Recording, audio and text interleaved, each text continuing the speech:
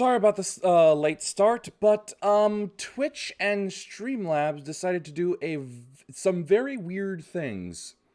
First, they completely forgot who I was, so I had to log back in, and then use a code that had to be texted to me, and then they forgot they changed how the tags worked, so I typed out my usual with a couple extras, and then I was told you can't use ones with spaces, so I had to go back and redo some, but without spaces, which seems kind of stupid to me, honestly. Very, very stupid. But yeah, after that, it finally decided, okay, now that you've jumped through these hoops, now you can start streaming. Aren't we generous? No. No, you fucking aren't. Heads up from this would have been nicer. Like when I opened it earlier to do some volume adjustment, it would have been nicer if you said, hey, we're going to change something and we're going to have to log you out. You okay with that? Would have been nice to get some early warning is all I'm saying. But, you know, I'm a customer, which means I'm human scum and I will accept my swill in horrible conditions and I will love it.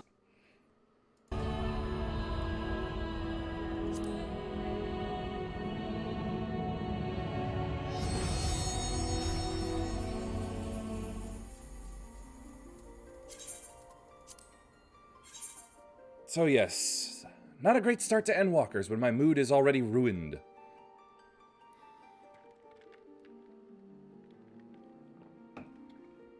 On the plus side though, before this I had finally managed to promote myself in the Storm whatchamacallers. Got myself to like Chief First Class Private, no not Private, Sergeant, yeah that's it. Just did a little bit of that before coming in. So try to go along with training my lower classes.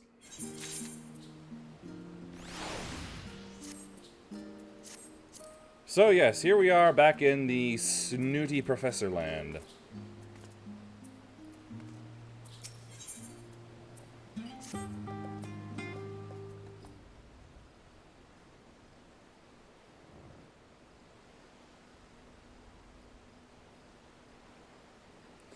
I had thought to launch directly into an explanation of what I've learned and how we might proceed. But this is Yuihime and Estidian's first time in Charlian, and for the rest of you, a homecoming that was long overdue.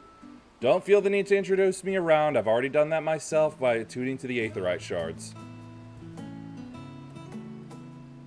You must have places you wish to visit and people you're dying to see. Therefore, I propose we postpone our agenda so that you all may have sufficient time to recover from your journey and get your bearings in the city. Once you've settled in, we can reconvene at the Baldesian Annex. How does that sound? 'Tis a fine suggestion. We may not be welcome at the Levier estate as such, but I should like to nose around the neighborhood all the same.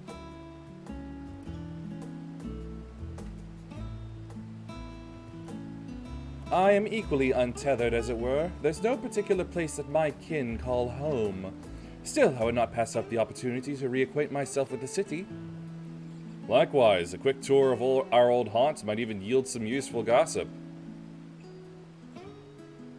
The annex was west of the Aetherite Plaza, wasn't it? I shall join you there anon. Yes, we'll see you there.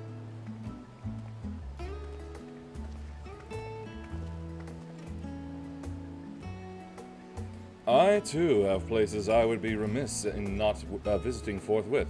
By thy leave.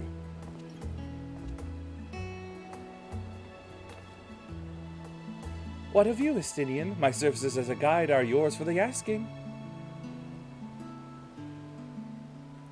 That won't be necessary. Until we reconvene, I prefer to wander as the wind takes me. But I could... Oh... It's just what he does. Well, Raha, would you like to join us then? You've been gone for quite a while, and this would be the perfect way to refresh those dusty old memories of yours. Oh, of course, if you'll have me. Come, Charlian awaits. Anything to stay with me, huh?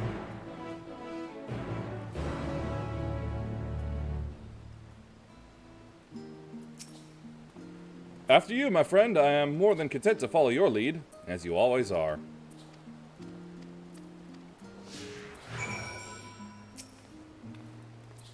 All set? Then let us be on our way. Our first stop, amusingly enough, will be the Last Stand. It's a cafe on the west side of the harbor.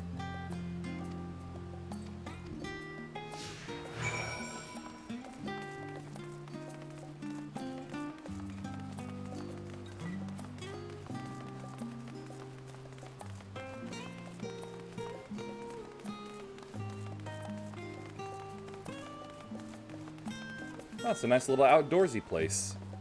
Not bad.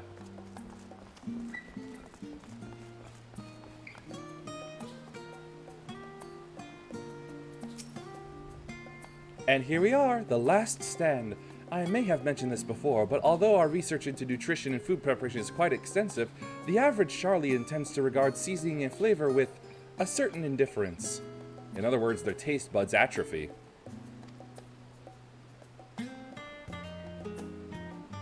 How can I put this? The food is, it's bland. As encapsulated by our infamous Archon loaf, the prevailing sentiment towards cuisine is dietary value first, taste a distant second.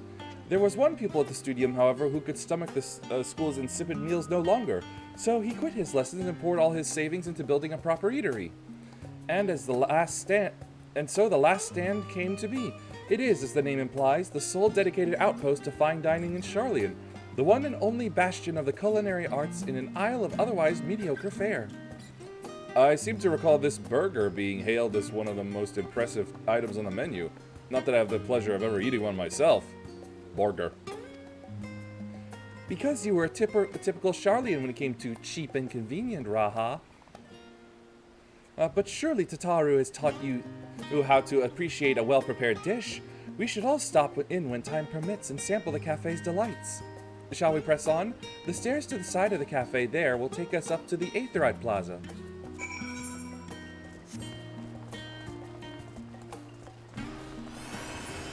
Oh good, they keep up. Although they have to be put into the sprint animations.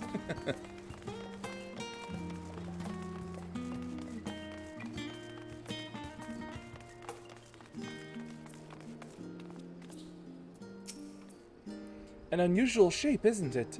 I assure you, however, that it's a perfectly functioning aetherite. Remember to attune yourself before we move on. Did it already.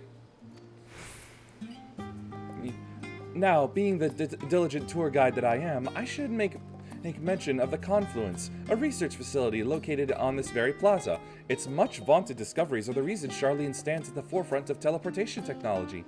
In deciphering the underlying principles of Allegan aetherites, it allowed us to understand and reconstruct what was essentially a lost art. And off we go to our next destination. Our path leads northeast to the Agora, Charlian's largest marketplace. Mako Makan Shoku. Awesome. I loved Mako. She was such a goof.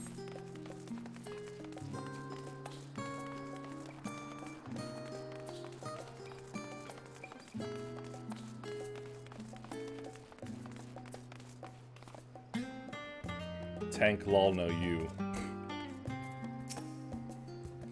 Welcome to the Agora, where you can find wares made in Charlian as well as a wide selection of imported goods. Yeah, but no tombstones. No tombstone takers, so worthless to me. Except for the mender. They also used to sell questionable prototypes from the various research institutes, but I think that practice has thankfully died out, for the most part. Otherwise, I can think of no better place to stock up for your next big adventure. Am I overselling it? On a more serious note, the next stop on our tour is one which has particular relevance to our ultimate purpose here. We must head back to the Aetherite Plaza, follow the path north, then climb the stairs up to that imposing building at the very top.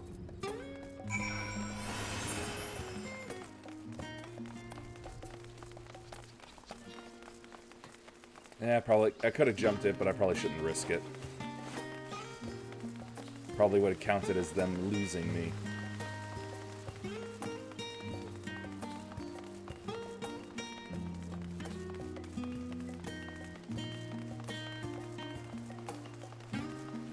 Nope, still higher.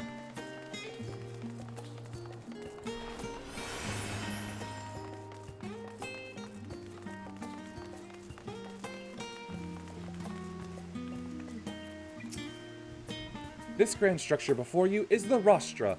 The name refers to the original public platform erected here, upon which a forum of elected representatives would deliver orations and debate policy. Although the stage has since evolved into council chambers, the nature of the forum and the duties of its members remains largely unchanged. Am I boring you, Haha? You seem awfully distracted. My apologies. From here one can see the entire city spread out below. The vista put me in mind of my arrival in the first. Those who had gathered at the Crystal Tower asked me how they might go about building a new home. Naturally, my answers were all inspired by my knowledge of the finest settlement I could think of, the great city of Charlian. Really? It doesn't look that much like Charlian. And bit by bit, those few buildings grew into a town, a community, the Crystarium. I can almost see its echo. I see.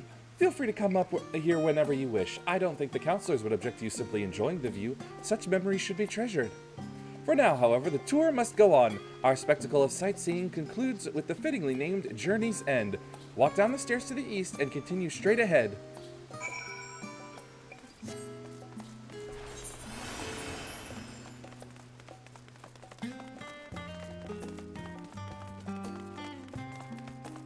Oh, my head!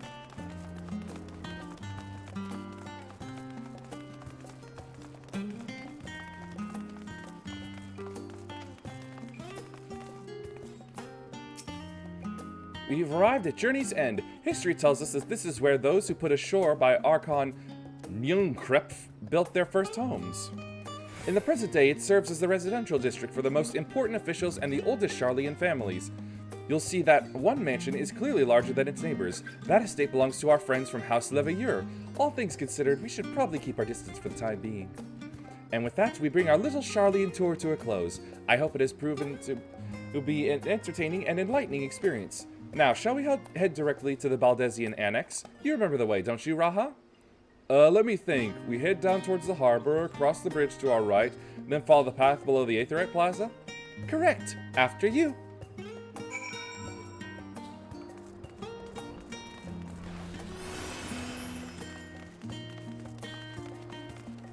Just need a view on the map to get a decent idea.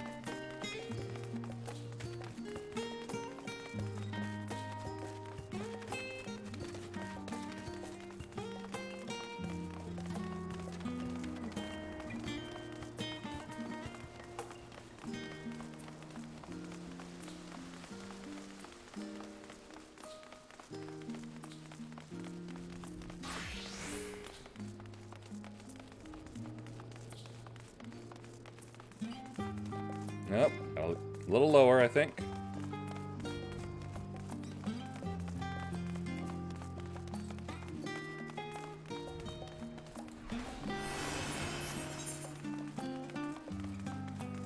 Did it! I found my way.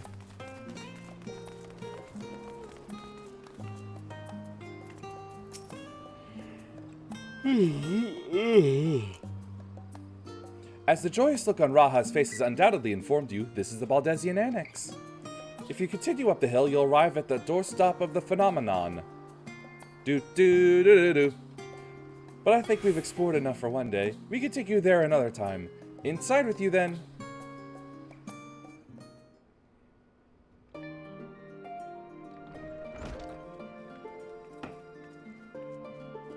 Ugh.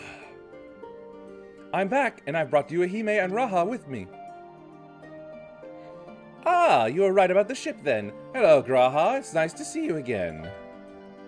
And it's a pleasure to finally meet you. I've heard many a tale of your exploits. Ojika, Sunjika, it has been an age. Allow me to introduce Ojika Sunjika, Administration Officer for the students of Baldesian. He oversees the day-to-day business of the Annex. You may recall meeting his cousin, Ejika. Yeah, that guy was a dick. Oh yes, Eureka. I've read the initial reports. Quite a shock to hear what's become of the Isle. I'm sure it'll be a shock to me too when I eventually get to them. Do take care if you have the opportunity to rejoin the expedition. This place is like a second home for the students. The Isle of Val served as our main headquarters, of course, but we often had occasion to visit Charlian. Whether to make use of the city's research facilities, attend conferences, or procure supplies from distant shores. and the annex here was built to provide lodgings for our members while we engaged in such activities. Ever since our former headquarters, along with the Isle itself, vanished, the annex has served as our base of operations. And yet it feels so empty, with so many lost to us. Our organization is a shell of its former self. The day will come when we will see the students rise again.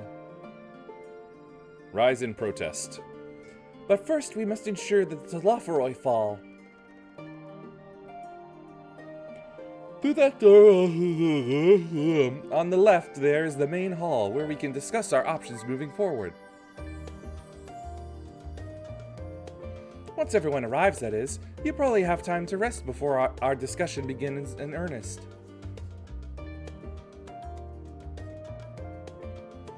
I've had private quarters prepared for you in the Andron, so please feel free to make yourself at home. Ah, the nap rooms, perfect for an afternoon doze.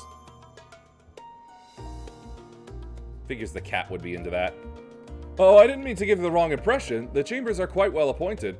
Far more so than some cheap roadside inn, you may be assured.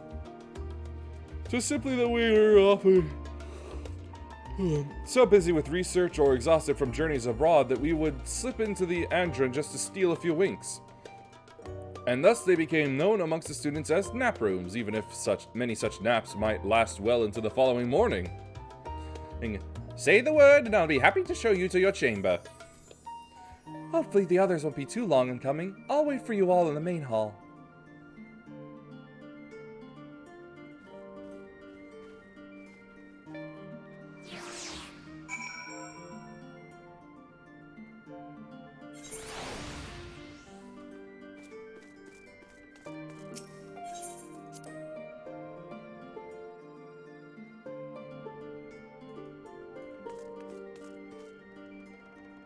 Sure got quite a bit going on in here.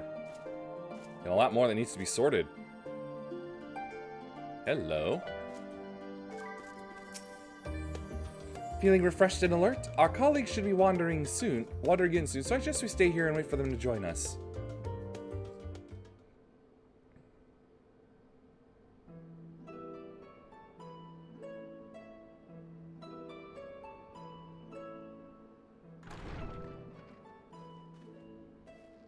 Pray forgive me. I was delayed. It's fine, Moriange. We're all here now. I was standing against the boxes at first. Let's get down to business then, shall we? To defeat the Telophoroi!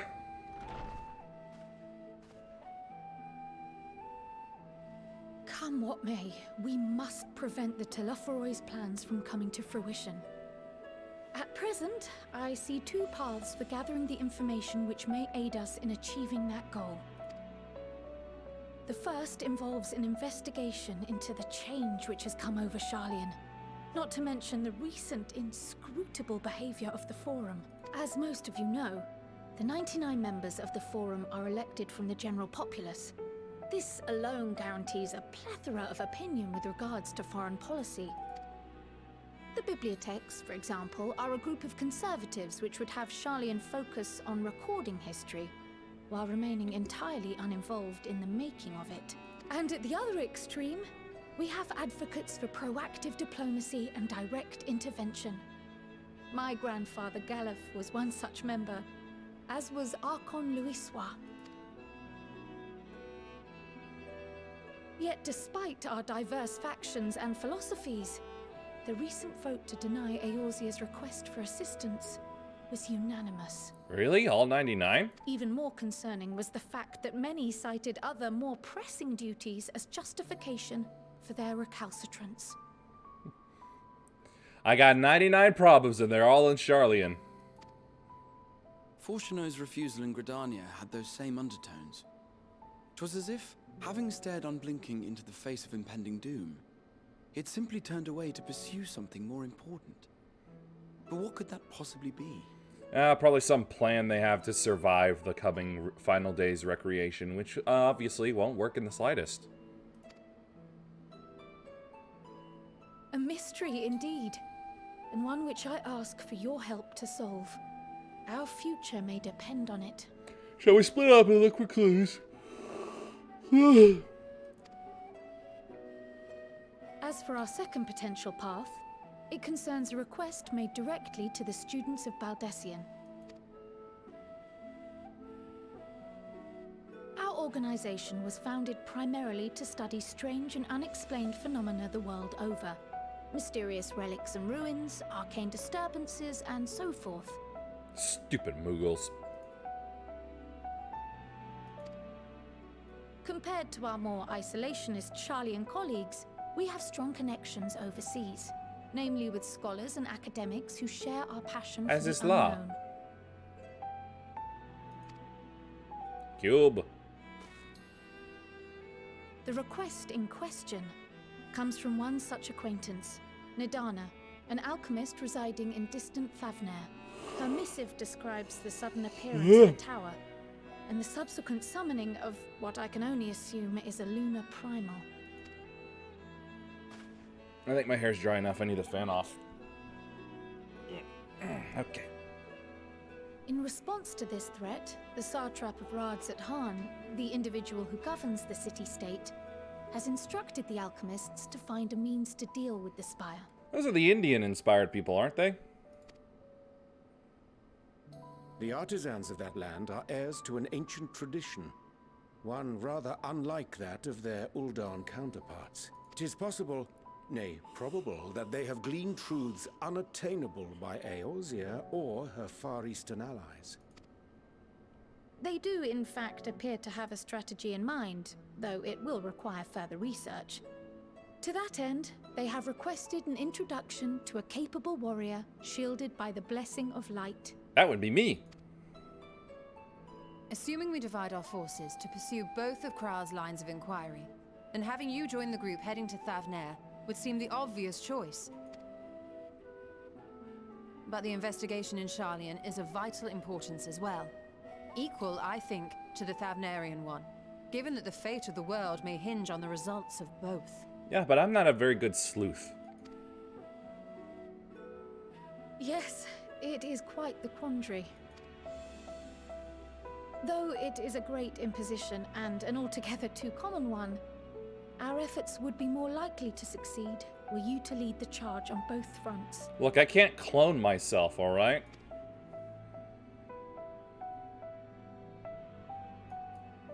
You are indeed our champion. As to which task to tackle first, we will defer to your decision. Let us next decide how everyone else might best be assigned. As for myself, I shall continue what I've begun in Charlian. I should also like to steal the services of an Archon or two. And thereby gain access to a greater range of reading material. I will help with that. Allow me to offer my assistance. I have some small amount of experience in the field of research. So humble.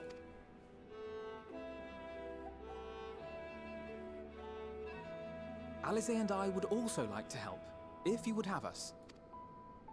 Anything to understand even a fraction of what our father and the Forum might be thinking. Of course, the more the merrier. Right. The rest of us will make the journey to Thavnair. Thoughts? Objections?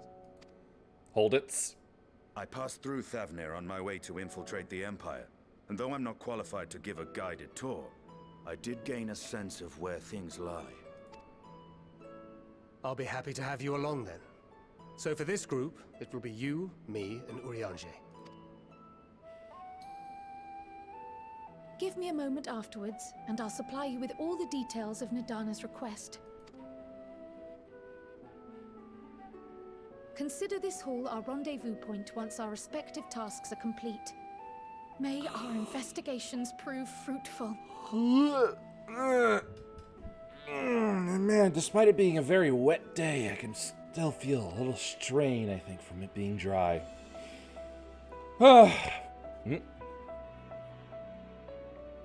Excuse me a moment.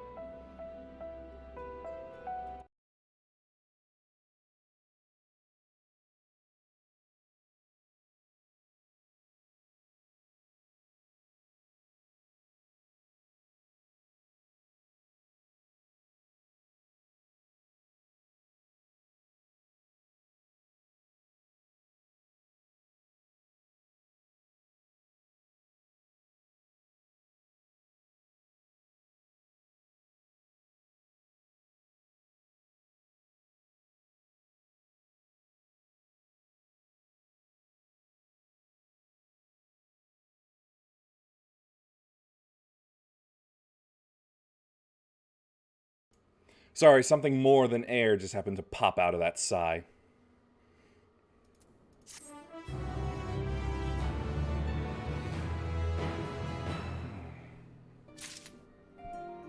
As I thought, I get double.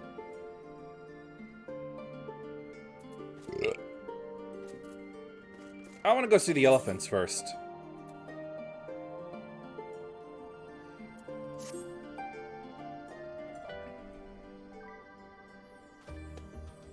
I have Kra's instructions in hand. If you are ready to set out, then so are we. Having been to Thavner before, I can travel by Aetheryte. But what of the rest of you? Another sea voyage would waste time we do not have. Kra was of the same mind and has already secured the aid of the good folk of the Confluence. We'll take ourselves there. The Confluence, thou sayest? I'm afraid so, my friend.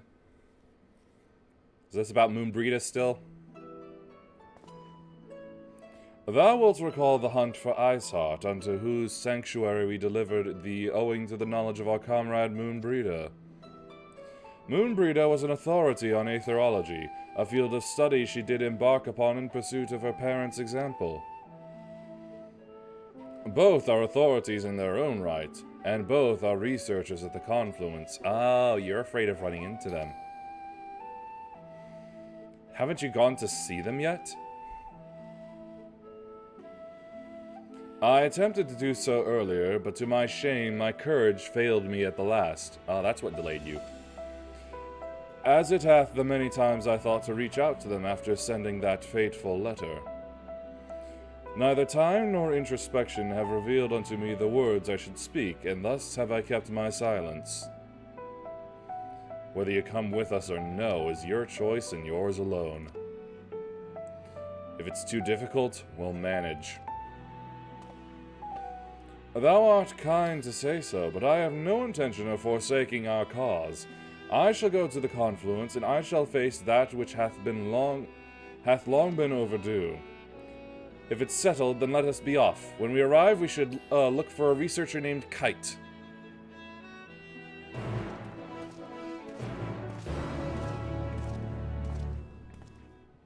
I'm gonna see the elephants and the heffalumps.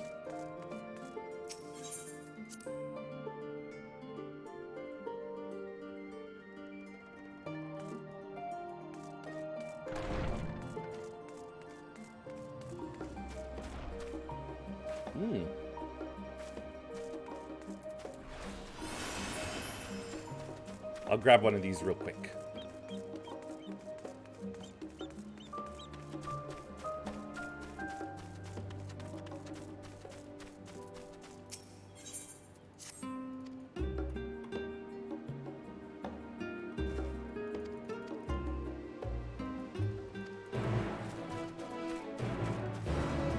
Moving on.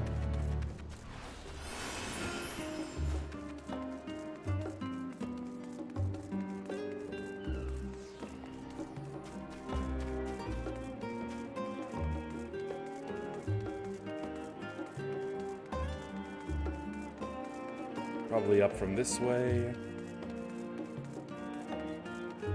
Yes.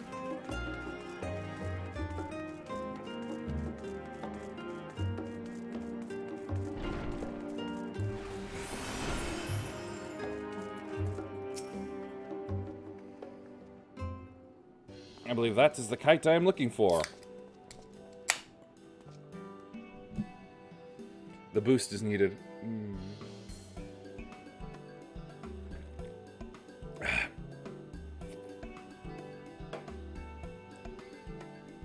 Well, now, this is rather a lot of stern faces. Are my library books overdue again?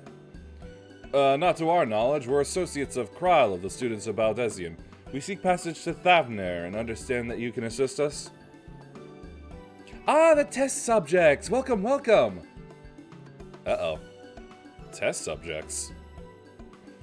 Oh, you haven't heard? Well then, allow me to explain. So in order to travel to an Aetheryte, you ordinarily need to be attuned to it beforehand.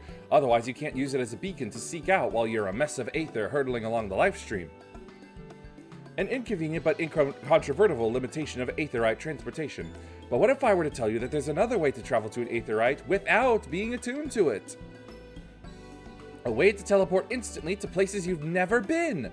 For long years, we've labored to make such travel possible, that people might move about more freely.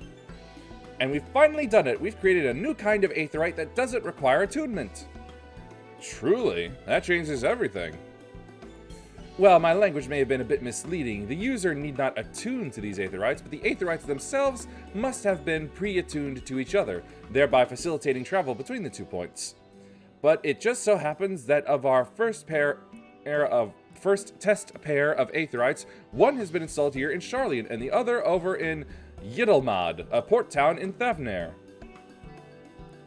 Yidlimad. As you may know, our nation has long maintained strong ties with Radzat Hand, and indeed we owe much of this breakthrough to the contributions of their alchemists.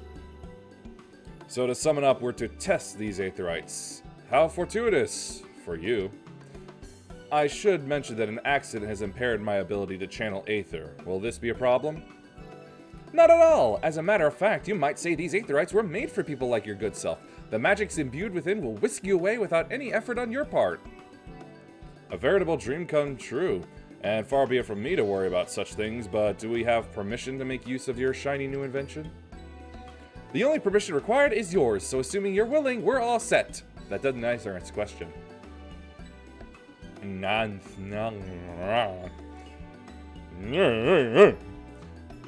may come as a surprise, but we actually struggle to find test subjects. No kidding. No, most people seem to have an unreasonable fear of their souls gradually disintegrating as they drift helplessly in the life stream, in the statistically unlikely event that something goes awry. But it's plain that you aren't most people. Mistress Kryl truly knows how to pick 'em. If I might change the subject, are Master Wilfson and Mistress Bluida not present today? Oh, you didn't hear? They've recently resigned their posts. Their expertise was needed elsewhere. A large-scale project helmed by the Forum itself, as I understand, but I'm not privy to the details. Ooh, suspicious. I see. In other words, bullet dodged until it comes back around again.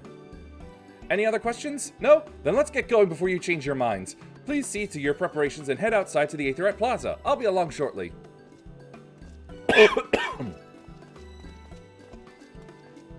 I suddenly am afraid. I am afeared.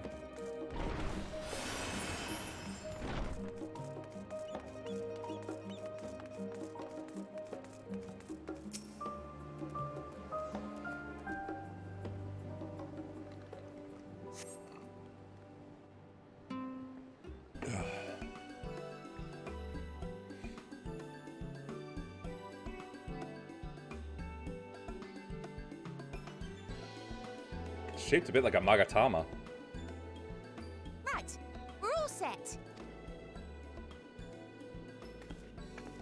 Just the 4 of you, was it? 3. One of us technically could go there on his own. I'm already attuned to the crystal in Thavnair. You are? Oh, I would have preferred more test subjects. Oh, well, never mind. If our 3 travelers could line up here, please. Oh boy, here we go.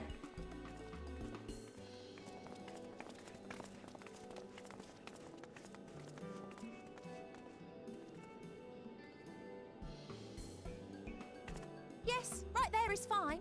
Take a deep breath, and I'll soon have you soaring through the ether. Why are the vials on her back?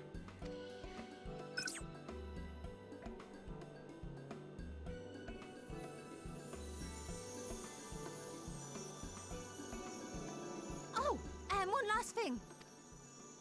You might experience a teensy-weensy touch of violent ethereal sickness. Good luck! What? Whoa!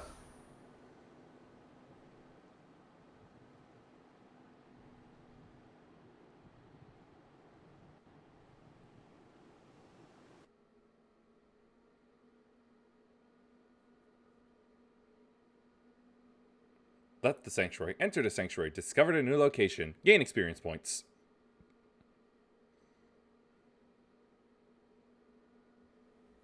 And see if there's anything in my eyes that needs to be removed.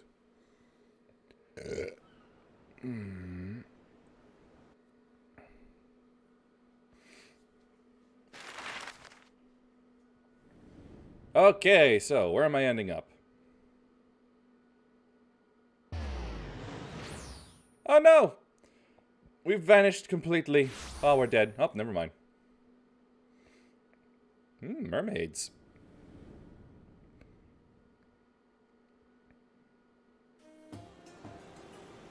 Thavnir, home to city-state Rads at Han. Rising from the southeast waters of the Bounty, this Isle of Plenty served as the battleground for a conflict between two peoples. Its mountains are like they came from the Painted Their Desert. cultures bled into one another until a unique amalgamation was distilled from the chaos, in a process not unlike their precious alchemy. Once solidified as a single nation, an adamant stance of neutrality would hold invaders at bay for a time.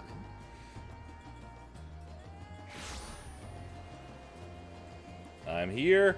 I think I feel Now fine. across this vibrant isle creeps a fog of malice. What choice do Oh, never mind. There it goes. Oh, I feel like I just got woken out of carbonite.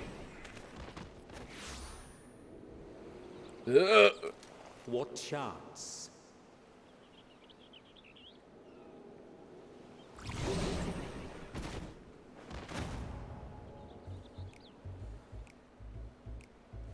Snappy music. Against such an insidious foe. Oh, don't hold it against me, Estinian. It's not like I could help it. Ugh. You got to travel the regular way.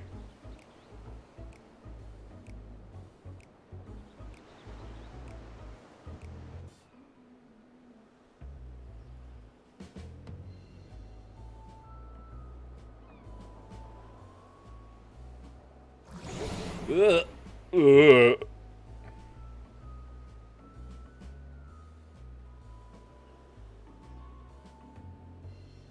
I've seen fairer faces after a bout of bad shellfish.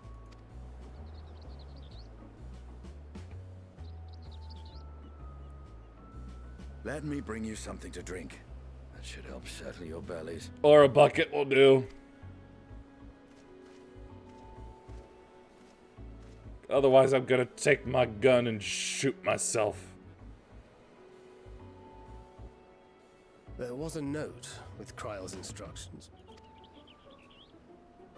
Yeah, what was that? Don't let Estinian roam the markets alone. He's alarmingly bad with coin. Oh no.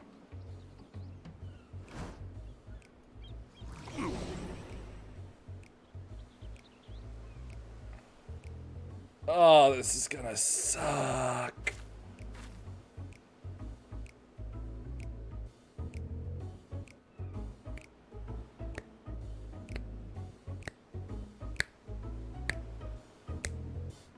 I like the snapping. You managed to will yourself to your feet, but given your condition, will you be able to reach Estinian in time? I need to do something real quick, though.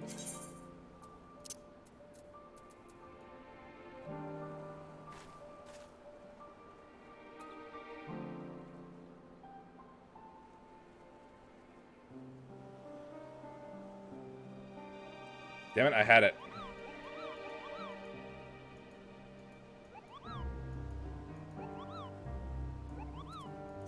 There we go.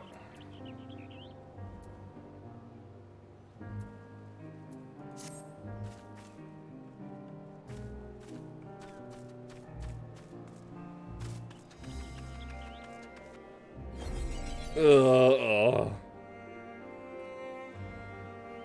It's about as bad as when I was dry drunk. Anyway, just to get this out of the way real quick.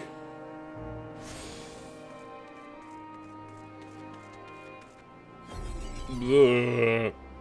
Estinian, wait. You there, I need 3 drinks. Something that will that helps with aether sickness. By the Manusia, a traveler! Greetings! Greetings and welcome! You are wise, good sir, to come to me. My special Amra Lassi, made with only the finest and freshest ingredients, is famed for calming unruly bellies. By way of a warm welcome to Thavnir, I am pleased to offer it to you for the low price of 19,800 gil. for not one, not two, but 3 bottles. A bargain amongst bargains. Price is high road robbery, and you want to say as much to Justinian, but you realize any words of warning you cry out will be accompanied by your last meal. Deny.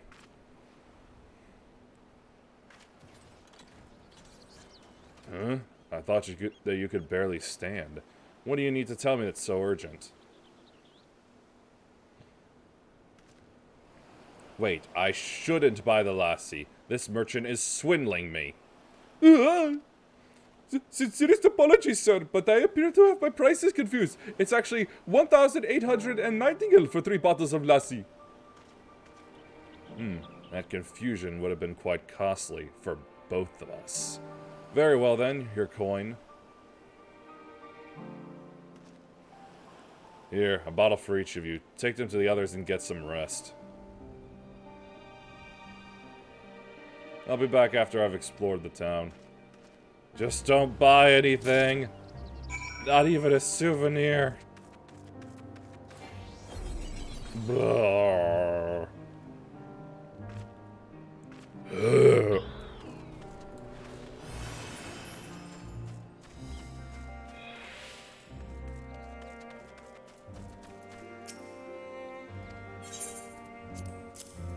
Drink. Praise be to the 12. My stomach doth loosen its death grip. My heartfelt thanks to thee, Justinian, and to the fine fruits of this land. You are in time. Excellent. You spared us Tataru's wrath. Oh, what's she gonna do to me? Not make me a new set of clothes? Sweet, sweet release. If you haven't already, you should have yours too.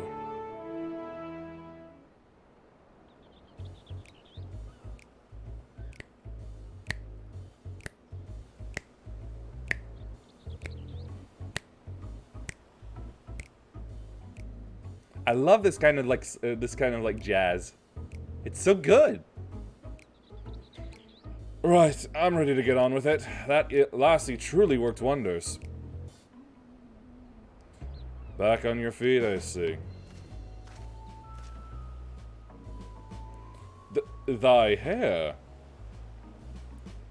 Aye, I've bound it. 'Tis the most I could do against this heat, short of shedding my armor. May I ask where you got the cord for it? A local vendor. The man said it's a Thavnarian weave, tough and not easily unraveled. And how much did it cost? 9,400 gil. A steal, I was told. It's nothing fancy, but I've always valued function over form. Ah, you're an idiot. That's incredible. I dare say not even Alphanaut can hold the candle to you.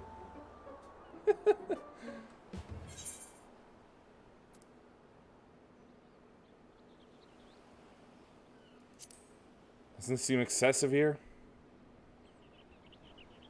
I am inclined to agree with thine assessment. It doth seem excessive, unusually so. They like add 2 zeros, if not 3, to the end of their amounts. Whoops.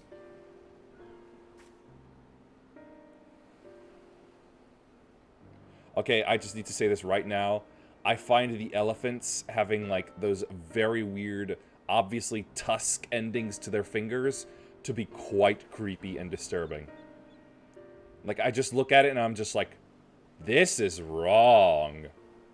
Their thumbs seem alright, but for the rest of their fingers, it's just, no. Stop it, change it back, make it good. In the beginning, there were the Oxadora, a Matanga tribe indigenous to this island. Over time, they came to be joined by other races, and through their intermingling, a culture rich and distinct did emerge. From alchemy to textiles, the products of Hannish culture have come to be celebrated and coveted the world over. A development only aided by the nation's prime location as a waypoint betwixt east and west. All of this hath combined to make a trading power of Radzat Hand, yet such a status cannot be taken for granted.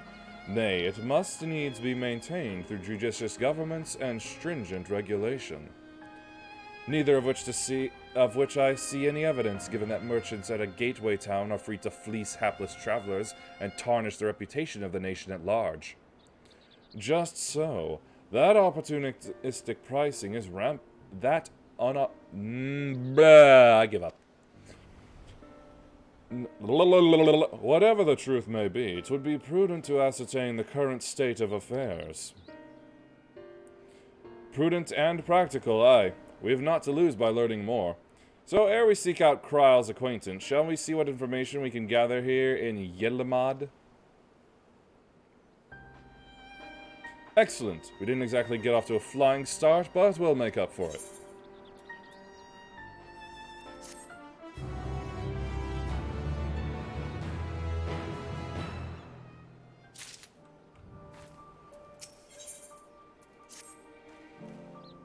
Right, let us split up and make inquiries in town. Yuhime, the pier is yours. Once we have learned what we can, we regroup by the Aetherite. Off-putting though the mere sight of it may be.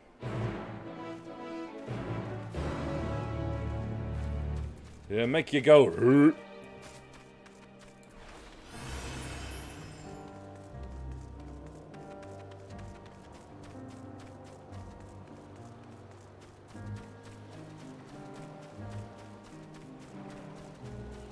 Crate of fruit. It is laden with fruits, but they are on the verge of spoiling, as if they have been left for too long.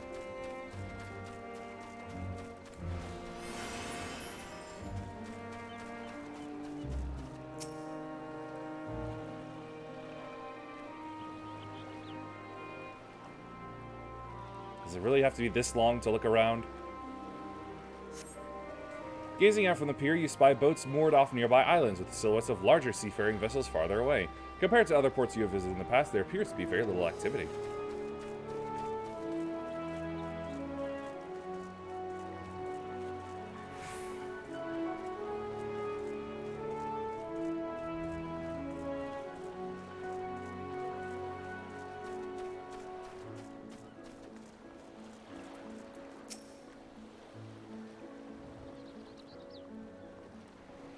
What am I doing? Oh, recording my sales. Still do it daily out of habit, though I don't know why I bother. Hardly sell anything these days. Business has never been this terrible, but I suppose things could be even worse. I could have a consortium to keep afloat, like Kazal. I don't envy his position. Better to be alone with my little operation, I've come to realize. You're a traveler by the looks of you. If you have a moment, perhaps you could pay Kazal a visit. He'd be glad for tidings from abroad. Like it as not, you'll find him at the Saltwind Sails, the Harbor Guild, the building across the water from here.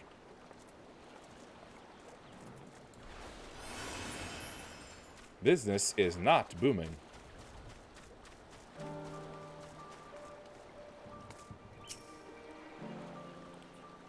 Well now, if it isn't a traveler, you're a rare sight in these unsettled times.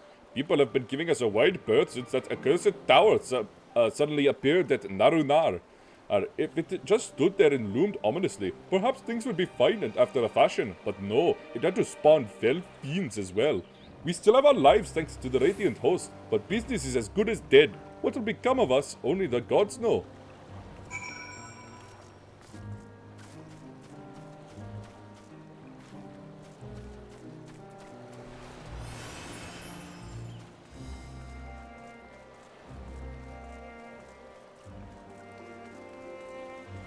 Just keep soaking it.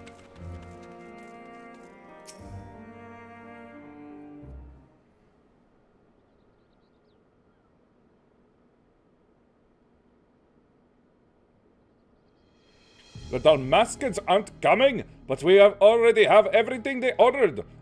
What are we supposed to do with it?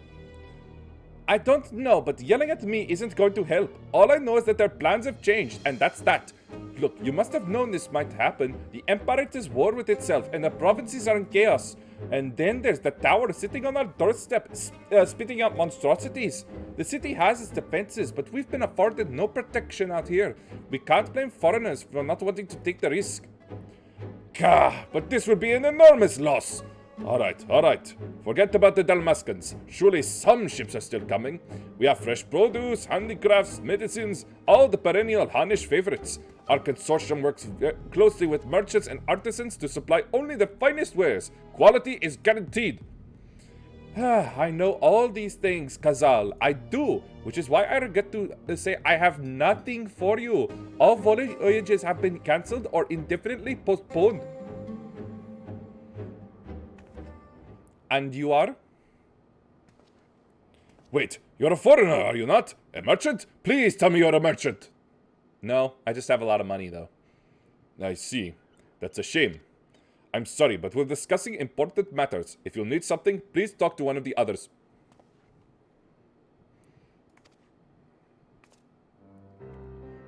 My name is Matsya, and I'm here to see Kazal.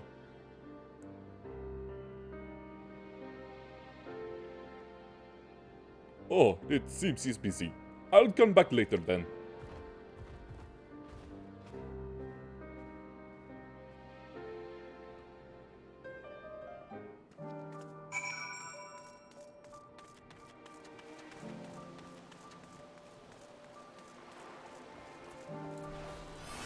Time to speak with an elephant. Yo, Babar, what's up? Yes, can I help you? Oh, I remember seeing you back in the guild. You wanted to speak with Kazal too, did you? I'm Matsya, a fisherman in Akyali, a nearby village. I sell my catch to Kazal, who offers it to foreign merchants, but he hasn't bought anything for a while now. When I heard that the consortium had been struggling, I became worried and decided to come and see him.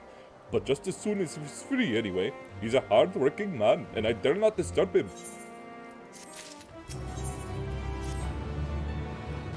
If I may ask, what is it that you do?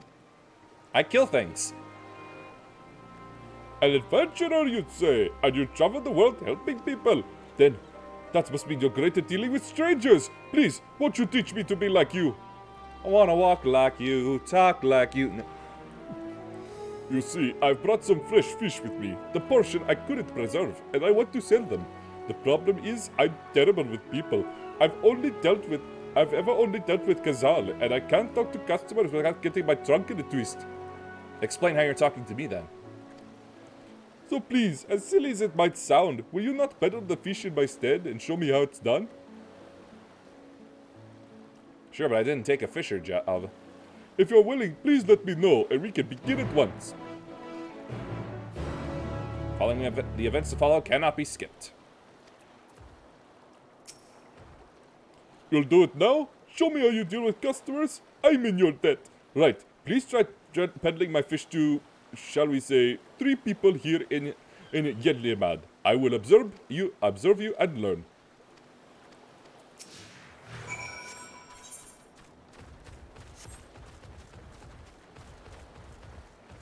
I hope these piers are strong enough to take his weight.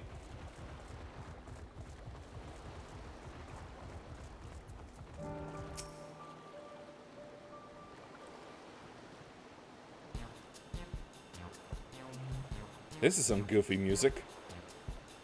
Yes? How you doing?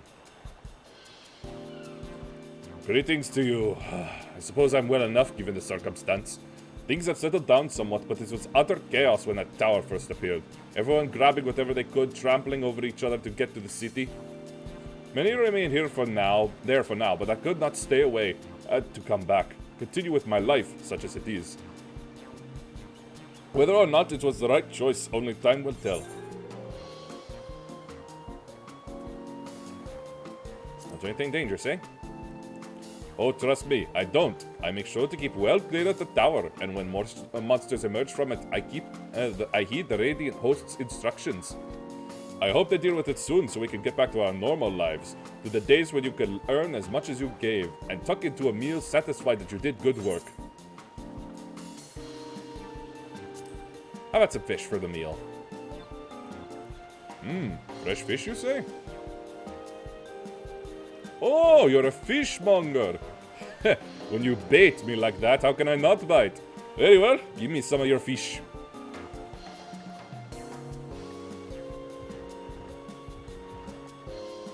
thank you for your custom. The catch of the day is Shallow's cod, delectable stewed in coconut milk or baked with a sprinkle of salt.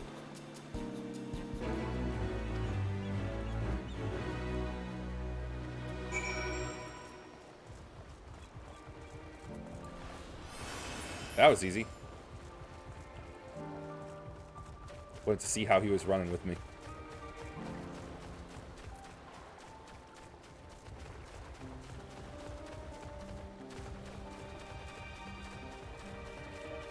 Somebody's riding on a ball bot up there.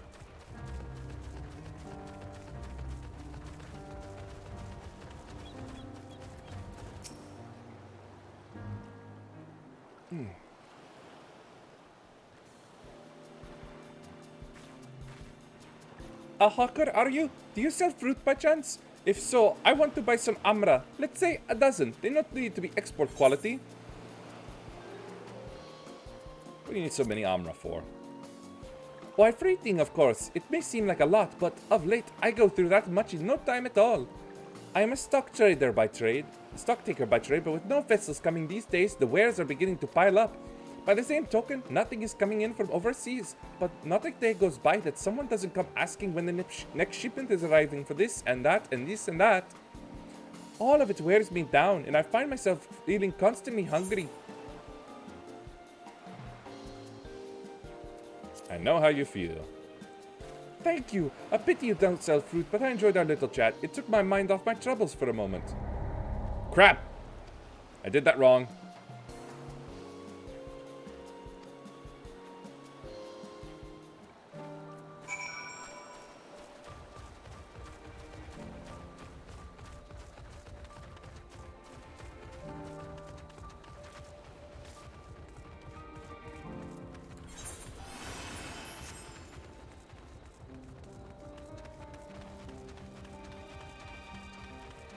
This is why I just sell things with NPC vendors. I don't have to talk to them.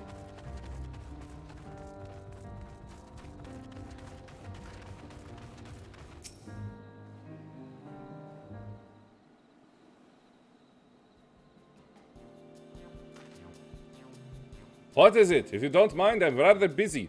Oh god, my stomach. Ugh. Aether sickness? No, nothing so unusual. In my hurry to get back to work, I just ate a little too quickly.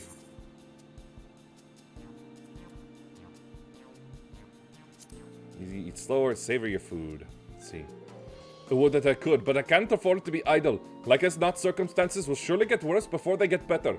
And so I'm working as hard as I can while I still can. The better to be prepared. How do you intend to prepare? By stockpiling supplies. For that, I need to earn coins so I can buy food, medicine, and what have you.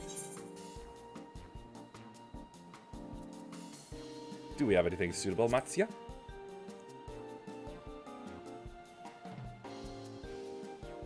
Oh, we do have some dried products too. Thavnerian cucumber and puffed by a fish. They're the last of the batch, so if you're interested, you can have them for a discount. Truly? By all means, I'll take them all. I managed 2 out of 3. Well done. You remembered what I told you earlier, that I preserve what I catch, which serves to show the importance of being attentive. Thank you so much for your demonstration. It was a truly eye-opening experience. Come, let us return to the pier. If only we could be teleported there immediately. And just get on with it!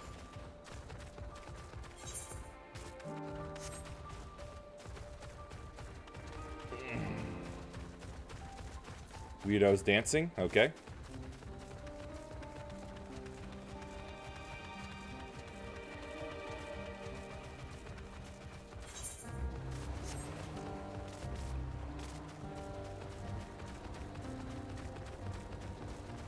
Two, one, off.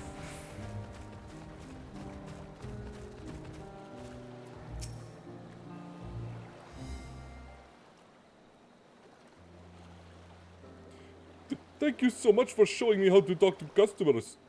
You managed to sell to 2 of the 3 people you approached. Adventurers do indeed have great conversational skills.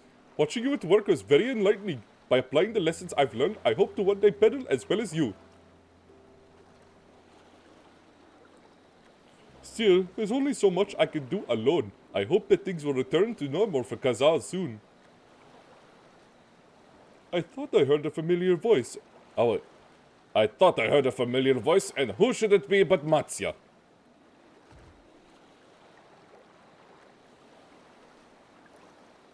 Kazal, have you finished your business at the guild? So you were there too. Forgive me, try as I might, I can't find any buyers. With no ships coming in and hardly any going out, there simply aren't any options at this rate. So you can't buy my fish anymore? I'm sorry, Matsya, I truly am. But for now, you must peddle your own goods. But by myself, I can't.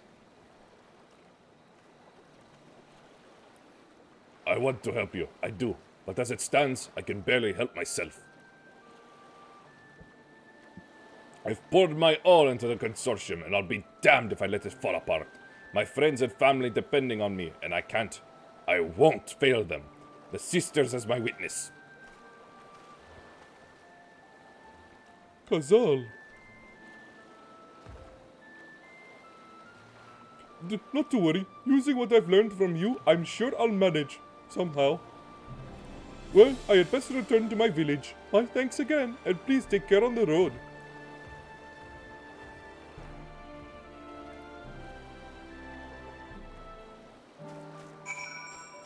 Phew. And grabbing one for later.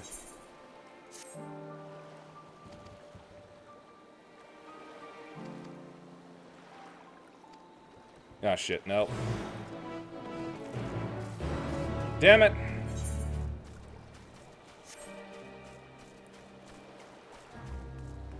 I would grab one of these.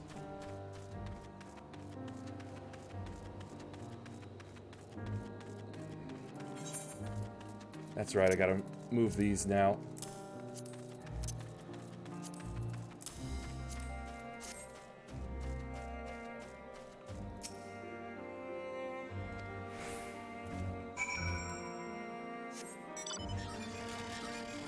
No fly.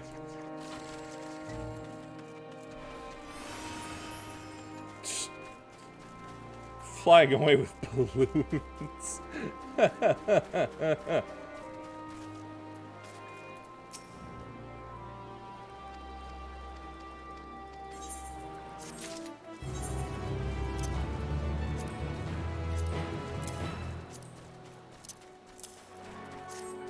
Alright, I'll grab this one instead.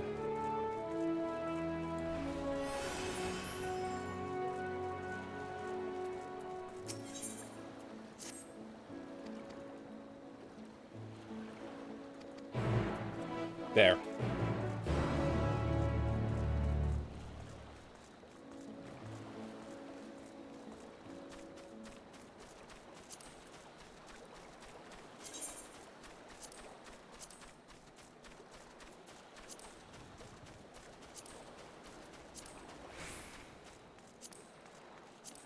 They give up on the idea of currents at this point? Is there no more soup? I see you've been busy. Managed to learn a tidbit or two, I trust? Sort of. I see. We also heard that the town is affecting many locals' livelihoods, but to think it would be to such an extent. For another notable, if not wholly unexpected discovery, disappearances and kidnappings are disturbingly commonplace. As before, the culprits are almost certainly tempered Imperial soldiers, and as before, they mean to use the faith of their hapless thralls to call forth the lunar primal. Business as usual for the Talafaroi.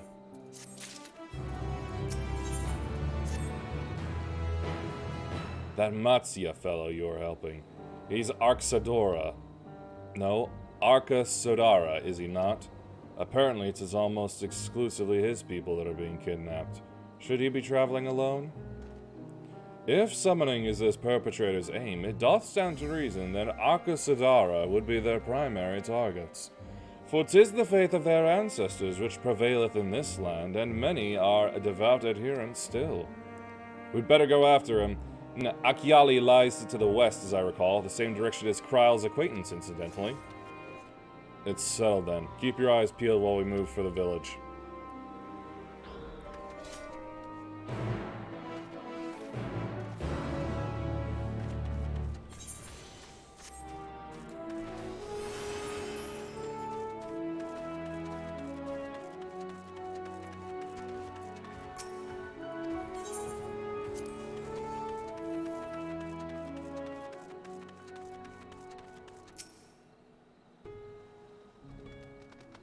Looking around at a random spot. Elevated ground up ahead may provide a better vantage point. No duh. It's elevated. It's just big old elephants roaming around a land of elephant people.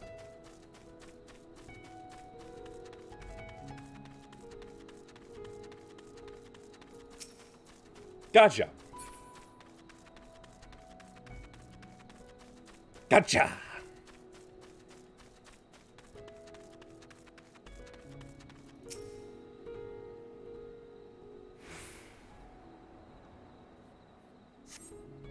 Don't see Matsuya from here. No, leave me alone. Help. Somebody help.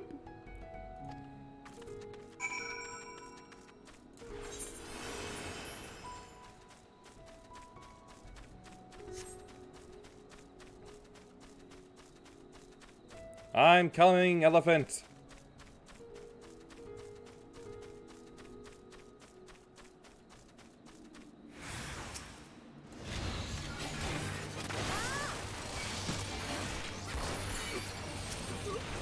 Elephants are not fuel!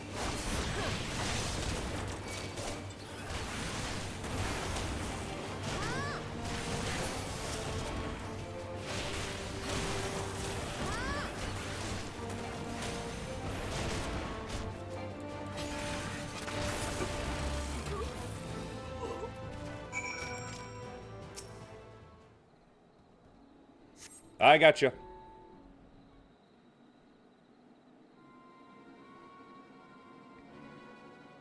I shot them with my elephant gun. Wait, no, that's not it, right? Where did they go? What are you here? I see you found them in time.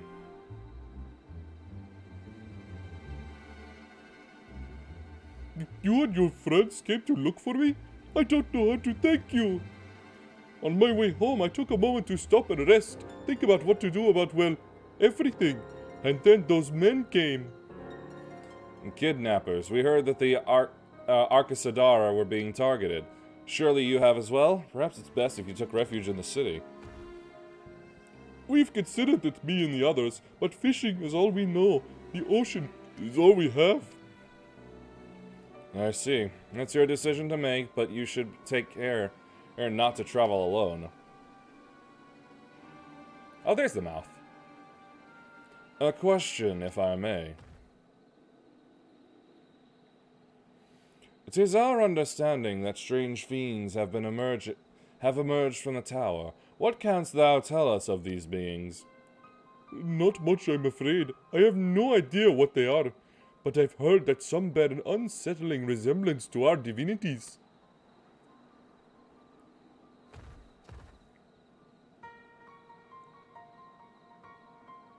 For that reason, some have taken to calling the tower Zot, House of Divinities in the old tongue, it means. But they're not true divinities, they're monstrous imitations that bring only death. To have one's faith so twisted is a grievous indignity, and fully justified art thou in thine outrage.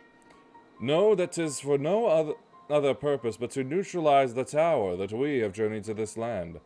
In time, we may be forced to contend with these false gods, and thus we would learn all we may about them. Wilt thou not tell us of thy divinities and their true nature? You've come all this way to save us? Really? To think I had you peddling fish? But to answer your question, yes, of course, we will gladly tell you all about our gods. We, I say, because I'm a terrible storyteller, and I'd ask my fellow villagers to do it. So please, come to our village. We're good gods-fearing folk, all of us, and we'd be honored to share our knowledge and fish. What sayest thou? Shall we pay a visit to Akiali? Wonderful! Just follow the road west and down the hill. You can't miss it.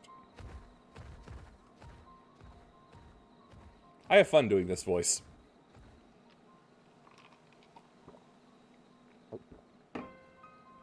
So, 'tis the simulacra of Thavnarian gods that are being summoned. If any doubt existed before, there can be none now.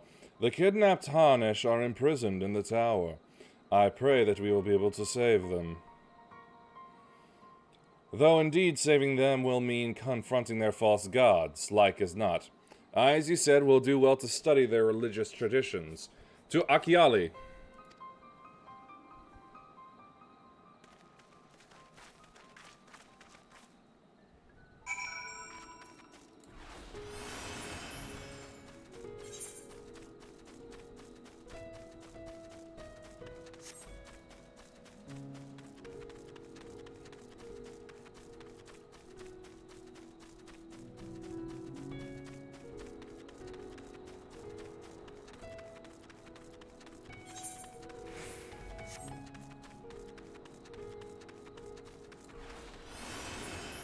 Oh wait, I know what to do. Let's see. Collection. No, not recommendations. Stupid.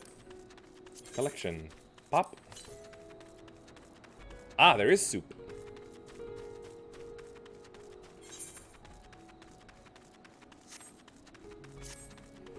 Okay then.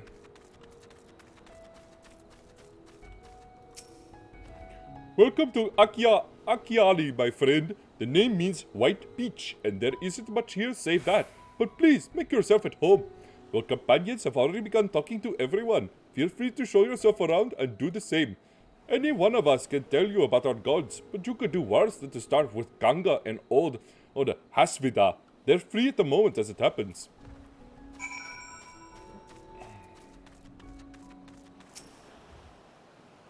Oh, you wish to know about our gods? What a curious visitor you are. Most want fish. In any case, I'm happy to oblige. Now, I don't know how it is whence you hail, but our isle is home to many gods. They can be divided into two groups. The Manusia, beings of wisdom who assume the forms of men, and the Mraga, beings of might who assume the form of beasts. Together, they are divinities, their forms and personalities many and varied. Some are gentle and kind, others stern and temperamental, just like we immortals can be. All are possessed of great insight and experience, and by heeding their teachings, we strive to be better people and live better lives.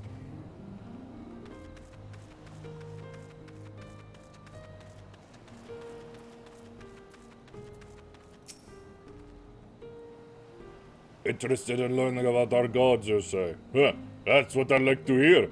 Prick up your ears then and listen. I don't have ears. In ancient times, the Manusia and the Maraga, deities who look like men and beasts respectively, were locked in conflict. Eventually seeking the wisdom of the Manusia, the Maraga cast aside their own heads and took up those of their foes. They beheaded themselves?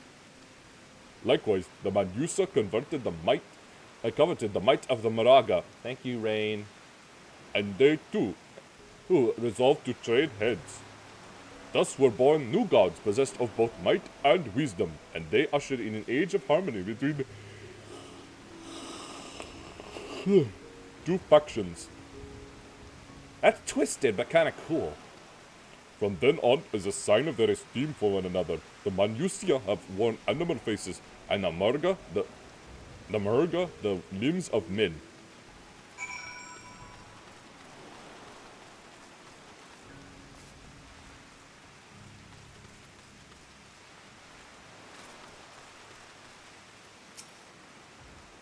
There you are. Learned a thing or two about our gods, I trust. While you were off talking to the others, I remembered something that may be of interest. If you could let your friends know, I'll go and fetch it from my home at once.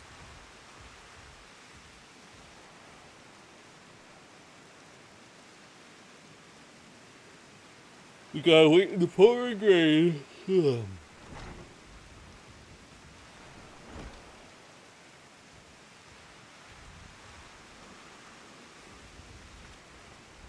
Apologies for the wait. I wish to show you this hanging scroll, which depicts 3 of our most revered deities.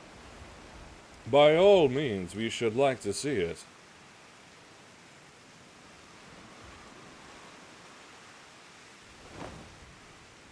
It's gonna get soaked out here now. They are Manusya. You heard about them already, yes? 3 sisters.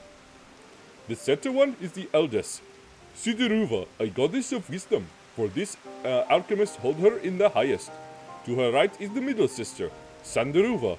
As a goddess of wealth, she counts many traders among her followers. And on the left is Mindaruva, the youngest sibling. She presides over the crafts and so is beloved by weavers. Though each is worshipped for different reasons, the sisters are usually portrayed together in these works, which people keep in their homes for good fortune.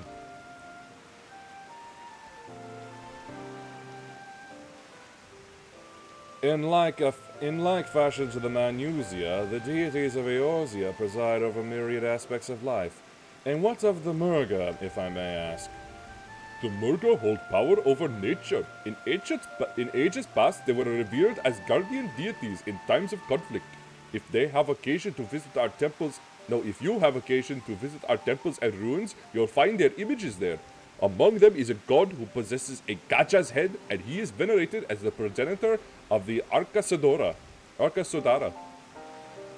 And then there are dragons. They occupy a special place in our history. You worship dragons too? It is said that an ancestor of the satrap, that's the ruler of Radz-at-Han, forged a covenant with a dragon divinity in ancient times. This divinity has since acted as the guardian deity of the satrap. Legend holds that if ever the satrap is in need, his dragon ally will fly to his aid.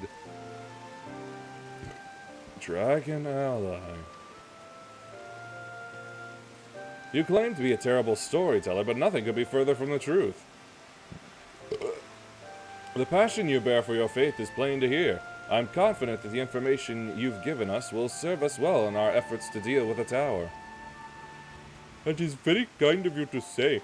Thank you. I will pray for your success. Right, I believe it's time we sought out Kryle's acquaintance, an alchemist by the name of Nidhana. According to Kryle's notes, we're to find her at a place called the Great Work, further north along the coast.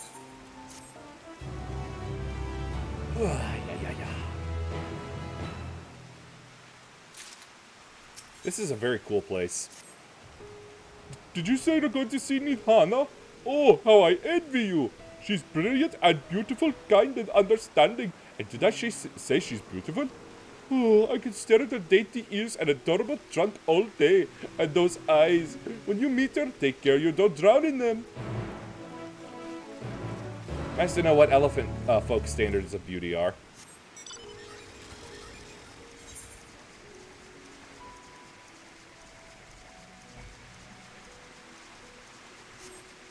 Suppose I ought to stick to the road.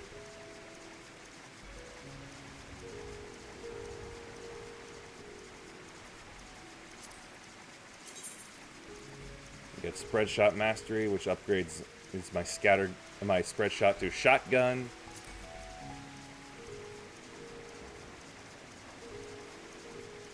And then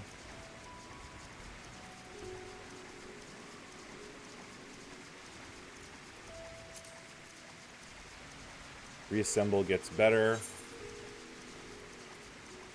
Then my heated split, then my main shots get stronger. The queen gets a new move, and tactician improves. So basically, I have all my skills as they are.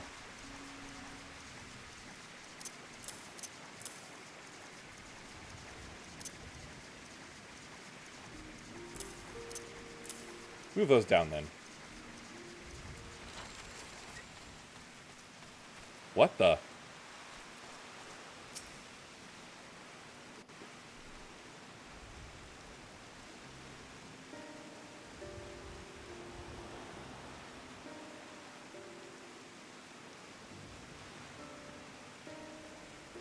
What happened here?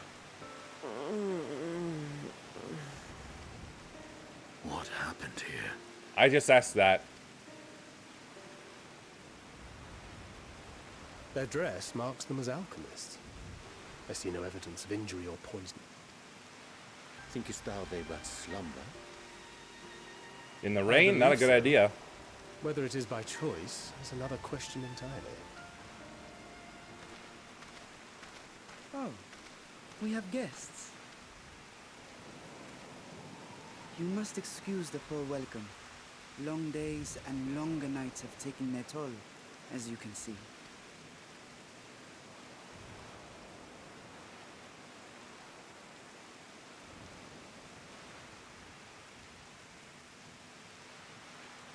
I am Vashan, servant to the satrap. My task was, in fact, to wake these good men and women, if you will allow.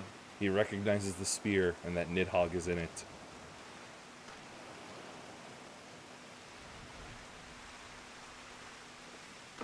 People of the great work, I come bearing new scales. Scales? We have new scales? And up they go. Yes, scales that you might weigh things with. Yes, my friends. Gather round. I have them right here. Oh, never mind. Literal scales.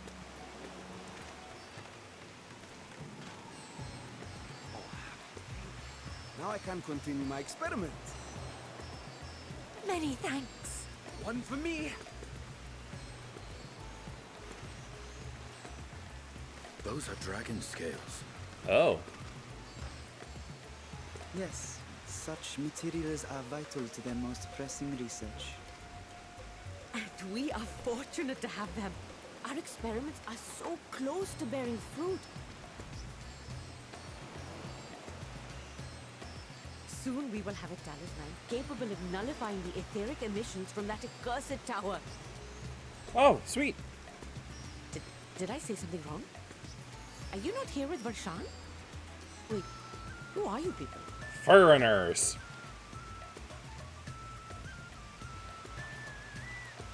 Of course. You're the one Kryl sent. The warrior of light we've been waiting for. That's me. Oh, this is a day of celebration. Praise be to Cinderova. The winds have shifted. I feel it. The end to our toil is near. I feel it too. My head hasn't been this clear in days. That's worrisome. Tell me, how did you acquire those scales? Curious that it concerns you so. But worry not. They were freely given by the dragon with whom our satrap has forged a lawful pact.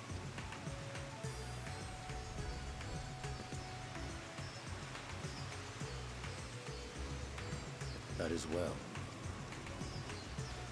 You must be quite familiar with Dragon King, yes? Whoa, instant transmission.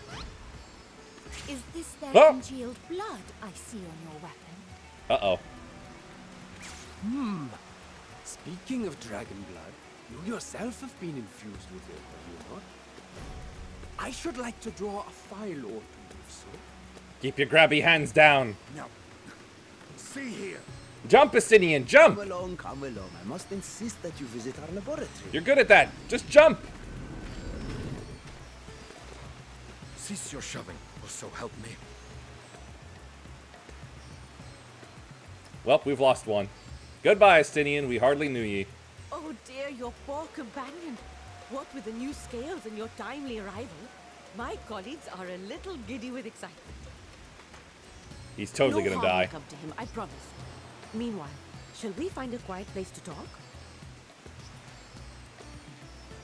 As you may have guessed, I am Nidana, the alchemist who sent the request to your mistress Kryl. We have workshops across the nation collaborating on this research project. But it is here, at the Great Work. Come with me, all Whoops. of you, and I can explain the crux of the situation.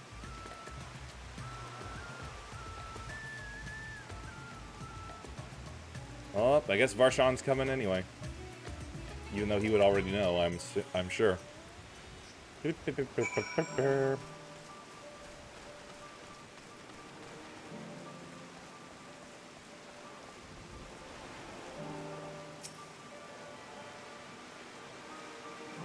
There are massive gaps in these boards here. They are not filled in well enough.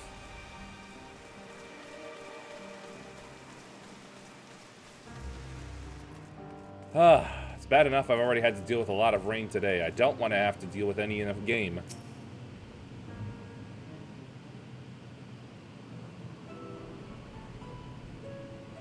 Allow me to thank you for answering our call. Many towers have appeared around the world, and we are grateful that you would assist us with ours.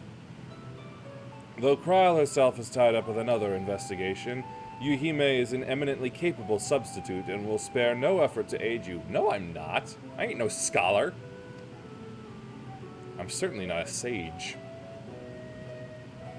So if I understand correctly, you seek to make talismans that can nullify etheric emissions.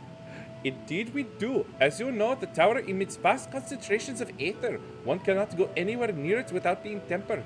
As such, we can only study the tower from afar, and are powerless to deal with it in any consequential way. In order to strike back, the satrap made us alchemists create enhanced enchanted talismans. Talismans that will allow our soldiers to venture into the tower, even should they lack innate protection. Could such a thing be possible? Admittedly, we are still in the midst of testing, but we are quite confident. Even prior to this, our people have long pursued countermeasures against the etheric corruption of primals. Of the methods tested to date, those utilizing dragon scales proved the most promising. Owing to their etheric density, the scales are highly resistant to disruptive forces. The mightier the dragon, the greater the resistance. We seek to amplify this protective property through our alchemy. Thanks to the scales provided by His Excellency, we have been able to make steady progress with the talisman. Soon we will be ready to conduct a field test, and here is where you and your blessings of light come in. Just a question. What are these talismans of, like, the tiger, the snake, the rat, the... Talismans are not important!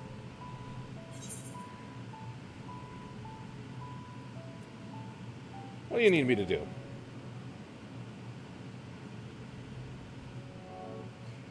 Nothing complicated, I assure you. We ask only that you serve as an escort.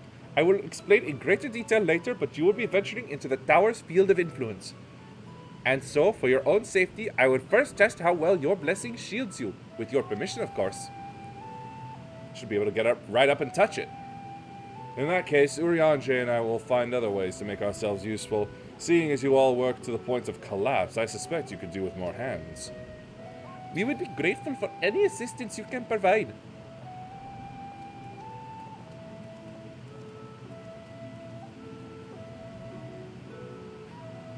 If you are ready, then let us put your blessing to the proof. If you exit the Great Work and turn south, there will be a hill to the right. I will meet you at the top after seeing to some preparations.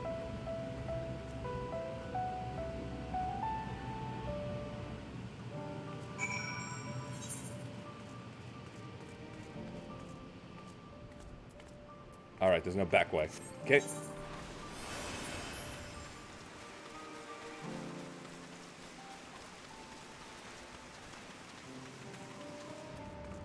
This isn't right.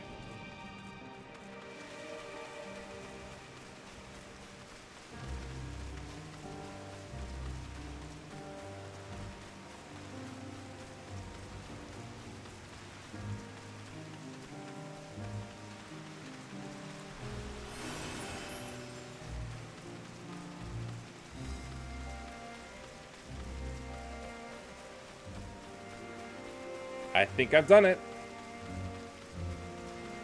Yes.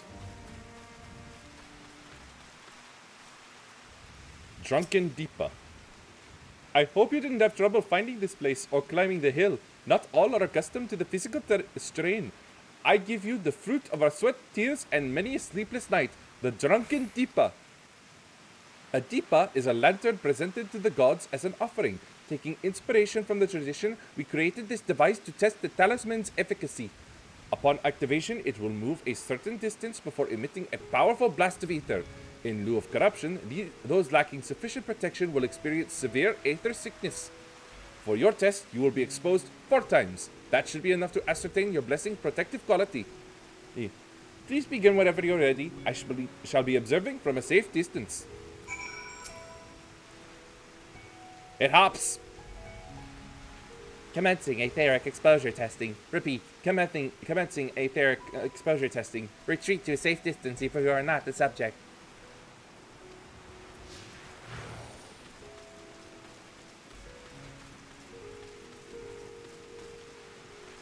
How does it hop? That's what I want to know.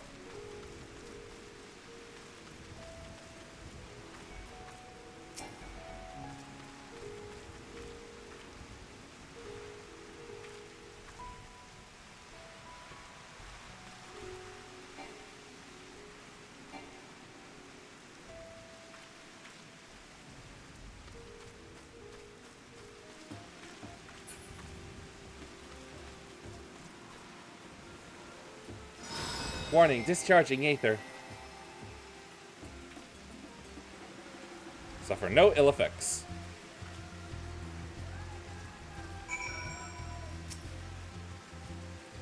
Subject has no irreparable urge to empty their stomach. Confirmed. Resuming test. Please follow. This had better become a pet at some point. I want a hopping lantern.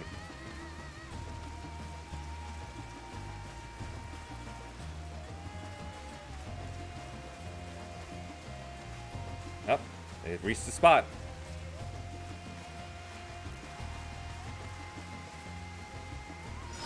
I have to wonder why we have to do it in different places.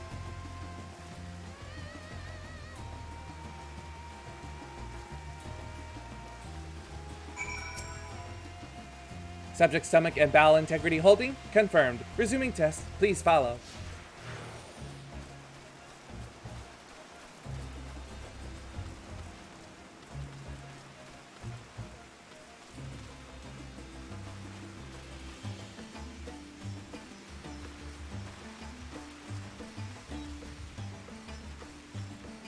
Alright, ready to go again.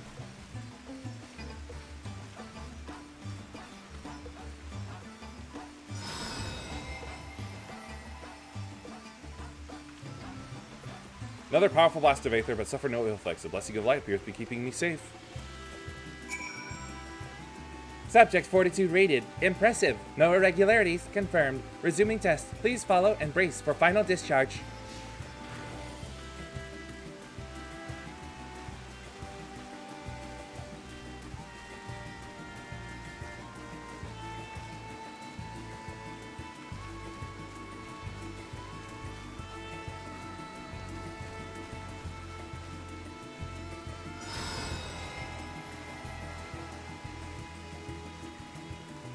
It survived completely unscathed. Aetheric exposure testing concluded. Please collect and deliver me to the supervising alchemist. It bends. Congratulations on retaining your composure and your humors.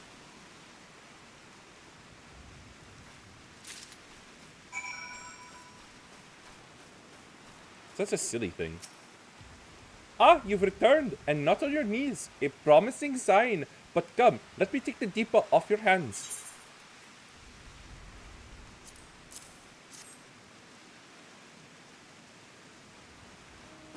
Thank you. I shall replenish its aether for when we test the talisman.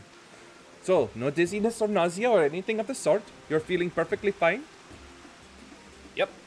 I'm fine, ready, and set to kill. Then the strength of your blessing is beyond doubt. There is no risk that the tower will corrupt your aether. With this, we can request your aid for the task ahead with easy hearts.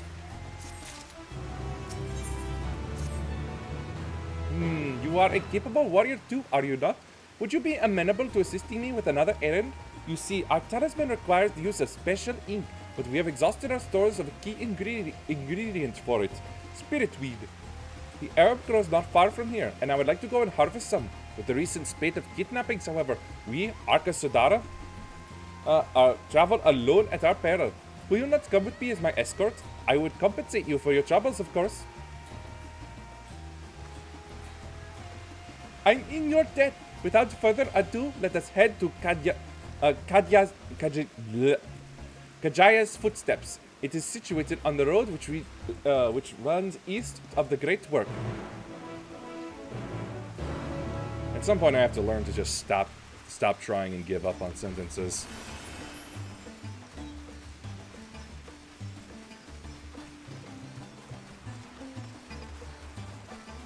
So it looks like I can go this way.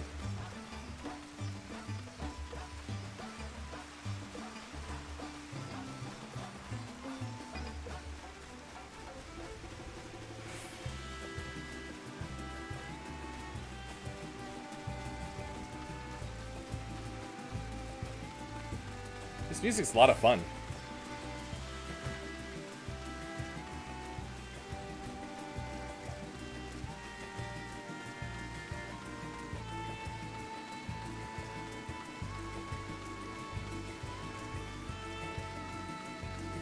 Oh, that was just a shadow of someone flying by. I may be simply imagining it, but I feel as though we're being followed. Look out!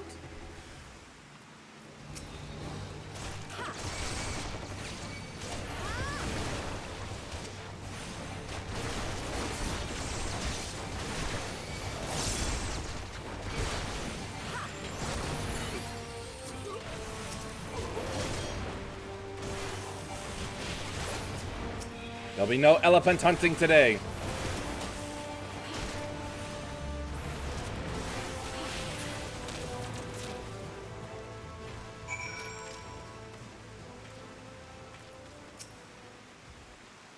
Gods, but that gave me a fright to think that the moment I ventured outside the safety of the work, thank the sisters I asked you to come with me. You're all right, I hope? Perfectly fine. And the rain is finally stopping. Finally. Good, good. Let's continue on. It isn't far now. Just through these pillars and up the rise.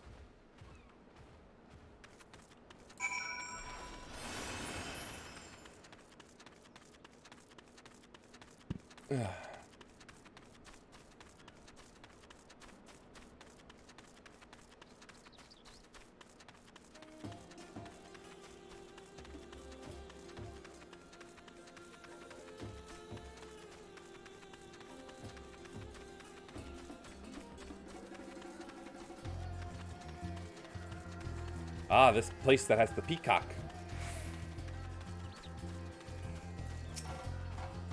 And here we are, Kajaya's footsteps. Kajaya was a great dancer, and those who follow in her, well, you know, they come to this place to train and dedicate their dance to their ancestors. A happy benefit of this is that spirit weed grows here in abundance. I will set about harvesting at once, if you would be so good as to stand guard. The kidnappers aren't like to return soon, but better safe than sorry.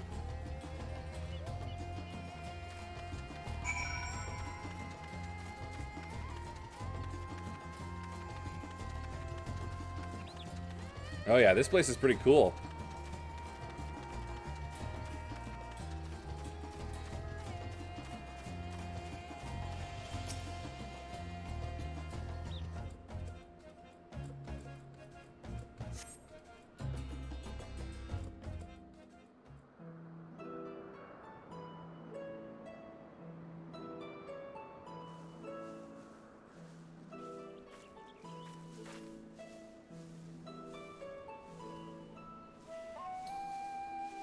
Oh, that's so pretty Yes, too. that would be Radzad Khan. Hardly anyone has been allowed in or out since our troubles with the tower began. The faithful citizens huddle inside the city walls, and commerce has... Whoop.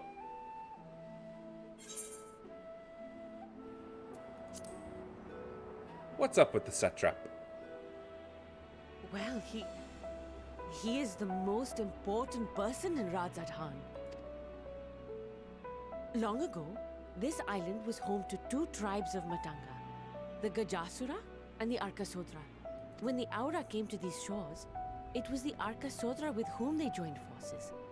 Together they defeated the war-like Gajasura, forcing them to flee Thavnair altogether. Peace and prosperity reigned for a time, until a clan of Hjord from the mainland decided they wanted the island for themselves. Ah, of course it would be humans.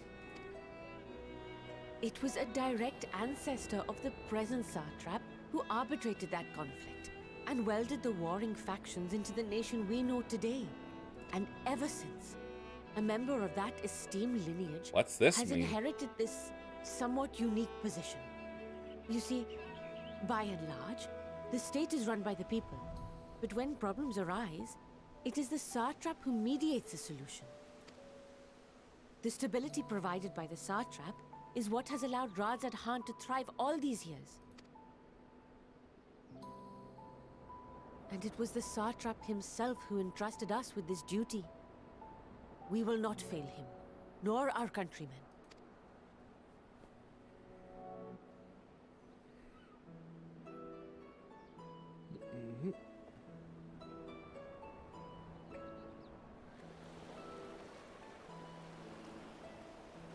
What is the delay with the vessel? I told you I need to adjust those ratios. Ratio this gets ratioed.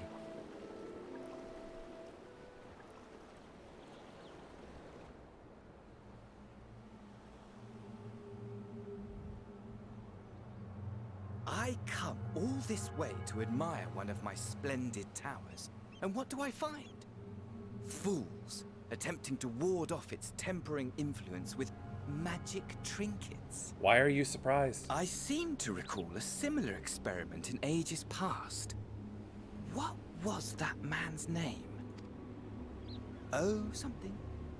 Owen? Another body, another time. Who could be expected to remember every trivial detail?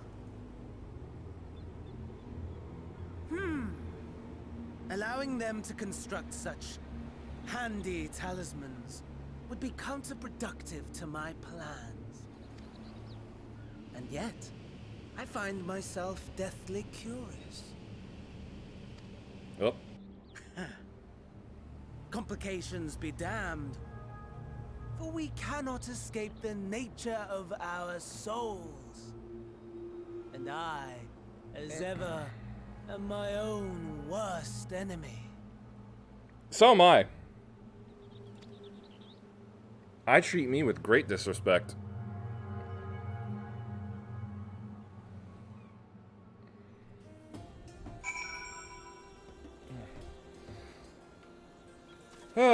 Brain is not recovering well with the help of the Coke Zero, which is not a good sign. I'm gonna have a hump to clear. I have enough spirit weed to last us a good while. Thank you for keeping watch. Let us head back to the great work, shall we?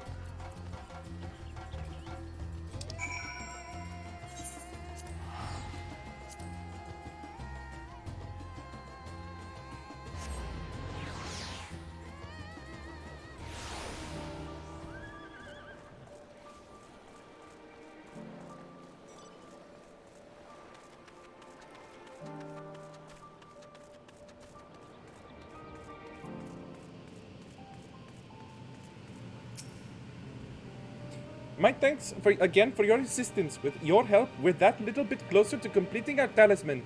This isn't much, but please accept it as a token of my gratitude.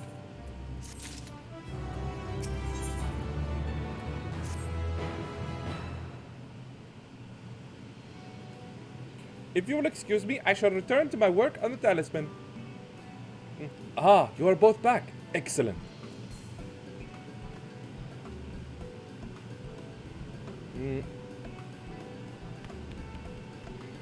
I feel like I've got a stuck burp in me. Like it's in my chest, but it refuses to move up. Oh, that's gonna annoy me for a bit until it finally decides to get its ass in gear. I have a message for you, Mistress Nidhana. It would seem the stores of Giant Skull are running low. What? But when I last looked, there was still plenty. I suspect that was before Urianger told everyone about their tempering cure, and Estinian shared his knowledge of dragons. Your peers have since been inspired to fashion a number of new talisman prototypes. There it is.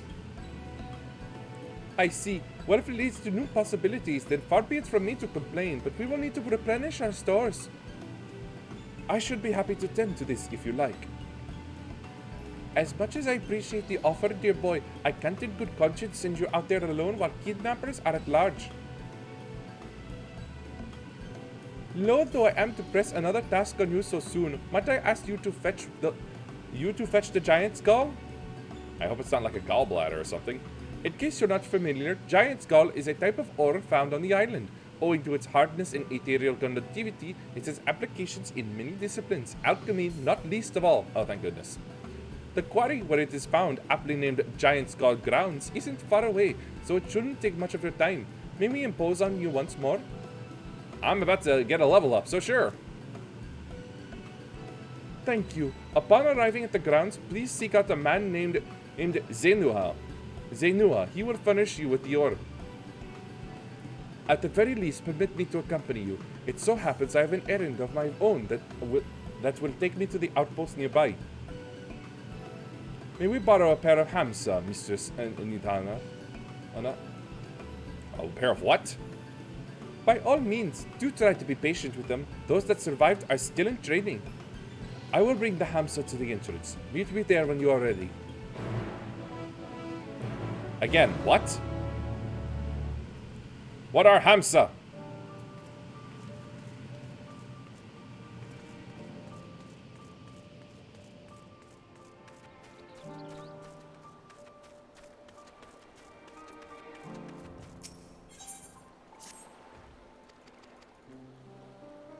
Grab for later.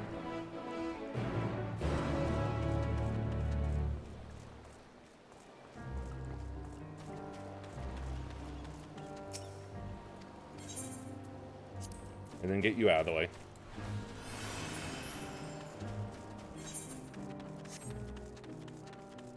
Oh, birds. Fat birds. Here are hamsa. If the creatures look familiar, it is because they are close kin to your Eorzean dodos. Hamsa have long been kept as livestock in Tavnair, and many a hatchery may be found here. Alas, the largest of these was recently raised by monsters from the tower. On account of said hatchery being situated near the tower, the Radiant Host repurposed its remnants as an outpost. That is where my errand takes me, and your own destination is but a stone's throw away. If you have no objections, let us first make for the outpost. We'll set forth at your word.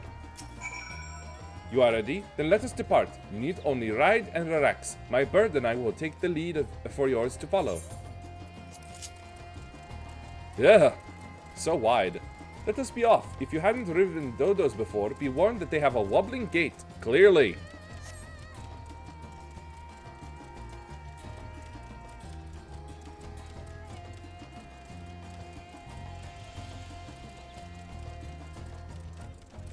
Very bizarre birds. That spectacular formation stretching out over the water is called Kadaga. This sword, legend holds, was wielded by the Manusa against the Mirga before it was cast down at conflict's end. Neat.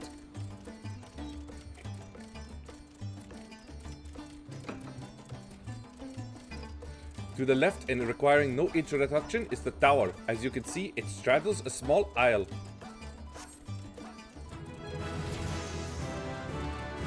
New location, new level. Almost there, though the main part of the hatchery is atop the cliff, the outpost itself is on the beach. Ah, birds are angry again. I see.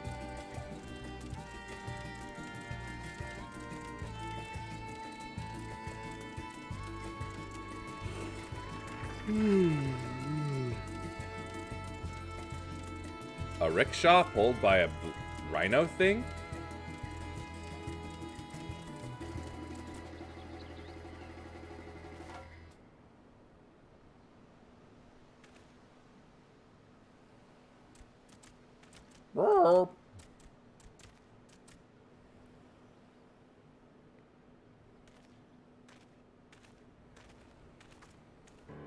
And here we are, manned by the Radiant Host. This outpost is our first line of defense against the tower.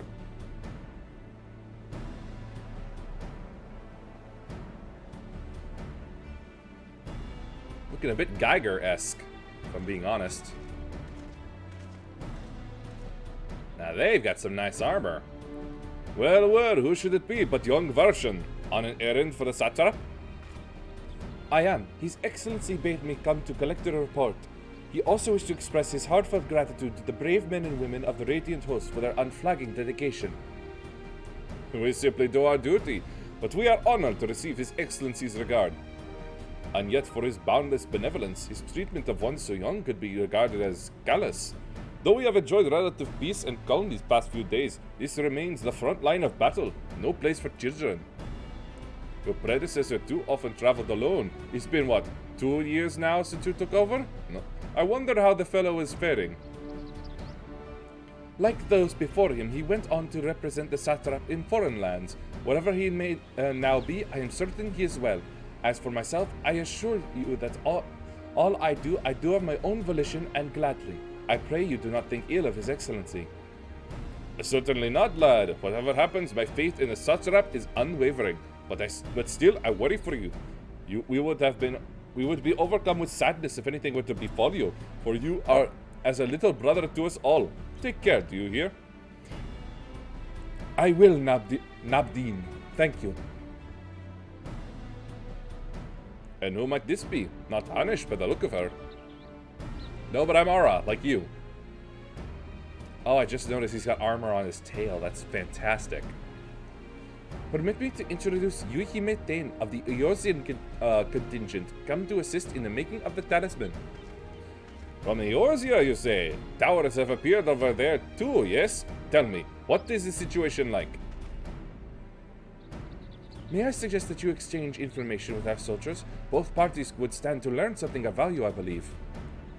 That's fair. An excellent idea. Given the unprecedented nature of the threat, some of ours are understandably anxious. We would be glad for any tidings you can share. You two, bring Varshan the latest report and answer any question he may have.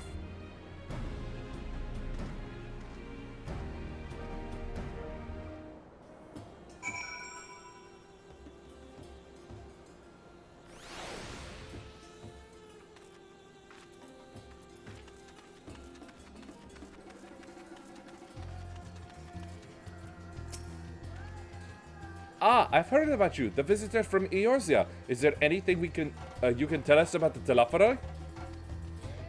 But why are they doing this? What is it that they want? This I don't understand. Ultimate death and destruction. Oh, jeepers cripes, my head.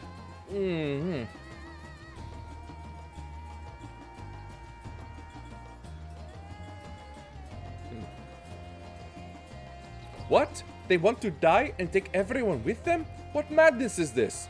Well, you can bet that we won't let those bastards have their way. We'll fight them with everything we have, like our Eorzean and Far Eastern brothers.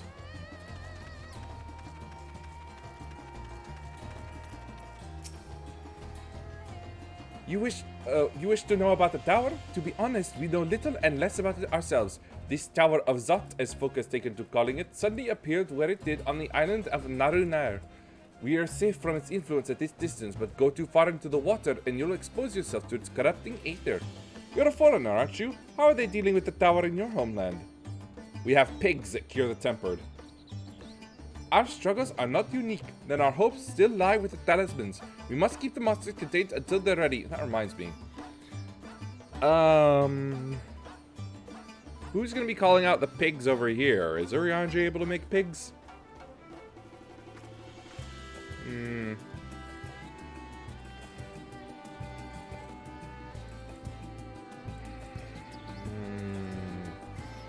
Sorry, eyes demand to be closed for a little bit. Just,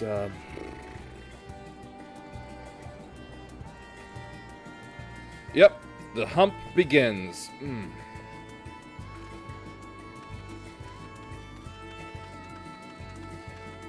Just gotta struggle on through it. Oh, it's a very impressive sword, man. Ugh. It occurs to me I have yet to properly introduce our company. We are the Radiant Host, a military order under the Satrap's command. Our duty is to preserve peace in the land, be it patrolling the streets or dealing with heretofore unknown threats such as now. We train hard and admit only capable warriors to our ranks. Even so, we've struggled to contend with the feats from the tower. Though we succeeded in striking them down on the 2 occasions they came in force, we had to pay a heavy price. What of the towers in Eorzea? Do they likewise spawn monsters? At the moment, just primals and tempered.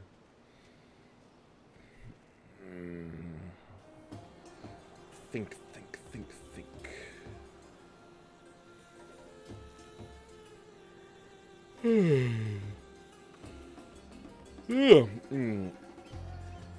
So it's much the same everywhere. With every nation struggling, we cannot expect calls from outside aid to be answered. Give me a moment to do some... I'll do my stretches and things. Ooh.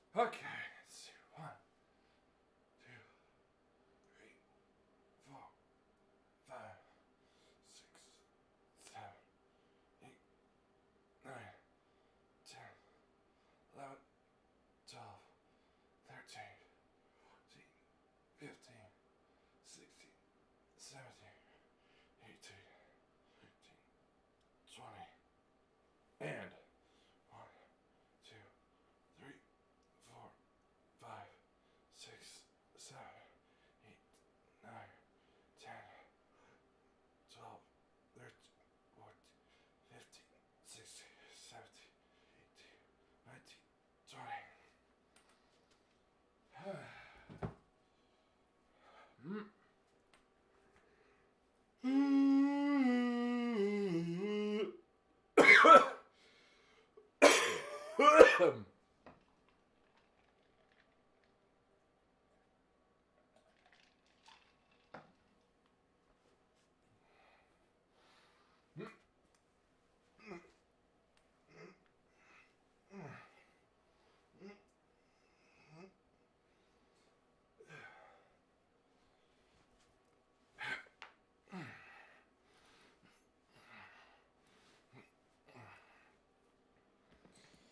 Oh.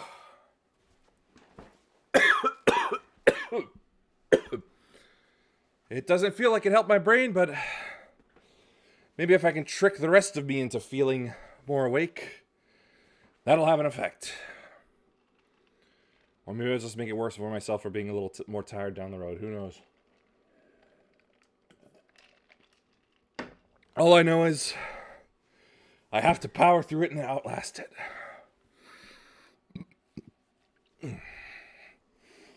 Ow, my finger.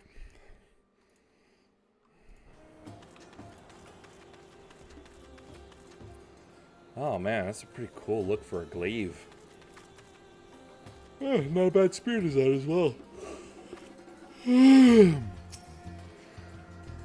Finished speaking with the soldiers, have you? I hope it was as enlightening for you as it was for them. As a neutral nation and trading hub both, Radzatan ordinarily receives a steady stream of news from abroad. Alas, this stream dried up when trading vessels stopped coming. Amidst the dearth of information, everyone will have been grateful for your account. But come, you had best see to your original errand, as mine will keep me here a while longer. However, I'm afraid I cannot guide you the rest of the way. It's okay, that's why I have... Well, why they have the Aetherite. Worry not, the path is straightforward. You need but follow the road east. Upon the Hamza, you will arrive before you know it. Brief though it was, I enjoyed our time together. Till we meet again. Oh, fine, I'll ride the stupid bird. Though the hamster appears to want to return home, it reluctantly offers you its back. Oh. Hey,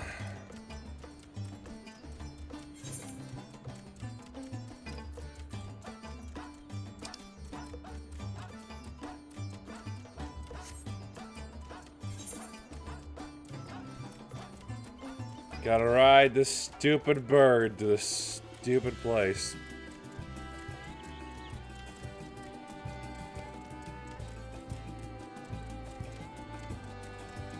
Manjusaka.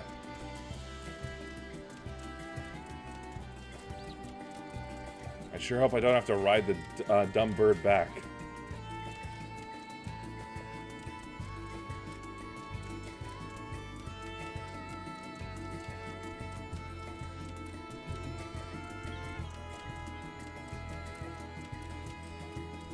Literally the scene of riding Niwatori from Yu-Gi-Oh!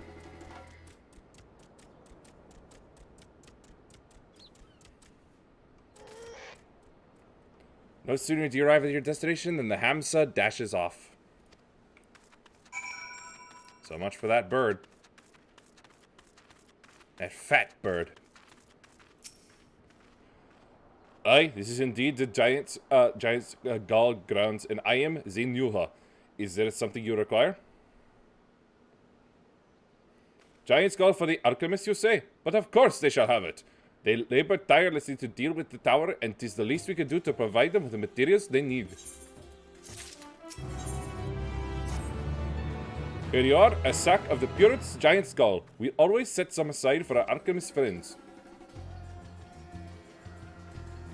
When you deliver it, let the good folk of the great work know that we're grateful for their efforts. If they need more, they need but ask. I think I'm mixing my accents a little bit with these people now.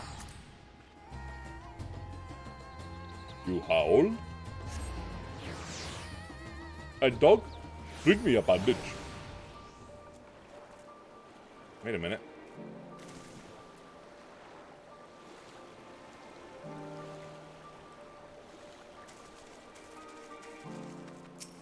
Aha! I thought so.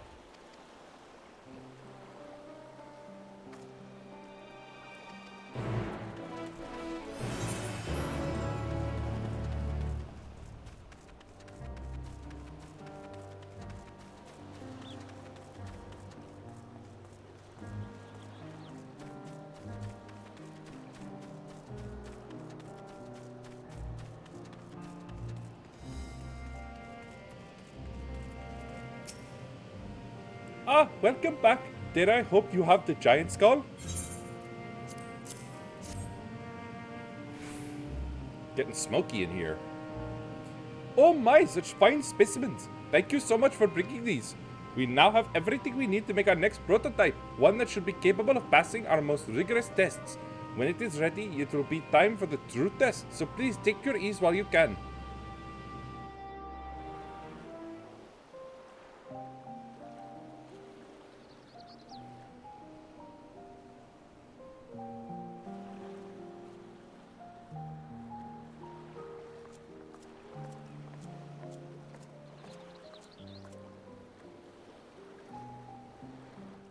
They are very interesting people.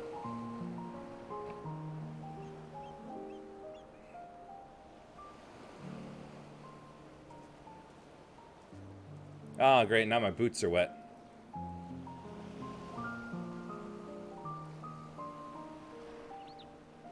I see our taskmasters have allowed you a moment's respite as well.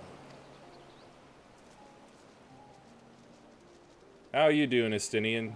We have to hand it to these alchemists. They are determined to see this endeavor of theirs succeed. I've never been one for blind optimism, but I sincerely get the sense they're close to a breakthrough. They had better be, or all this effort was for naught.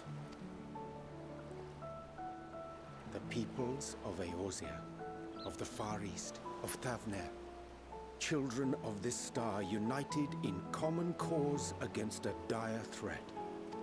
Yet ere they succumbed to suicidal madness, were not the Telophoroi born of her body as were we?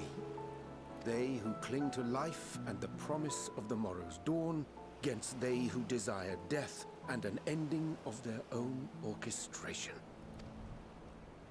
The victors of this war alone will hold the right to answer the question of existence, of its meaning. Poetic and ominous to a fault.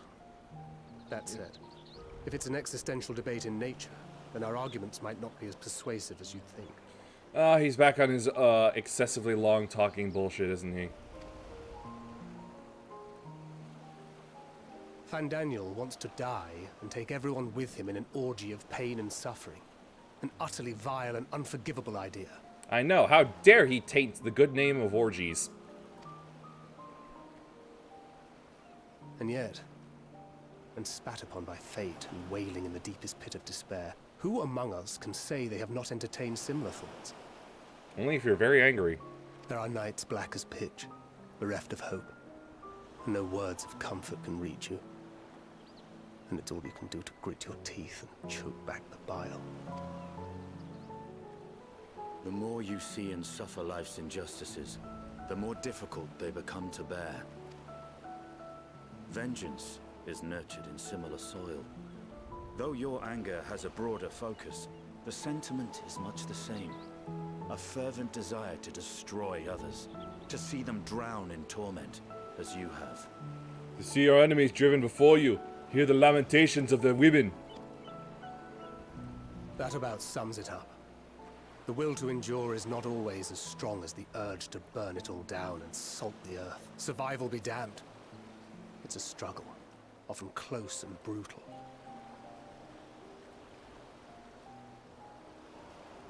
Just adjusting my bangs. Indeed.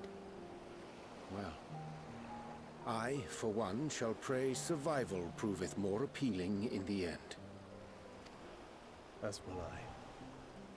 Besides, our chances are much improved when we've the company of others committed to the cause of life.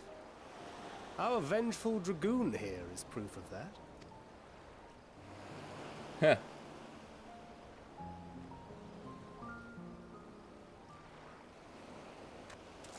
Oh, him. He was listening in. What is it? I would like to play Fandango. pantomime now. Are you sure? If he knows we've been working on a countermeasure. I'm willing to bet he already knew before we got here. It holds. The vessel holds. This is the one. At long last!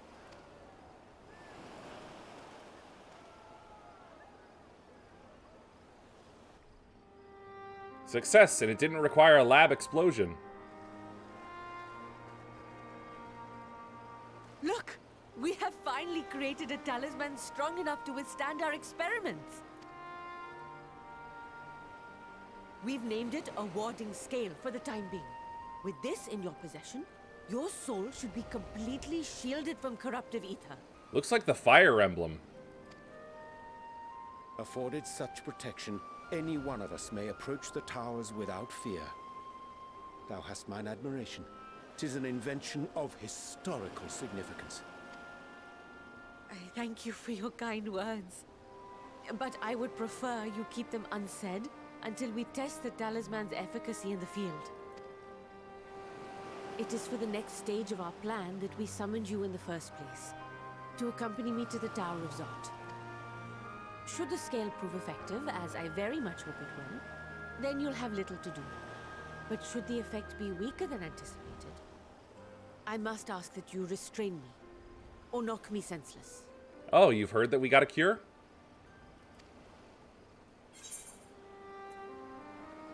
Let's hope it doesn't come to that. You needed to ask sounds so mean. Either way, we are fortunate to have you with us.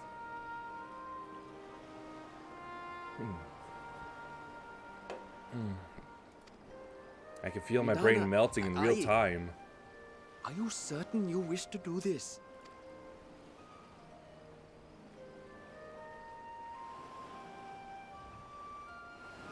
If others are to trust our creations, then we must have faith in them first. And as the senior researcher, it falls to me to lead by example. But should I fail to return, then learn what you can from this attempt and apply it to the next. Our work must continue. Is that clear? Thinking about it, it's really not a good idea for her to do it, because that's just going to make it harder on me to knock her out if I have to. Assuming Fandaniel is lurking about, there's no telling what mischief he has in mind for us, or you. Be on your guard.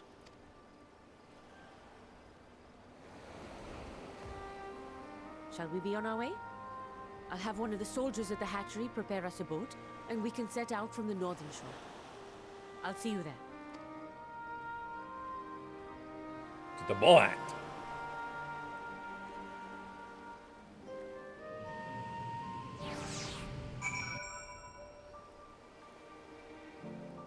Oh boy, it really does feel like my eyes are absolutely begging for sleep for no reason.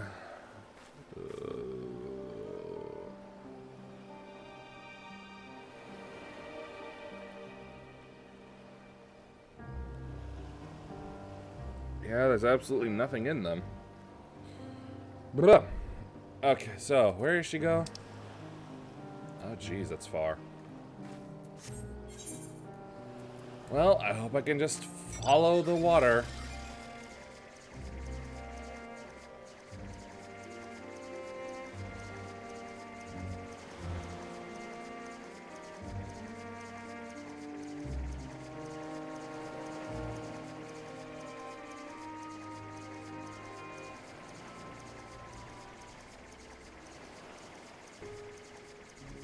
Perfumed rise. I wonder how it's perfumed.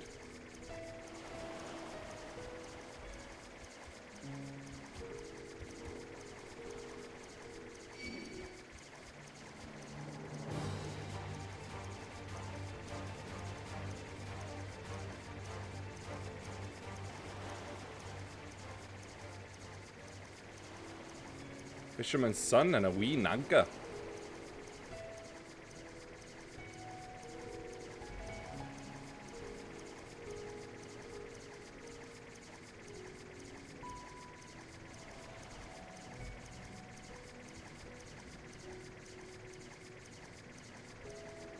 Whoa, what the? Why'd it turn that way?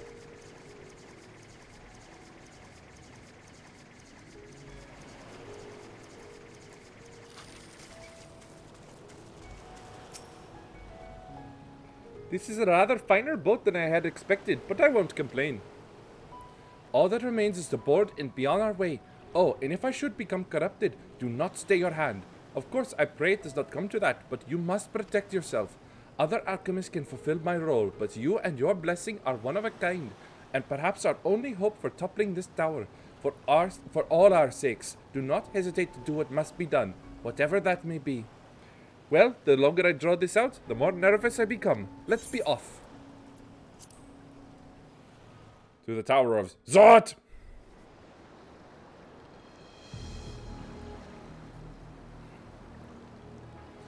Just the two of us. We should soon cross the threshold of the tower's influence.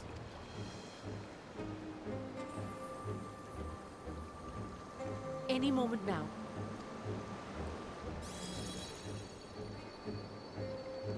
Ah, nice little bubble for you. It's working! And you are still yourself? Then I'd like to see how it fares closer to the tower if we could. Sure, how do you control this thing? Because I think we're getting close to running aground.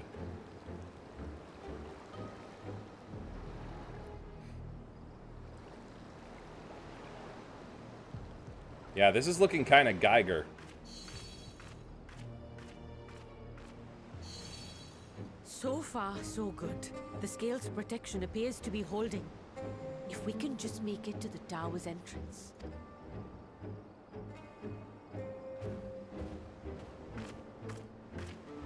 There's got to be soldiers around here somewhere.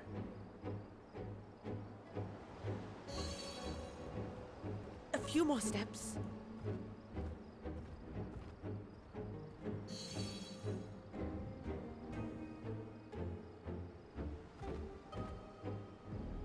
Praise be to the sisters, we made it! And the scale has proven itself to be everything we hoped it would be. Great, let's not push our luck. Now we can focus on production. Once we've equipped and returned with an entire survey team, this menace will soon give up its secrets. Oh no!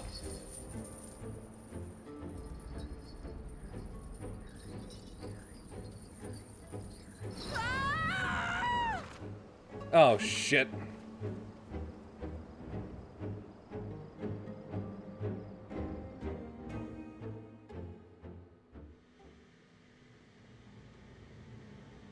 Oh yeah, this is Geiger.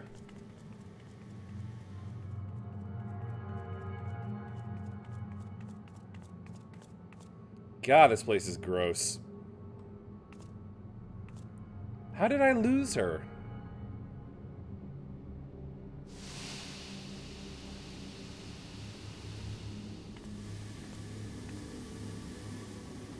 Ah, over there. Oh, let me go! Oh, let me go!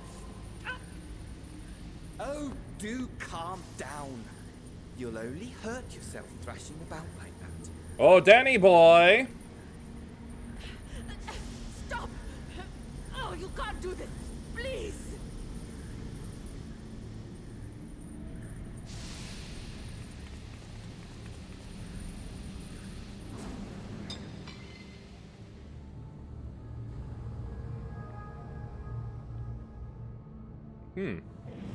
A lot less flesh-like than I thought it would be.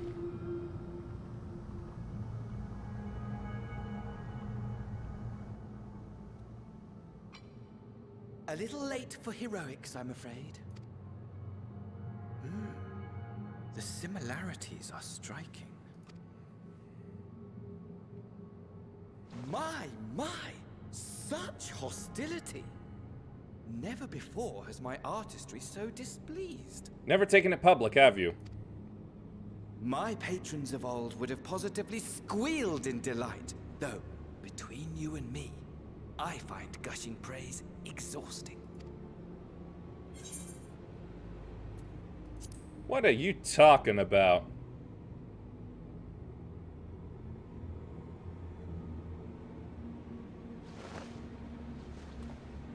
Oh no. Allow me to tell you a story. Surely you've yet to hear the one about Van Daniel, the sundered Ascian. I inherited the position and the soul of the Van Daniel who sat on the convocation in the time of the final days, theoretically speaking.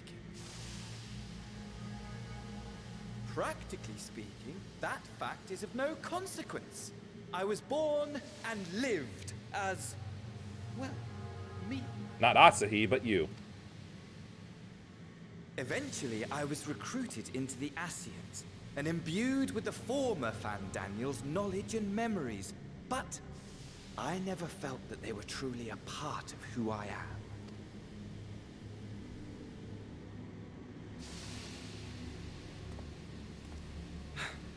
How to explain? Perhaps if I told you who I was before my Ascian embrace, although that chapter too is a past I've long since discarded. I have it on good authority you've poked your nose into an Allegan ruin or two.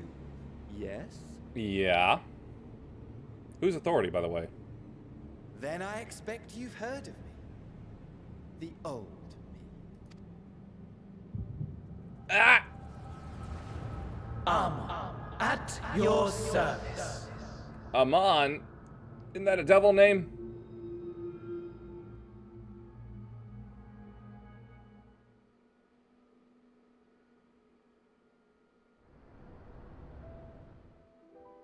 Imagine a nation of unbridled prosperity.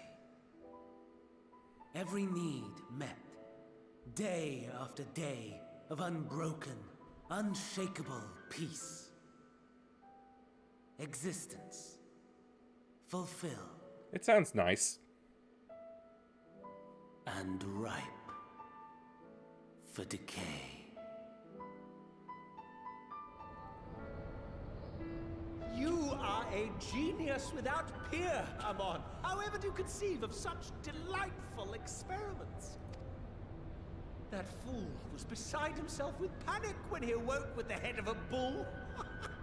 Even his cries for help emerged as so much guttural lowing. That's hilarious to you? The memory of it. My poor sides. My friends and I were so consumed by laughter we struggled to breathe. Oh my god, you're a monster. I'm glad you're dead. No more than entertainment for bored wastrels ignorant of its worth. my all-consuming work. But it was not their only indulgence. Was Bloodsport next between your monstrosities that you made? For they were ever hungry for stimulation, slaves to the slightest hint that amusement was afoot. Our nation was ailing, but I would see the poison purged. I resurrected a legend, our first and greatest emperor. Who? And just as I had planned, he set our wayward empire back on the path of conquest. An inexhaustible ambition carried us onwards, always onwards. Yet, Oh, that guy. he Yeah, I who remember delivered him. to us such glory was not to be satisfied. Heed me, Armon. No matter how vast one's empire, or full one's treasure vault, all is rendered meaningless by death. In the end, all is lost. You know as well as I that the Emperor stands to lose this war. And so I have come to claim you. Huh? For while your methods leave something to be desired, we cannot deny the results of your work. And as fortune would have it, the seat of Van Daniel, your rightful seat, lies vacant and waiting. Take your place amongst your peers, rather than die a pointless death amidst the ashes of your doomed nation. My eyes are not focusing correctly. Send one of your clones to the Crystal Tower that you might see for yourself.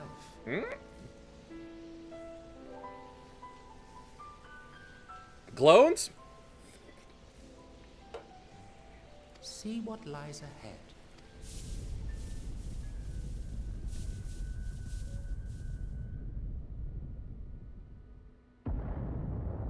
I should probably ask how he's narrating all this in my head. The fall of the Empire affirmed the truth. Majestic and tragic, as the Emperor foresaw. Scheme as you like, build as you will, nothing endures. Ozymandias. What is life but a brief jaunt ending in emptiness? Don't start on that. I've been having those thoughts more often as I head towards 30, and I'm really hating them.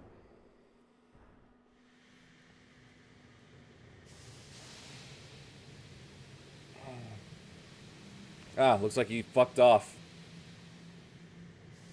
I should probably get that scale if I can.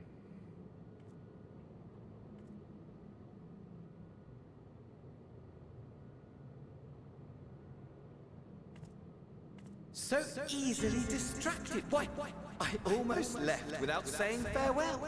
Never mind. As for your friend, you needn't worry. These pawns are far more useful to me alive as fuel for the primaries. If you attempt to pull them free, they will die. So, enjoy tackling that conundrum with your comrades.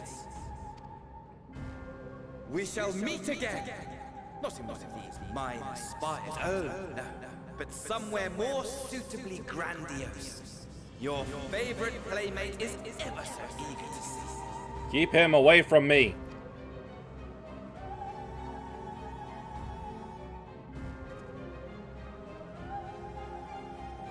I'll file a restraining order against him if I have to.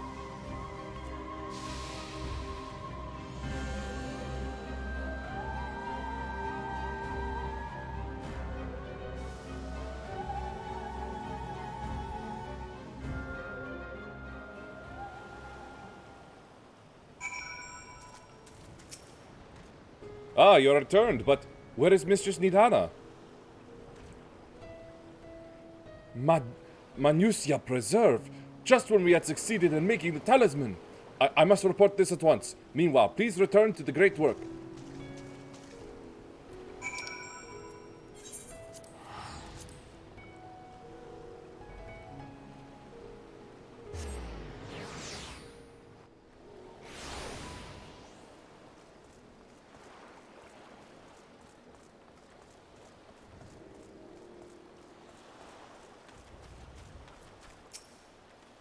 Something's gone awry, hasn't it? What happened? So it was Fandaniel after all. Damn that bastard.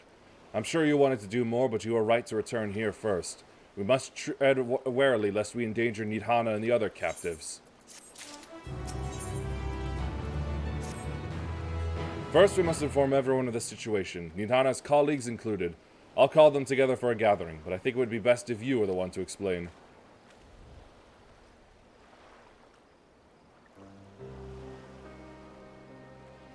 Only 3? I know there were more of them.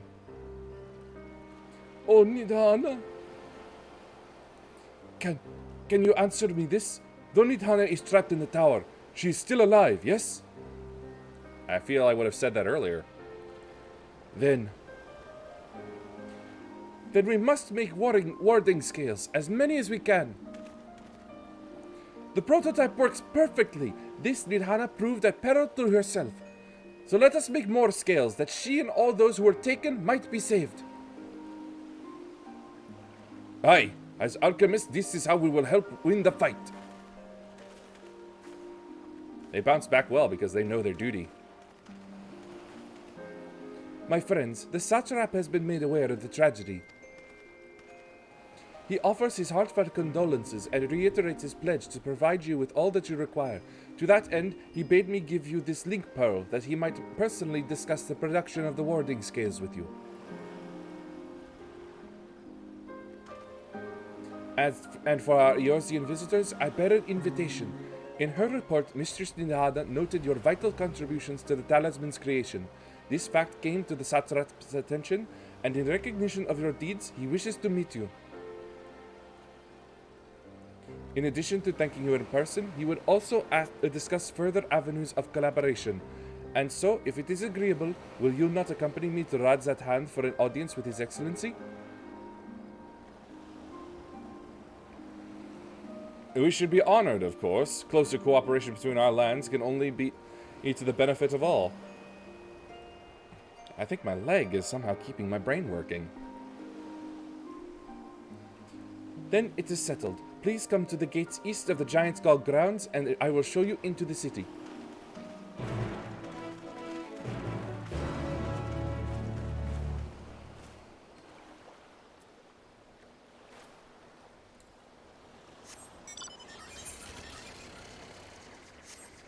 And as usual, I have to drive there.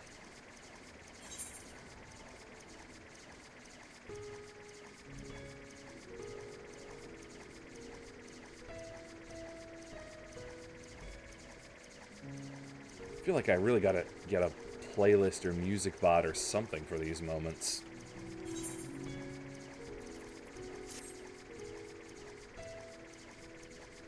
Because there's just nothing I can think of to just idly talk about.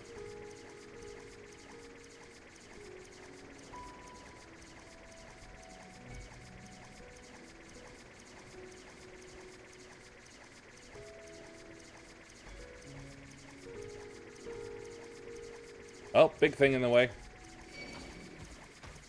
A pisaka. Those are very big things. Very big and scaly things.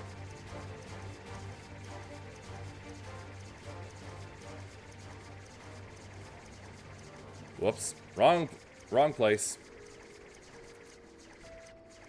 Fuck it. Okay, never mind then. Where the hell am I going? Up and around. My god, I hate this.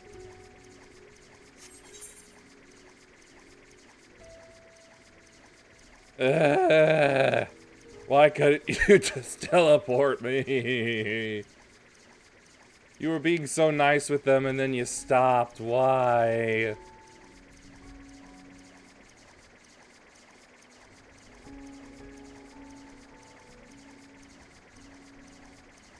And now we have some big birds. Suttermurgs.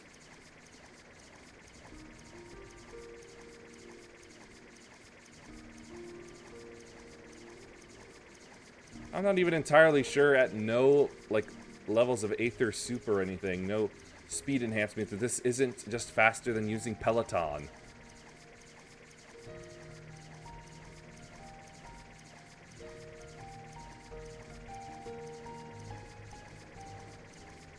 With Sprint popping up whenever it recharges. This is just... And now we have giraffes. Oh, they're just Jahamels. Can't spoil the player too much. You don't have the currents yet. That makes sense. I was about to say you fly fast, you move along the ground. Yes, I just got here, Bunners. I've been here for 2.5 hours, or maybe just 2 hours, but it's like, yeah, I haven't even started on the side missions that give me aetherite currents.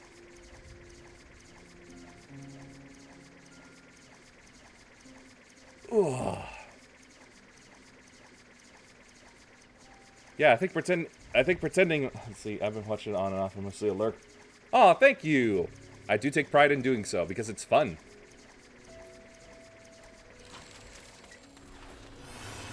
Though I'm basically stuck in one accent for most of this part.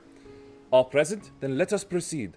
Owing to the threat of the tower, the city is currently in a state of high alert, and strict restrictions are in place for entry. Though you have been granted special permission, I ask that you remain close to me at all times. Oh man, I don't even get to walk around myself. No reason they can't randomly be Southwestern cowboys.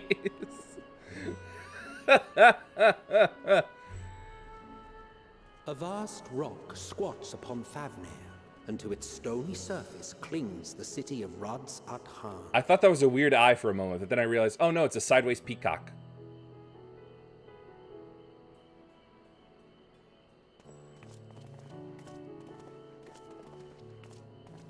Ye who enter here are subject to the scrutiny of gods. Okay, never mind. It is just a weird eye. The orb which beholdeth Peacocks the are pretty truth of weird, all though. things. Is that right?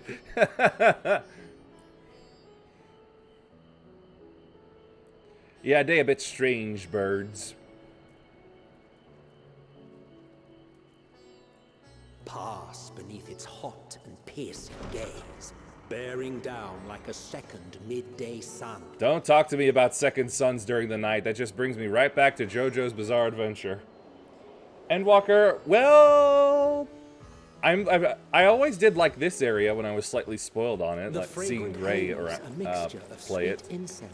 Like just because I like interesting interesting foreign designs of areas, because America is really very boring about that. Well, the United States, I should say. So I just like other cultures, like architecture and designs in general. Swallowed up by patchwork streets. It just looks so much cooler than anything we ever do, because we don't do anything.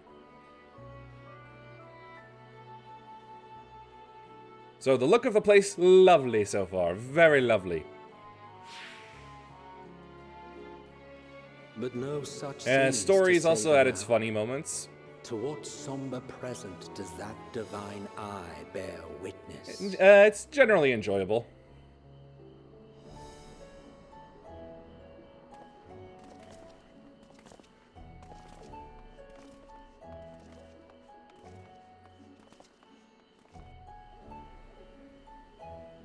I'm gonna give my leg a rest for a moment, see if my brain can work on its own.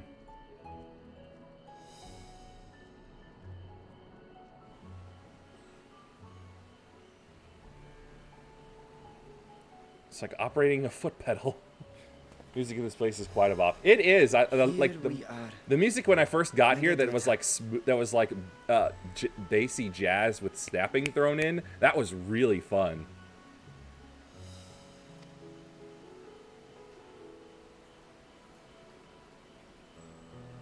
It seems a shame to bring you here directly. Under normal circumstances, it would have been my pleasure to show you the sights. Can't help but dance to it if I'm there for too long. I'm weak. Hey, if the rhythm has got you, you can't really deny the rhythm until it's out of you.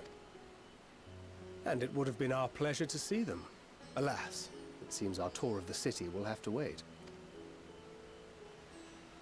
I'm afraid so. Come, we should head inside.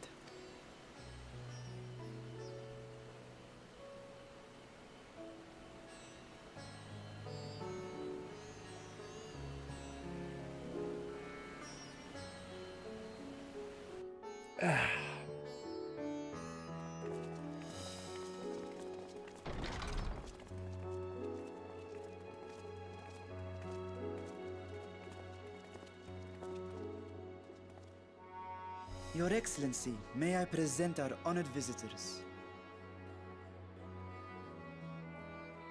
Ah, splendid. Most splendid.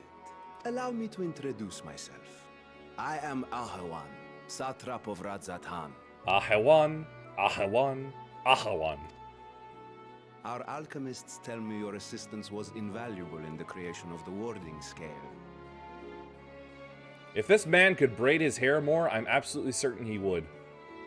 Such deeds ought to be recognized in person. Thus did I have young Varshan convey you here forthwith. On behalf of my people, may I express to you our sincere gratitude. Not everything went to plan, though. I assume you speak of Nidana. A regrettable incident indeed. Her colleagues insist that we honor her wishes and trust in the talisman. Talismans are not important! And the others. Magic must defeat magic. I am eager to hear your opinion on the matter, so let us not stand on ceremony. Come, sit. Yes, we shall sit on ceremony. I think not. This charade has gone on long enough. Show yourself. He can smell the dragon in the air. Forgive me, but were you expecting musicians, perhaps? There are no performers waiting in the wings at present, but arrangements could be made if you'd prefer. Ooh, I'd love to see some dancing girls. Hula girls! He hath the right of it. The time for artifice is past. Raise the curtain. And begin the play. As you wish. Your travel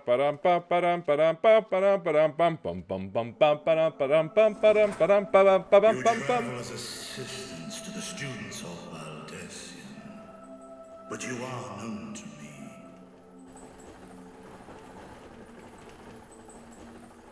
Even here have we heard of the scions of the Seventh Dawn. Our reputations really precede us. I am Vritra, and for years uncounted hath this isle served as mine abode. I would hate to see what happens when he gets a cold. His sneezes must impale buildings. Vritra, of the first brood, sibling to Hraesvelga and Nidhogg. Aye, mine elder brothers, of Midgardsormr's spawn. I was last to hatch. Well, isn't this a surprise? We were told Radzatan had an alliance with a dragon. Not that a great worm sat in the satrap's own hall. Well, that's clearly part of the alliance. A necessary subterfuge, as the true tale of our nation history illustrates most effectively. Yeah, because, you know, it's not like anybody could accidentally peek behind the curtains and see a big frickin' green dragon. In the beginning, the rock upon which our city is built was home to Vitra, and Vitra alone. In time, the ancestors of the Matanga came to the island and established a foothold. But never did they dare disturb the worm's lair. Next to arrive with the Aura, adopting the example of their Akasodra allies, they too treated Vitra with reverence and respect. Oh, thank goodness. I thought I was about to hear a horror story for a moment. And for many years, an understanding between our forefathers and the Great Worm endured. until marauding hears from the mainland came, threatening to shatter our peace and tranquility. Frickin' humans, always the ones that cause the problems. When it seemed all would be drowned in blood, Vitra himself came forth and quelled the rising conflict. A peaceful accord was reached, and oaths sworn in Vitra's name. Thus began the dragon's governance of the fledgling state, which was to grow into Radz at Han. But if Vitra is still here, then your position as Satrap is just... performative. A charade, yes. And one which my family has performed faithfully for generations.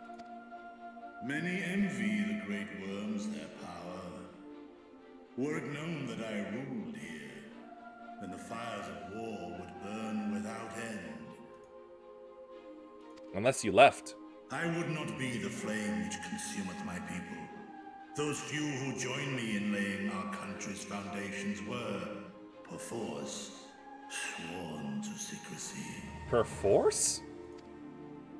Your eye. It was taken. I thought I noticed his right eye was missing. Maybe he sneezed it out. 'Tis here, buried within the semblance of flesh. The eye became its own being. The body before thee is but a simulacrum, constructed by the finest artisans of Razatan.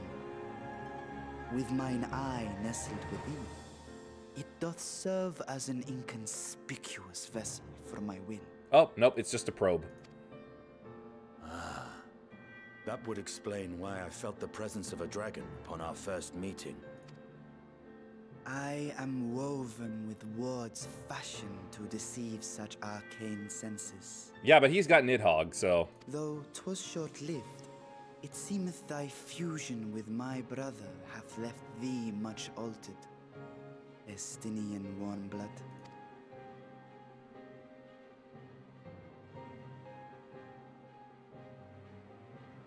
From the very first, we sensed the nature of one another.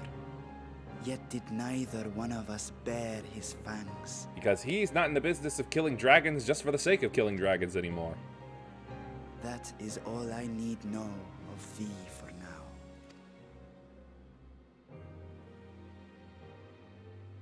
With my secret thus revealed, I have for you a proposal. Well, I'm sorry, but I'm already spoken for. Of the first brood, but as the ruler of Radz at Han. With all haste must we take in hand the finished talismans and breach this foul spire. Thence, should it lay within our power, dispel its wicked influence. Yet even with the assurance of the warding scales, the narrow confines of the tower doth limit the size of our force. It is so creepy to see that hollow socket. And thus denied strength in numbers, thou must choose thy soldiers with care. Just so. Yet though our radiant host is formidable, I see a sure path before me. Me! Thou and thy comrades have contended with a multitude of primal beings. Most recently, thou didst cast down false gods in Pagalthan and Cartanau, I am told. I did. 'Tis upon that strength I would call. The Scions have proven themselves the most capable, and I ask that you serve as the tip of our spear. Well, I don't have a spear, but I do have this gun. Talismans would, of course, be provided for each of thy companions. Talismans are not important. And should you agree to this undertaking, more will be provided to make use of as you see fit. There's no denying it's a dangerous proposition, but the rewards may far outweigh the risk. Just think of what we might accomplish if we could equip all our allies with warding scales. I worry, however, that even the four of us may be too few for what you have in mind. Might we regroup with our friends first to discuss the matter? 'Tis no trifling task that I have laid before you. Go, steel your hearts and hone your plans. Such time as you require shall be spent in crafting your protective charm. Looking dead on at him at the front, I keep getting fooled into thinking he's got a second mouth, a la Slifer the Sky Dragon. It seems a quick trip back to Charlian is in order.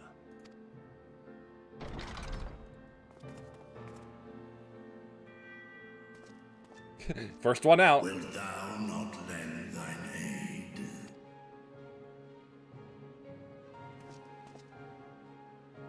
Whether your request be made as a great worm or the ruler of Rads at Han, I see no reason to refuse, nor will I. He's on board. I am in thy debt. First big collaboration between former dragon hunter and dragon.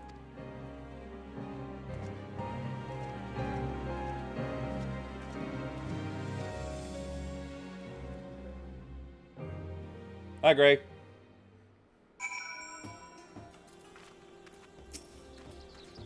That meeting took a rather unexpected turn, but we now have a clear objective ahead of us. Let us rejoin our comrades in Charlian and muster a suitable crew for our foray into the Tower of Zot. Zot! Oh, and if you haven't already done so, be sure to attune to the Aetherite here before departing, unless of course you enjoy violent nausea.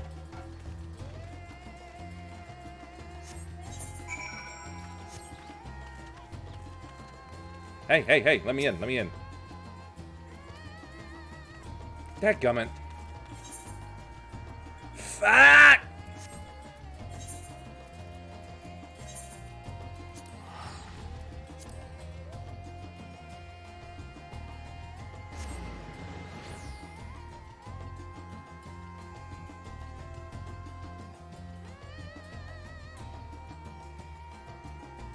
I'll probably ruin it by saying this, but yes, I do feel as though I've repumped my brain back up.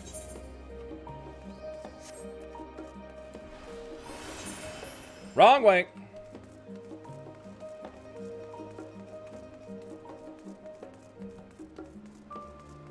Who knew faking RLS would fix my brain? No. I can't read anywhere. Damn it.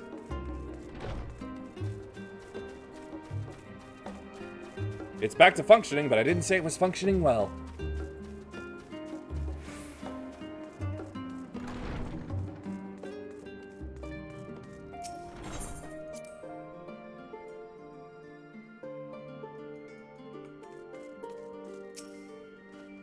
Just as I was getting used to balmy Thavner, we're back in chilly Charlian.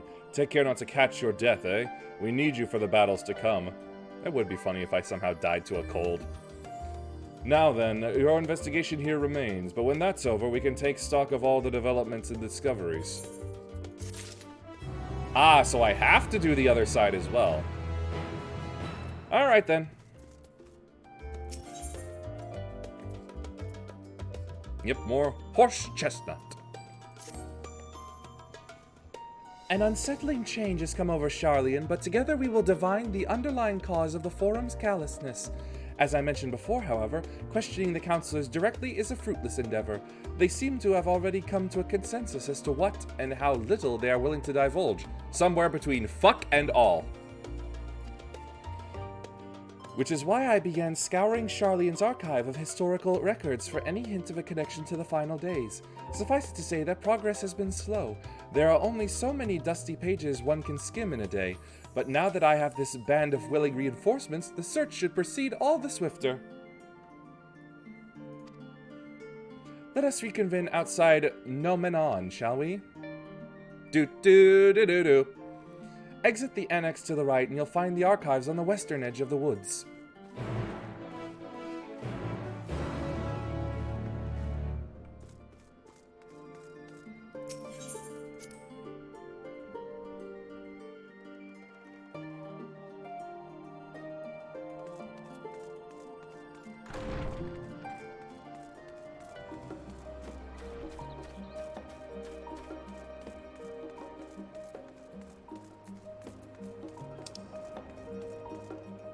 I'm an idiot. As usual. Ethernet. Thank you.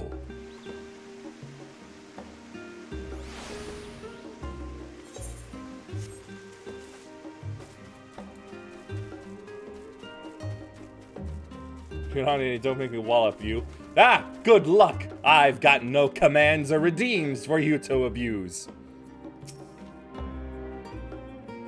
My directions were easy enough to follow, I hope.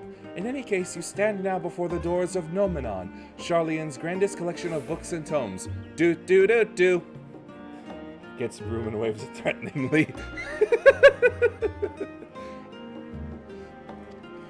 This building is actually only an entrance, and one of many at that, for the archives of Nomenon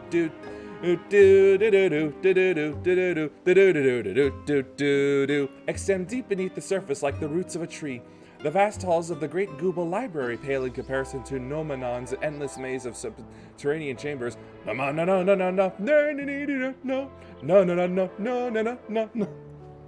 Yet. Yeah, there's the Zoe encouragement I need. Any citizen of Charleon is free to enter and peruse its shelves. Well, most of its shelves. Only Archons are afforded access to certain restricted vaults. I've dispatched Ishjola and Raha to investigate those.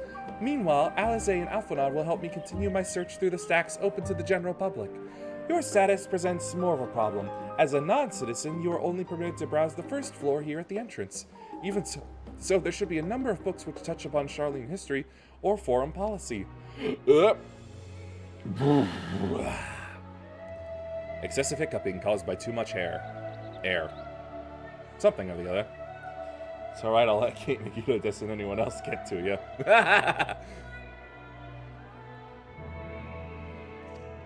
Let us be about it, shall we? I've told the others to meet us at the stone benches over there once they've found some promising tones. Happy reading! Oh boy, procedural books. My favorite. Oh, Mehmet. Evil Missy.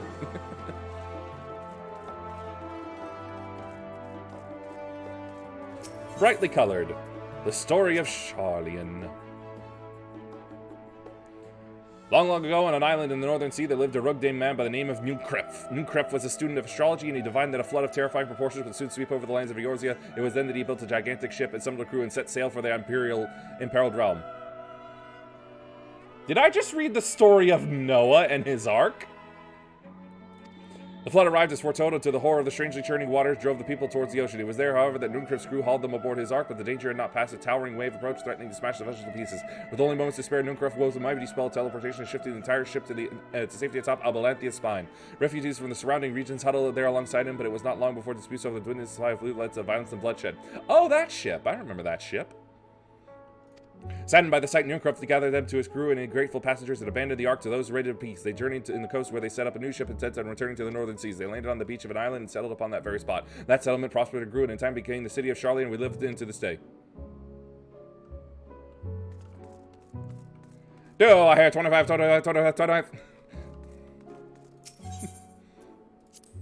The roads of old. The colony. Many years ago, on the banks of the Thaliak, the Dravanian hinterlands of Charleon colony once thrived. This settlement was originally established as a mere outpost to study the ethereal sea in the year 1311 of the 6th astral era. Okay, 120 ounce a mug of espresso and chocolate syrup. No! It's just Coke. 0 sugar. Ah. It works. Scholars dispatched to Eorzea found the facilities wanting in their demands encouraged a gradual expansion of structures and services. As rumors spread of a growing community of academics, the area was further inundated with Eorzea students hoping to share in the renewed wisdom of the Charleans. Oh, cocaine! Yes! Original recipe!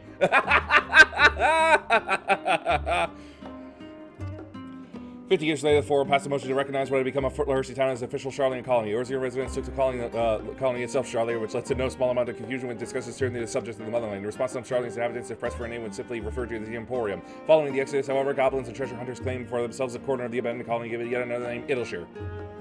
Following chapters go on to introduce the most prominent features of Idleshire. This book does not appear to contain additional information on the Forum or cover the history of the Charlean motherland in greater detail.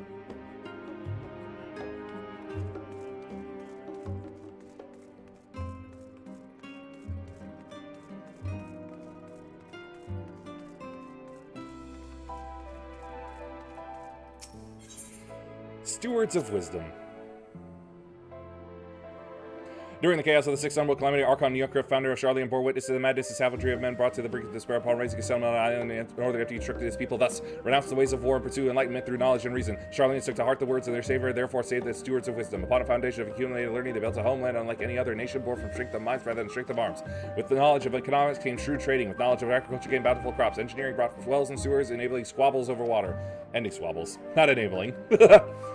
Wealth of expertise could be bartered for wealth and coin, and the more their wisdom spread throughout the world, the more mankind as a whole would thrive. And so it was that no matter the trials and tribulations of the age, the citizens of Charlian would live by their founders' teachings. For the sake of a better tomorrow, for the sake of a brighter star, they would eschew the tools of war and with knowledge deliver the world. I do this to speed this along.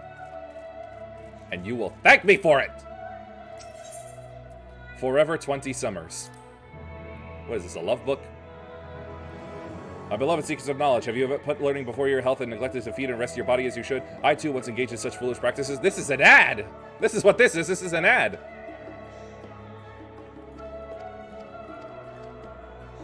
Book is on the wrong subject. Search for works which contain details on... I don't have ads, yet somehow you were subjected to one. Blue covered. An introduction to the heavens, that sounds like a no.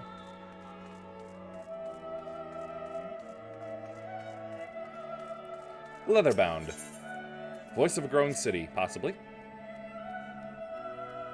In the years which followed the founding of Charlian, civic policy and other matters of import were decided at the Ecclesia, a public forum in which every citizen was eligible to speak. Hey, that sounds like ancient Rome. As the city's population grew, however, this format became increasingly impractical. A large number of participants gave rise to ever-larger debates, resulting in significant delays to vital resolutions. Various measures were introduced in an attempt to curtail protraction discussions, but in the year 201 of the Sixth Astral Area, it was ultimately decreed that Charlian would transition to a new form of governance. The nation would now be led by a body of 99 members, citizens chosen from amongst their peers by means of a nationwide vote. Thus was the Forum as we know it today conceived and created. A fundamental understanding of Charlian history and the foundation of the Forum. Head outside.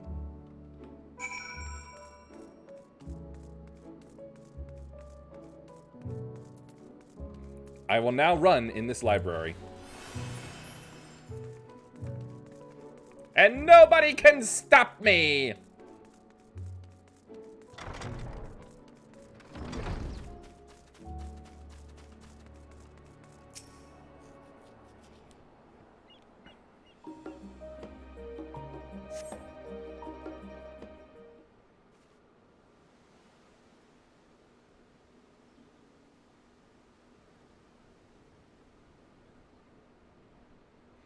Sorry, were you waiting long?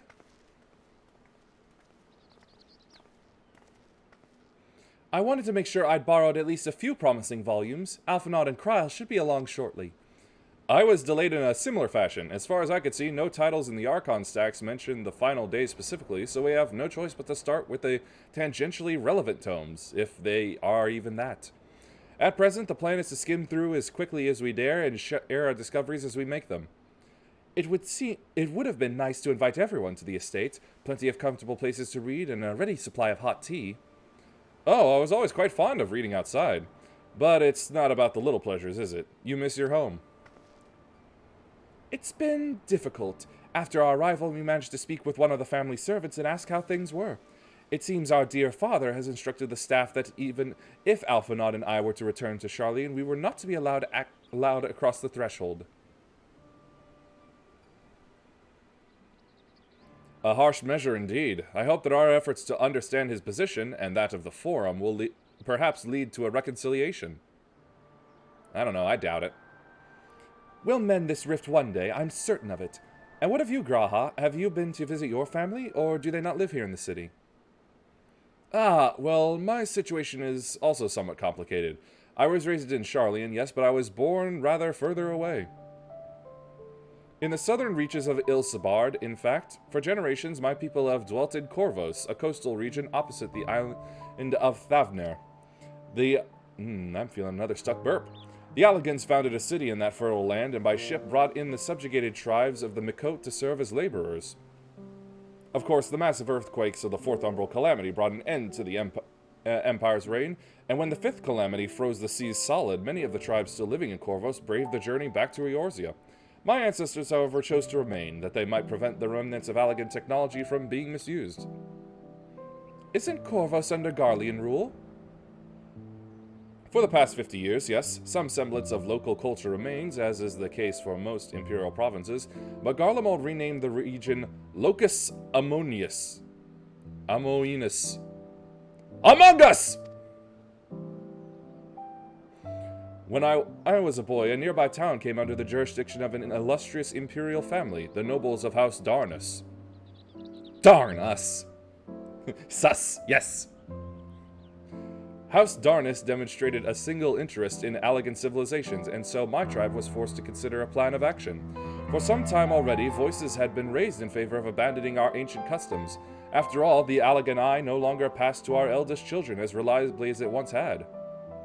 Fear of discovery eventually tipped the scales, and the decision was made to bury our ties to the knowledge and traditions of Allag.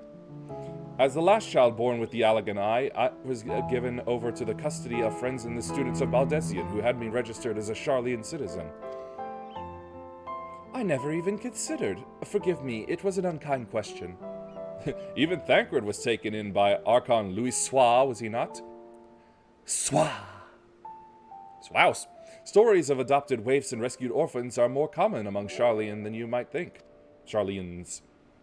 Yet, regardless of our origins, we are all provided with the equal opportunity to learn, and with sufficient perspicacity, we outsiders can even earn the vaunted title of Archon. Oh, isn't that nice?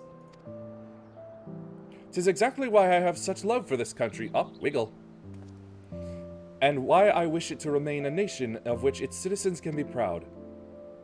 Hear, hear, another good reason to get to the bottom of the forum's stubbornness, aside from the trifling matter of our impending doom.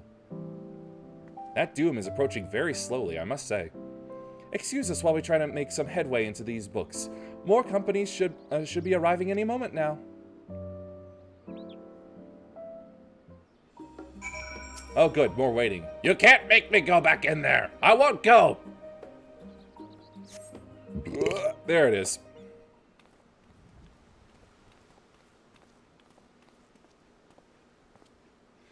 We've returned with our selections, although I must say the pickings were quite slim indeed. Mistress Kryal has already flicked through every history book devoted to disasters, and more than a few which barely made mention of them. As such, we will be looking into research papers on the umbral calamities, as well as articles written by prominent forum members. Perhaps their knowledge of the final days comes from an unexpected source. Speaking of which, might I ask you a few questions related to the final days? I'm the only one here who didn't witness the events of Amarat firsthand, and fear I may be overlooking critical details. You know what? She's got a point there. Would be a good idea. To tell you of the horror. The horror. My thanks. Now, where to begin? First things first, what kind of phenomena did the ancients encounter as the final days drew nigh? A complete destabilization of creation magics, primals of unrivaled power were summoned from the aether. The worst kind of phenomena you can imagine! Do-do-do-do-do.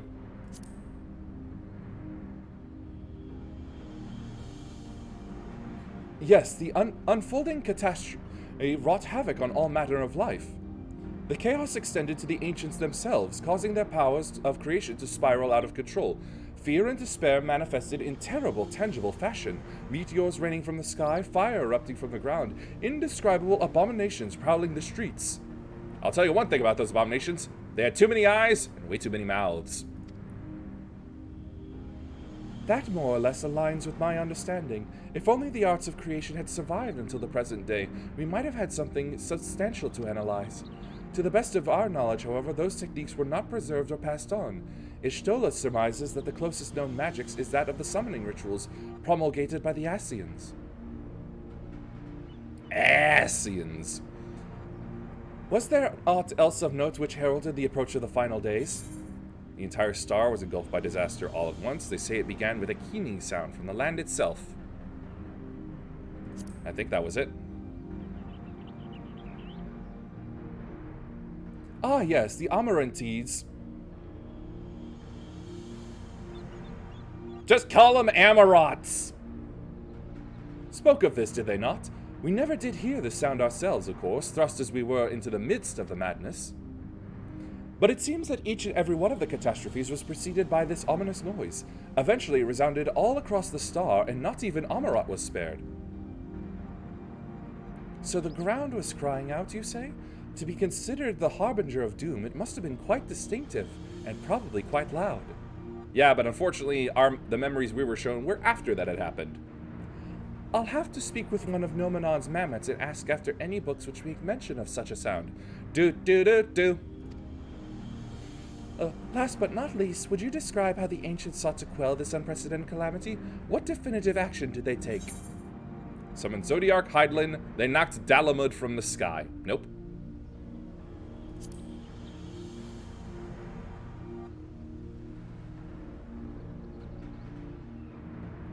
Yes, with Elidibus serving as its heart, so many gave themselves in sacrifice to bring him into being. We do not know exactly how Zodiark brought salvation to the star, only that by his godlike will were the laws of nature set right. Then, once the balance was redressed, the ancients offered up a further sacrifice to heal the ravages of the final days.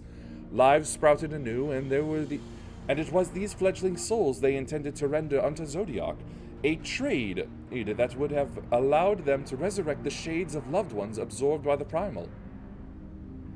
Or might have, had Venat and her followers not manifested their opposition in the form of Hydaelyn. Thank you, both of you, for the detailed review. I feel much more confident now in my understanding of events. With all that freshly in mind, it does make me wonder what the Telophoroi truly mean when they speak of bringing back the final days. We've seen what they're doing with these towers of theirs. Is forcing people to summon primals a kind of catalyst? Are they attempting to mirror the conditions caused by unstable creation magics? Or are they simply using the final days as a figure of speech, a convenient metaphor for the scale of destruction they plan to unleash? But this is all just... Wow, that was a sudden stop in the music. But this is all just pointless conjecture at this stage. Let us return our attention to the forum, shall we? We should keep an eye out for Ishtola, but this time we began studying these research papers.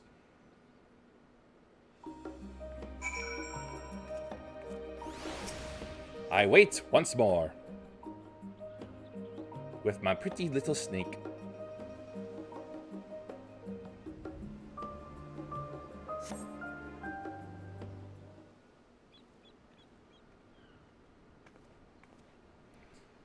I'm the last, am I? Well, my extended search of the Archon stacks produced one or two possibly useful books, but I wouldn't get your hopes up. If you recall, Urianger learned of the source's reflections from the Garen oracles, for its potential to cause panic and confusion. Adjust myself. That tome was deemed apocrypha and sealed away in the Great Google Library. 'Tis even less likely that this knowledge of the unsundered world, not to mention the horrors of the final days, oh boy, I need to watch my tongue around that word, would be left sitting on a shelf for any curious scholar to find. It stands to reason that my colleagues, be they archons or counselors, should perforce, again with that word that I don't think is a word, be largely ignorant of the subject. Yet when you confronted Master Fortunault with knowledge of the Telophoroi and their machinations, he scoffed at the suggestion that they posed a threat. He seemed adamant that the Forum would know if the final days were truly upon us. Which only supports the conclusion that whatever privileged wisdom is guiding the Forum's behavior, it is being kept secret from the rest of the nation. Why did it cut to me? What did I have to add to that? Not that I mean to excuse myself from reading duty. Whether they contain mention of the final days or no, these books could yet hold something of value. You weren't thinking of leaving, were you? Damn it, she caught me! There's plenty of work for everyone.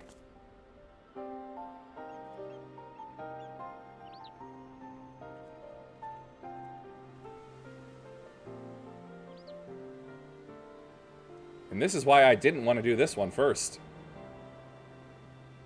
You labor for what feels like an age as Ishtola's research assistant. Ishtola, am I getting paid for this? And it better be by the hour. Oh dear, you look exhausted. But what about your studies? Were you able to find any books on the subjects I mentioned?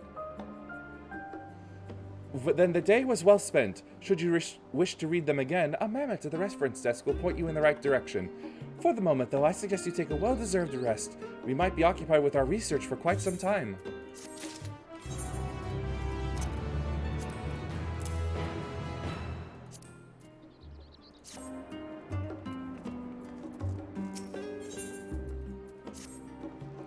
Ready for a tea break? I know I am.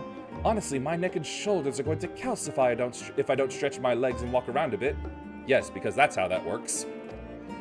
You know the last stand down in the harbor, don't you? Come and meet me near the outside tables, and I'll treat you to their coffee. It's quite good. Blech! That's an oxymoron. Coffee cannot be good.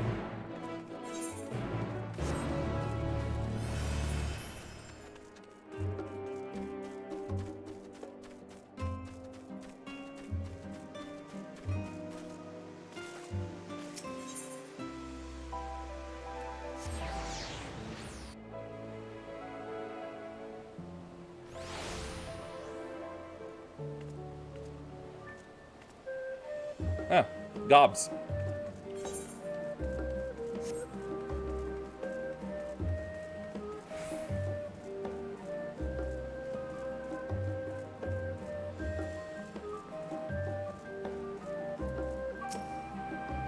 As busy as ever, I see. How very Charlian that no other gourmet cafe has sprung up to compete for customers. Actually, this crowd gives me an idea. Before we place an order, why don't we ask a few questions and gauge the mood of the city? I'm interested to hear what the average citizen has to say about the Telophoroi. We might even learn something new. Worth a try, don't you think? I mean, I highly doubt they'd even know what it is we're talking about. What? What is it? Can a man not enjoy a moment of private respite? If you're looking to share a table, then I respectfully request that you look elsewhere. Oh, it's okay, I can see. You're already very occupied. You must understand, sir. We were simply wondering if you knew of the Telophoroi. Those enemies of peace have promised an end to all we hold dear and... Wait, you're that House Leveilleur girl, aren't you? And this woman with you is obviously a foreigner. I'd heard you were disowned for helping outsiders indulge their barbaric whims, and here you are giving truth to the rumor. I'll thank you to leave me be. I've naught to say to the likes of you. Well, I must apologize. 'Twas foolish of me to expect an ounce of civility from one so enlightened. Come. No.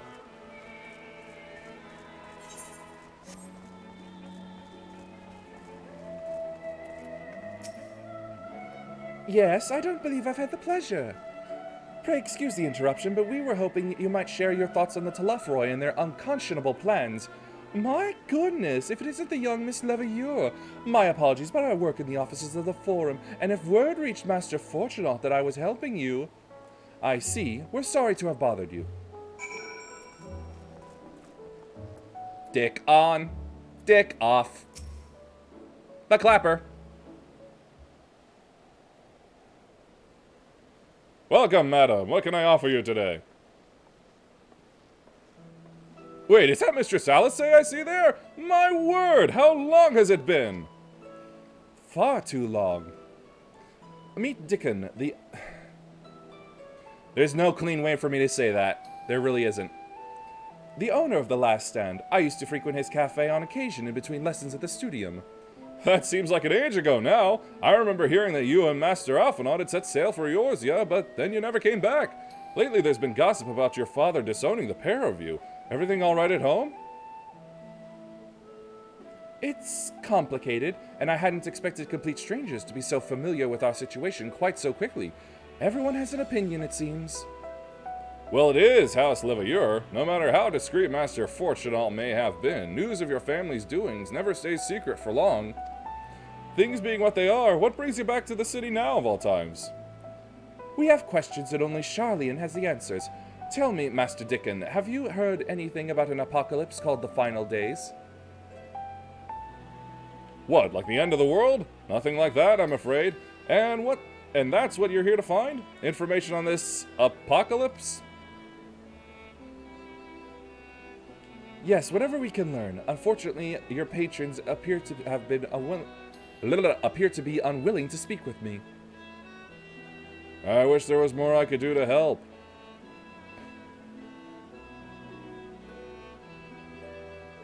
But maybe there is. You're a visitor to Charlian, aren't you? Yes, I am. Then few will know your face. We should be able to pass you off as a server with none the wiser. We just finished preparing a few orders. Strike up some friendly conversation while you're setting down the food, and you might just get the answers you're looking for. Not a bad idea. I hate to ask, but what do you think? Do I get an outfit out of this? That's the spirit. Pay attention now, and I'll explain where each of these dishes needs to go. The tea set is for the chatty group sitting by the water's edge. You know what? I better...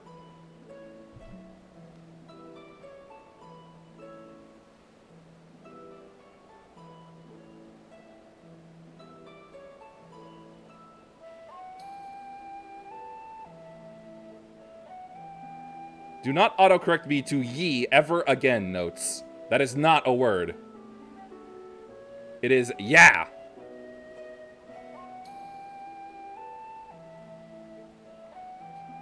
Chatty group. Water edge. The omelet is for one of our regulars, a Highlander by the name of Gisla. Highlander. She's sitting at an outside table with a friend of hers. Let's see. Omelette du fromage. Gisla. With friend.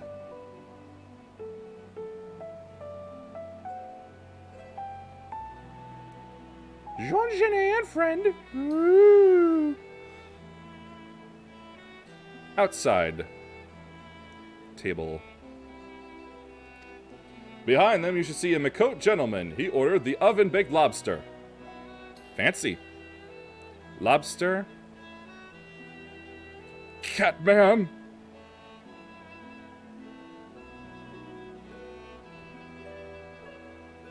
Catman goes night-night when Catman pleases. Got all that? If you're not sure, just ask and I'll explain again. Good luck. This is why I write things down. My brain won't hold it. Or at least won't be reliably holding it. Oh, I don't get an outfit. Too bad. I want it to look cute. Hermanjot. Right, this is chatty group, friend, water's edge. God damn it! It did change it back. T, you fuck.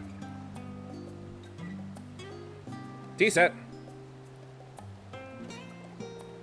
Oh, my tea set. Lovely, thank you. The Talafa who? I'm sorry, I've never heard of them or their final days. My friends and I are somewhat uninformed when it comes to current events. Now, if you wanted to hear about ritual arcane practices of the 6th Astral Era, common or esoteric, then I'd be happy to talk your ear off. Gisla. Wait, hold on. Is that supposed to be like a heater? Is this like a Niku grill or something? Korean barbecue, I believe? Anyway, Gisla is omelette. Ah, finally! 2, 4, 6, 8. Let's dig in. No time to waste. That's the weirdest cheer I've ever heard. What? The Talaferoi? Ah, yes, I remember seeing the name in the latest Gazette. That and some grand claim about the end of days. Same old senseless warmongering. When will these fools grow tired of spilling each other's blood? Best stay out of it, I say. The Forum made the right choice, and I fully support our decision to remain neutral.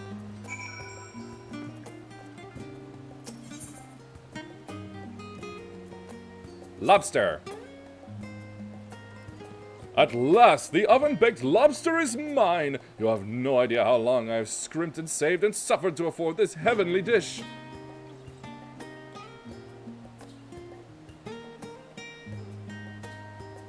The final days, this is the first I've heard of it, although that would explain why my friend has been rushed off his feet. It must be a busy time to be a gleaner. A what now? Anyway, that's all done. Delete.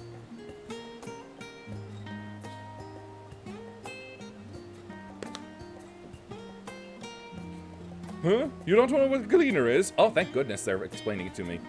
They're collectors of a sort. Travel the world procuring things that we haven't got here in Charlian. Priceless books, unusual live specimens, and so forth. So named for those folks who trail after the reapers in the fields, picking up every grain which was missed. Aye, by all accounts, gleaning is a most meticulous and demanding profession. If these Telophoroi make good of their audacious threats, then many uncategorized rarities could be lost forever. Why else would the gleaners be buzzing about in such a frenzy? Watch the harbor and you'll see what I mean. They're carting loads in from the docks all day. It's never been this hectic before. Not like this.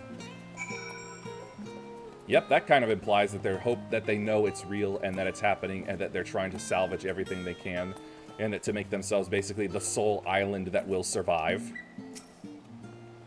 It won't work, I tell ya! The Ark doesn't work a second time! Any trouble with the customers? Were you able to get anyone talking? Nope, there were no Karens, thankfully. Interesting. They seem unaware of the final days, aside from whatever vague news the gazettes are printing. Even Dickon had nothing to offer, and he's the best source of gossip in the city. If the Forum does have secret knowledge, then they've done an impressive job of ensuring no one whispers it in the wrong ear. In any case, thank you for playing the part so well. Here, that cup of coffee I promised. Blech! But let's enjoy our drink somewhere else, shall we? Maybe behind the peristyle, away from the... Peristyle? Perry, this peristyle?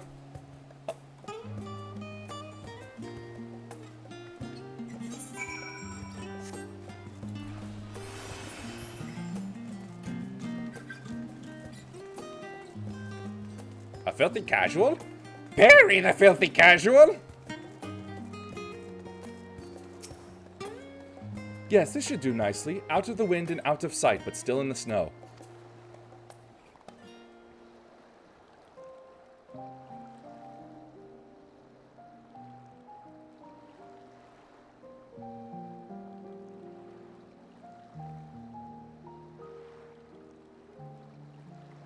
When our father disowned us, I couldn't believe what I was hearing. It wasn't until much later that his words began to sink in, that I began to feel the weight of what it meant. Do you remember when the decision was made to come to Charlian? Yeah? Graham said that the Forum was determined to keep us in the dark, and that Father's venomous performance was part of that strategy, to keep us at arm's length. Perhaps it was. Father argued with Grandfather on many occasions, but never with such dismissive contempt. Maybe it smoldered and grew over the years. And when he demanded what justifies the sacrifices we make in war, I honestly didn't know what to say. Promise of a better future. Neither did Alpha know, I know, but never for one moment did I believe we had made the wrong choice. So all I could do was fume silently. It was only afterwards that I realized how childish I had been. How being stubborn and self-righteous must run in the family. Ha! Yeah, I could see If I could that. have just mustered a civil response, then things might have turned out differently. Out of the two of you, you're really not the civil one, though. Hello? What's this here?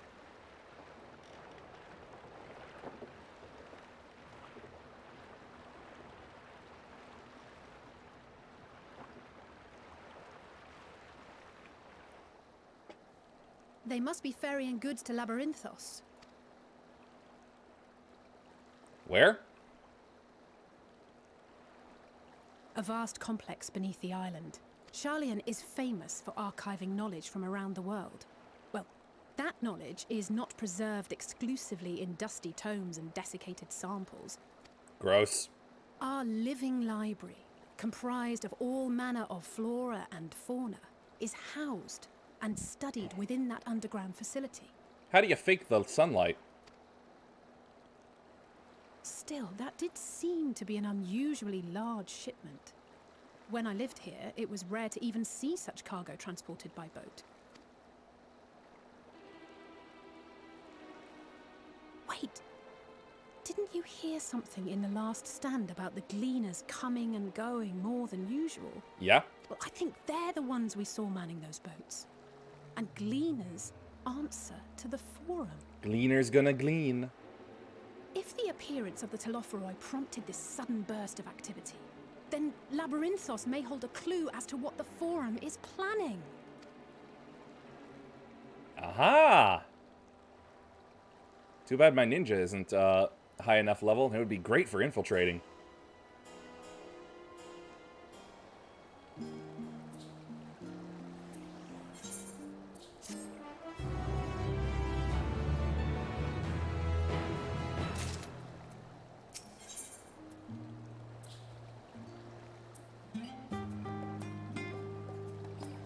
Hearing what sounds like some sort of animal snap or something in the background.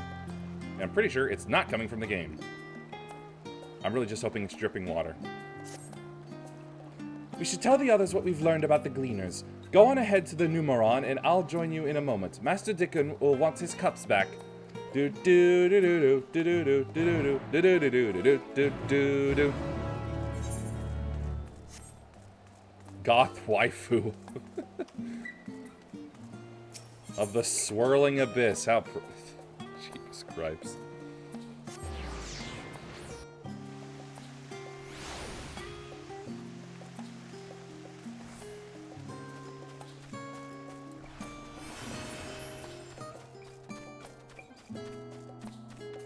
Oh no, it's just bird noises. That's what it is.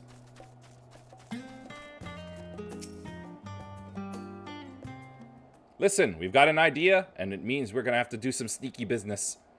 Welcome back. Been for a walk and cleared your head, have you? Yeah, but I'm no warmer. After all, I am lizard, and therefore partly cold-blooded. Not exactly. We did some impromptu investigating and turned up information on the Gleaners.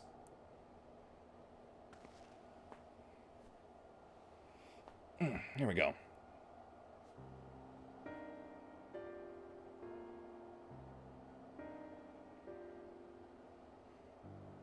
It makes sense. The Gleaners take their requests directly from institutions and bureaucrats, as you say.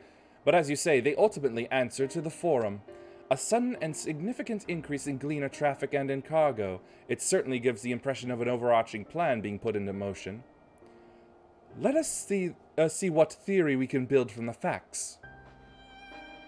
As Ishtola observed earlier, Numenon's archives appear to contain no information concerning the final days. Coupled with what Yuhime and Alize learned at the Last Stand, we can be reasonably sure that most Sharlians know nothing of that particular period of ancient history.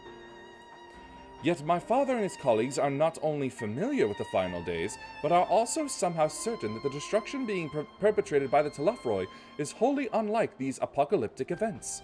Moreover, the Forum claims to be so occupied by a duty of such pressing importance that they saw fit to unanimously deny Eorzur's request for aid.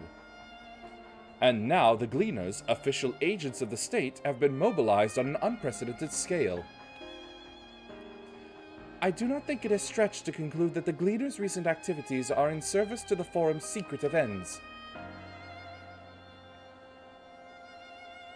In which case, our next course of action seems obvious. We visit Labyrinthos and assess the situation for ourselves, and if we're lucky, the Gleaners will be far more receptive to our questions. What should we expect?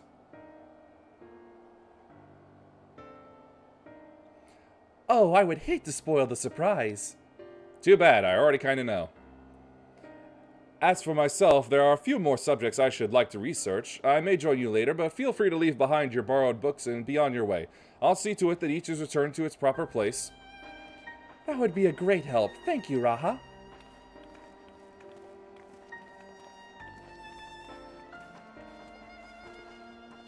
Let's head down the stairs over there, and I'll show you where the entrance is.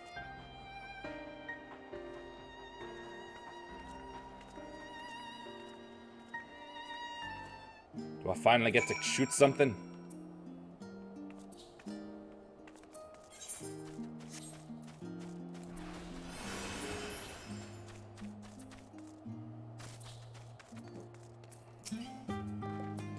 Ready? Labyrinthos is not too far from here, but you may find the path a bit disorienting. I'll take the lead, so stay close.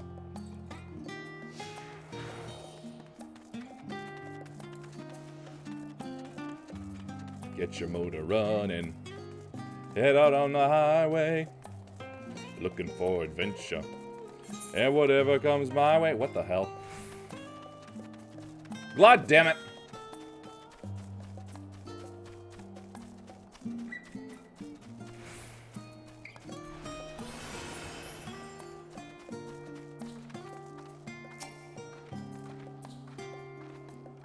Ah, we gotta do the RP walk, it seems.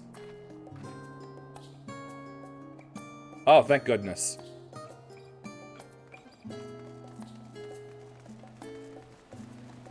I have Peloton and you don't.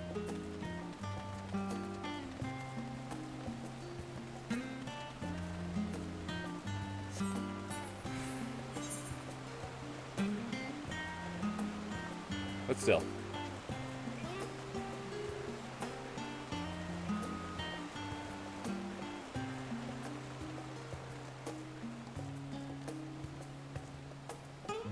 I'm right here.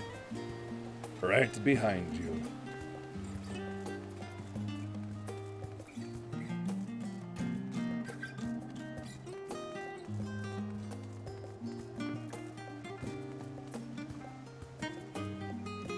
The Rustra. This side door here.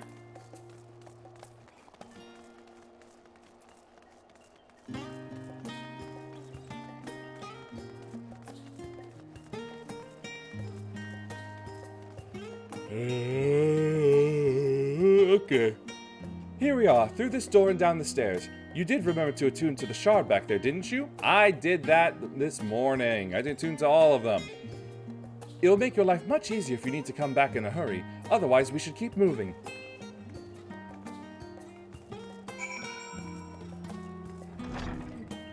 Pardon me.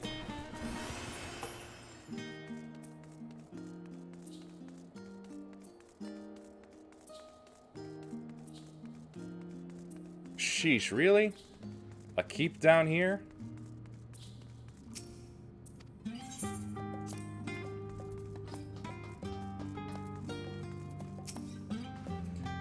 We're all here now, yes? I've taken the liberty of securing permission for our group's descent. Right, everyone, onto the lift and down we go.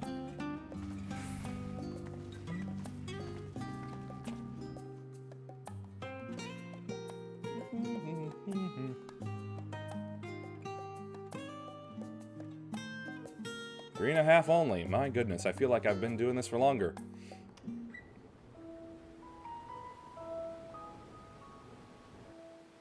Deep beneath the scholar's city shines a false sun within a fabricated sky. In any age exist those who consider the floor an extension of their bookshelves. And this vault's architects surely belonged to that special breed.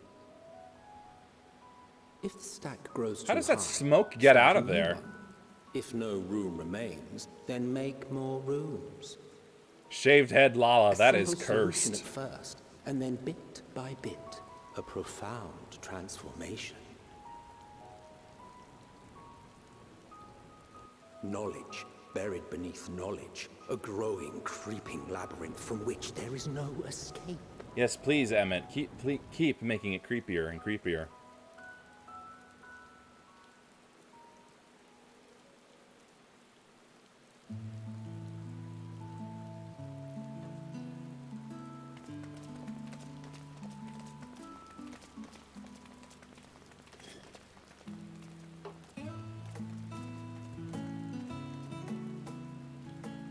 Not what you expected. I must admit, the artifice is very convincing. I know, I could swear I feel like I was drowning in rain. But I assure you that we are beneath Sharlayan itself. The breeze you feel, the flowing waters you hear, all created by the hand of man. The island is volcanic, you see, and once upon a time this great hollow must have been a reservoir for magma. It was discovered some 400 years ago, at which point it was repurposed as a storage facility for scrolls and samples and such. Renovations have continued, with nigh on no interruption to this day, with the lower levels still undergoing expansion. Aren't those people gleaners?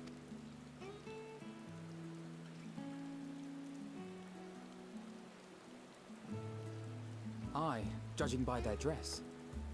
They are said to work alone as a rule, but 'twould seem that rule is being enthusiastically broken today. Probably for the It orders. may be as you suspected, that they are engaged in a task apart from the norm.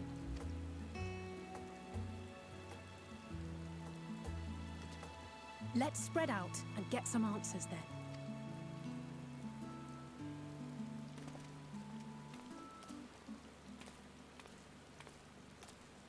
Huh?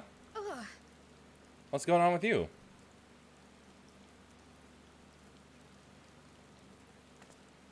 You didn't get a vision, did you? Did you call to me just now? No, I didn't. No. How odd. I must be a bit dizzy from the descent. Accidental spacebar. I'll be fine, I'm sure. Let's get to work, shall we? You really ought to know better than to dismiss such things out of hand like that.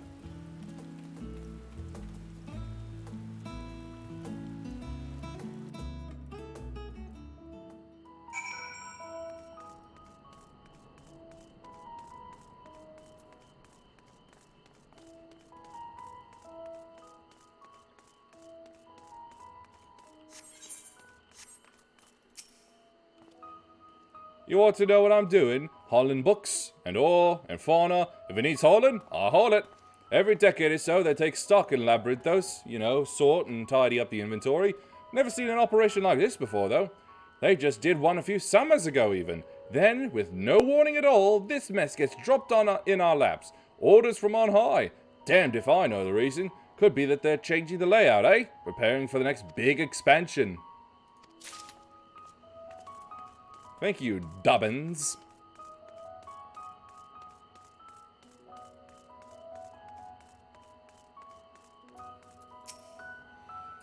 Let me think. The Rhea seeds should be item 1058. Cumin seeds 1059.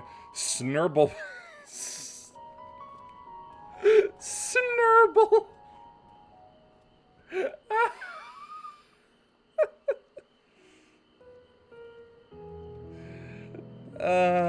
Okay. My head feels like it's stuffed with moko grass. Why more loads to take out than carry in?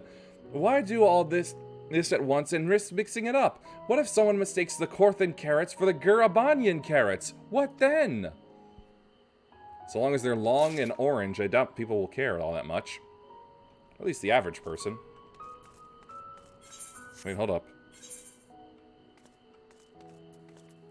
Mender, Junkmonger, you're good enough, I think. Get rid of that.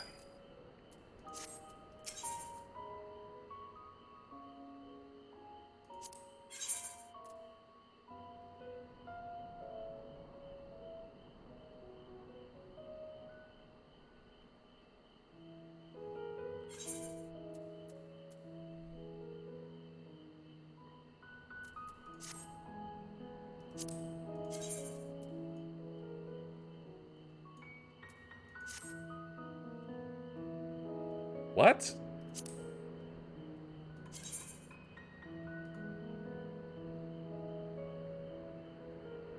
All right. Fending and aiming. Wrong comparisons.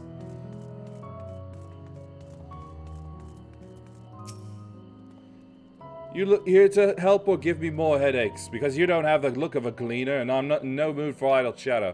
One of my colleagues was so exhausted he took a tumble and crashed into a pile of crates. Now I have a pack of marmots running loose. Nice marmot. Where's the money, Lebowski? Where's the money? Any luck? What tales did the gleaners have to tell? Take your pick.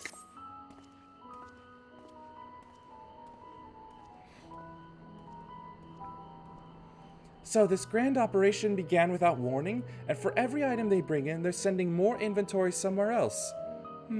That would explain the haggard faces I've been seeing. We were right, the Forum is definitely up to something, and they're turning Labyrinthos upside down in the process.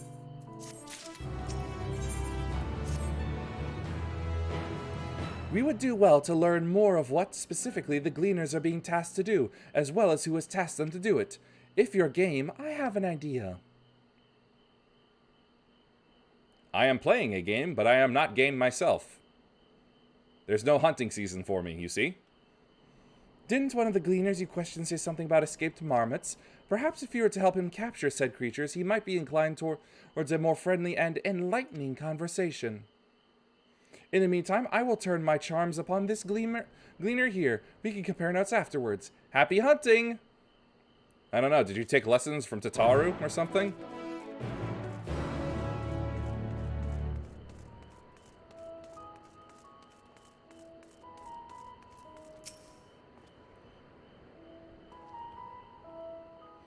You wish to help me find the marmots? I have nothing suitable to pay you for your services, but if you're offering out of the goodness of your heart, I'd welcome the assistance.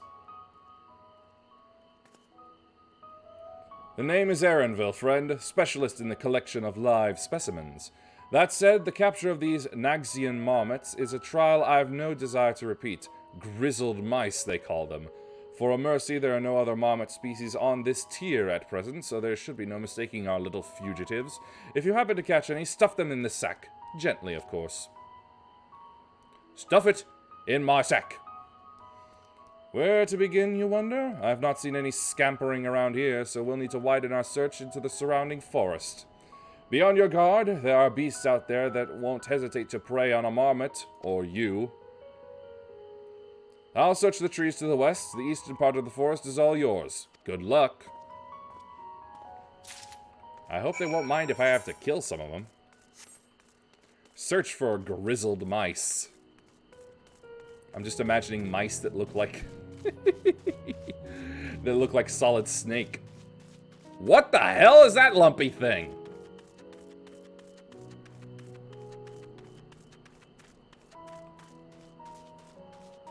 Oh, a troll. That makes sense.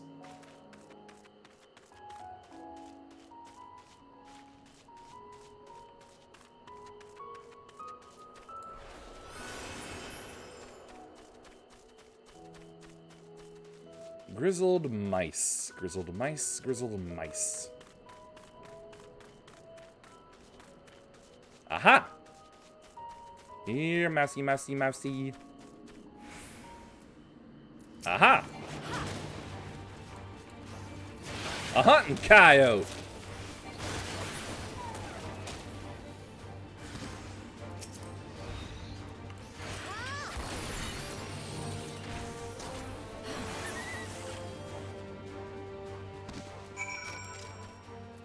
Get in the bag. Beep, beep. Barely have you readied the sack when the grizzled mouse scampers off into the underbrush. Damn it.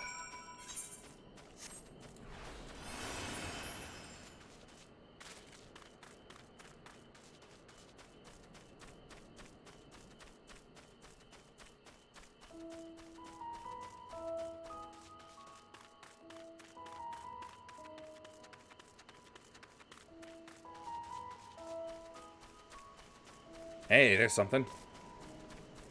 The mouse is back.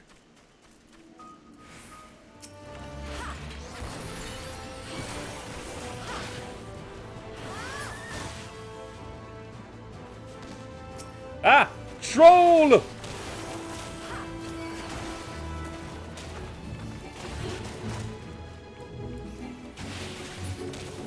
It looks more like something from where the wild things are.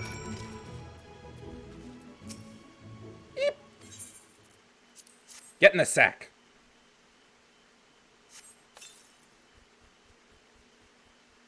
The rodent nimbly evades your grasp before once more disappearing into the trees. It's for your own good!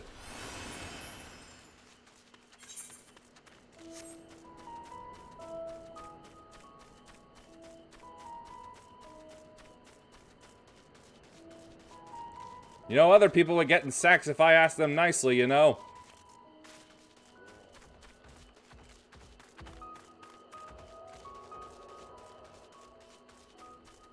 Yeah, it's probably further up this way. Oh, a level 80 troll. That's one of them real big boys.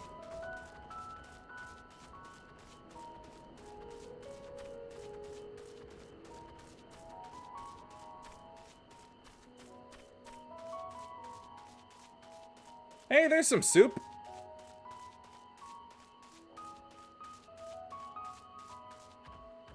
Ah, hell. Alright, fine then. I will kill for soup. I ain't above it.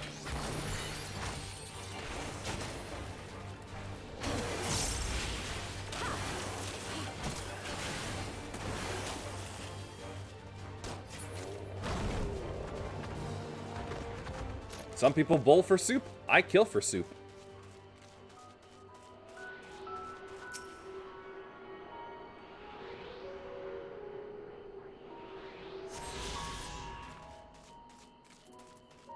Now, does that open up? It does. Wonderful. Oh my god. There's so many more to get. There it is. I knew you had to be up here, mouse.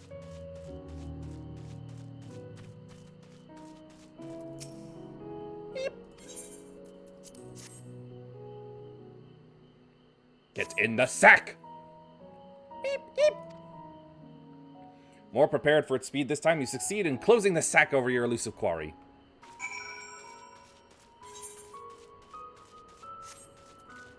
The mouse is caught.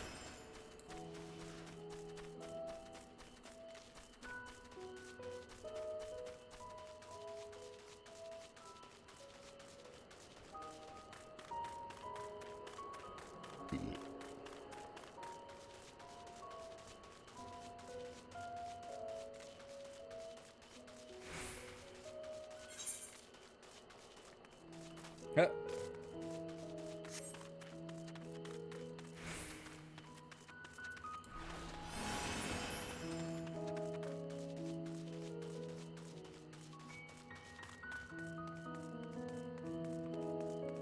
And grab one real quick.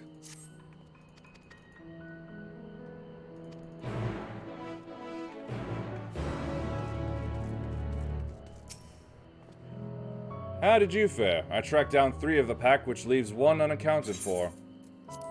Here's your mouse. Ah, there's the odd marmot out. Wait here a moment while I put my friends in a holding cage. Glorified rat catcher. Yep, I'm the city rat catcher, sent by the council. Thankfully, the marmots seem to be unharmed. They've held up well in isolation, but it's much too soon to release them into the habitat. It's a good thing we were able to recapture them so swiftly. You have my thanks. Who wanted you to get them? Why, the authority in charge of Labyrinthos, now and in perpetuity. The same officials who have had us working day and night of late. The honorable members of the Forum, who else? Suitable for consumption and easy to breed, those were the 2 conditions I was given for the stock I was instructed to procure. I don't know why the Forum is what the Forum has planned for these creatures, but at the very least, I doubt they'll be served for dinner today or tomorrow.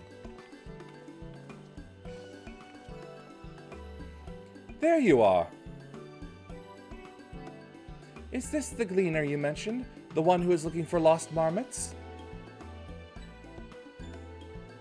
Interesting company you keep, friend. Who are you folk, anyway? I am Kryl of the students of Baldesion. These others are my associates. Truth be told, the Forum's decisions of late have not sat entirely well with us. That is why we made the descent into Labyrinthos. We hope that by seeing those decisions put into action, we might more fully understand their reasoning. Wise and practical. Never hurts to try and gain a broader perspective, does it? Anyway, duty calls, other animals to capture and enclose, and enclosures to empty. Once again, I'm sorry that I can't offer you more for your services. Ah, it's okay. I didn't want money, just experience points. Did you learn anything new from your friend there?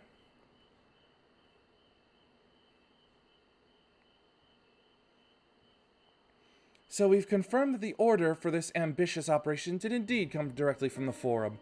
However, the Gleaners have not been informed of its purpose. I'd say that fits with everything we've heard thus far. We also discovered that when the operation was begun, the Forum contacted the Gleaners' guild ship and put their people to this great work some 4 days after the Telefroi made their chilling declaration. As seasoned travelers, the Gleaners kept abreast of news from every corner of the world out of necessity. Thus am I inclined to trust that their calendar of events is accurate.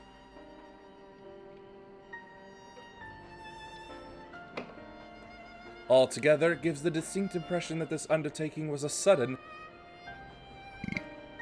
and unexpected development. Yet I find it hard to believe that such a comprehensive restructuring of Labyrinthos and its archives could have been planned in so brief a window. Nay, this plan was long in the making. They were but awaiting the right time to put it into effect. And the Telophoroi's declaration was what set it all in motion? It seems likely, but let us not leap to conclusions just yet. For the moment, I suggest we conduct a wider investigation of Labyrinthos. The more facilities we visit, the more pieces of the puzzle we stand to find. In that case, how about we head to the Archaeon? From there, we can reach the lower... Uh-oh. It's got her again. Kryl, what's wrong? I'm fine, truly. The sudden descent has left me with a bit of a headache, that's all. Nothing that will stop me from soldiering on. Let's be about it then. Don't you do that. At least allow me to take the lead. I'm fairly certain I remember the way to the Archaeon.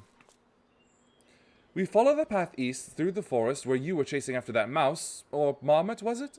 Anyway, tis the trolls you need to watch out for.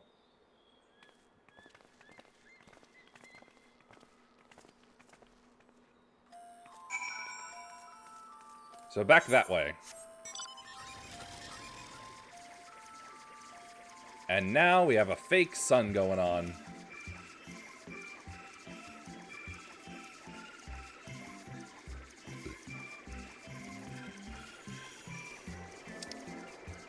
Aha! Thank goodness. Just keep following the path.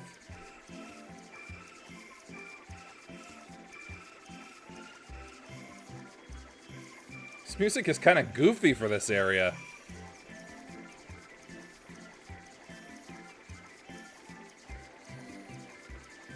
Kind of childish, maybe? I don't know. It just sounds silly. Almost 4. Wait, nope. Before anything.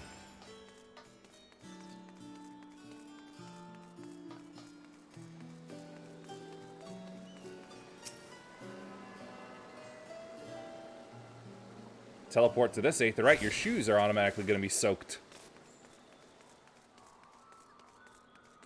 Oh, might as well.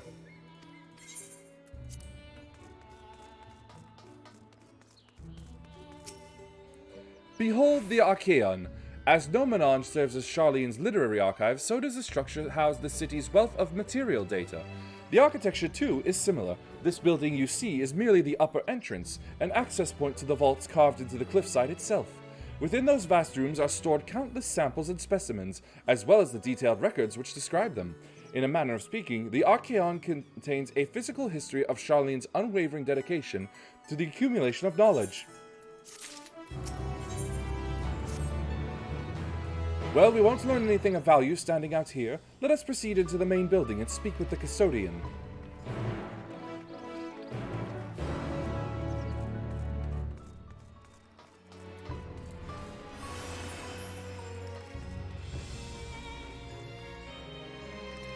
Thought that name said something else.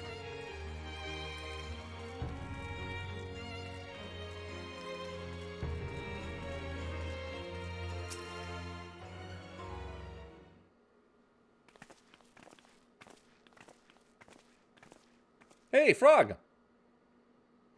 Greetings, we are here to peruse the Archaeon's vaults. Peruse? You're clearly not gleaners, then. Might I ask your affiliation? We belong to the students of Baldesian, but is that relevant? I was given to the belief that the vaults, those open to the public at least, were open to the public. Ordinarily, yes, that would be the case. At present, however, access is restricted. Only persons directly involved in the reorganization efforts are permitted to enter. Not us, then. I suppose we had better move along to another facility. This building has a lift which connects to the middle tier, yes? Might we at least make use of that? That service has also been suspended, I am afraid. For the time being, priority has been given over to the conveyance of inventory. What, so this is as far as we can go? I apologize for the inconvenience. Please come again after our restructuring operation is concluded. By that time, it will be too late, and we were so close to getting answers. We need to rethink our approach. Let us step outside for the moment, shall we? Yes, better so that someone who can't call security or something and can hear us.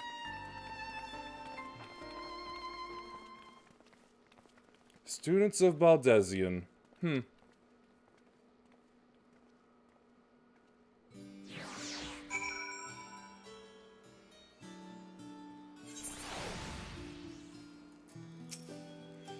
We are at an impasse. As we have no other leads, I should like to pursue this one further.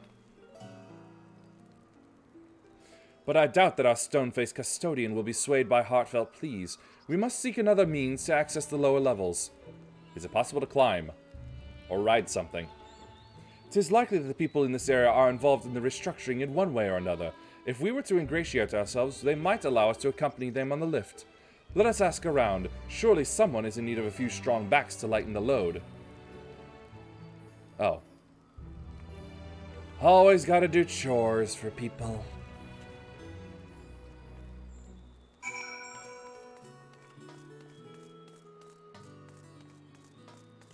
Speak to people.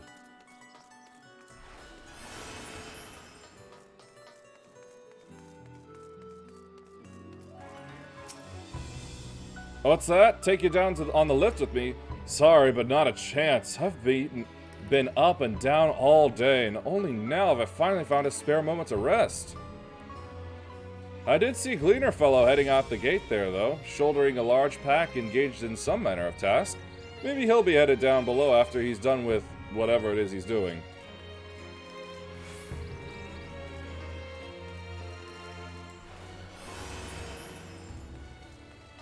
Someone else? Bemused student. Am I taking the lift? Oh no, we're just students. They won't let us into the Archaeon, even though... Oh, we found... Actually, we have no idea what it is we found. There's no record of such a creature anywhere, but it was wandering around Tranquility, and so we thought to donate it to the vaults. Squeak! Squeak! Oddest little squeal, don't you think? Anyway, I suppose we'll have to take care of it until the Archaeon is open again. Squeak, squeak.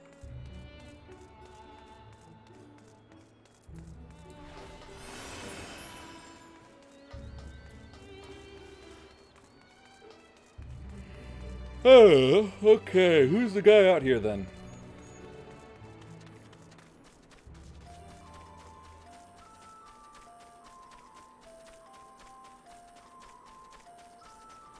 Labyrinth Nabrui.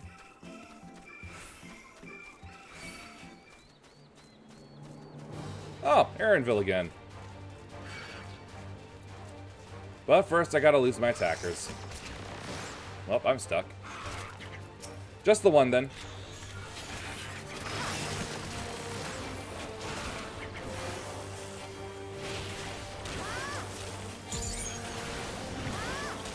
And now, I'm not going to deal with you anymore. Ready the Jaeger!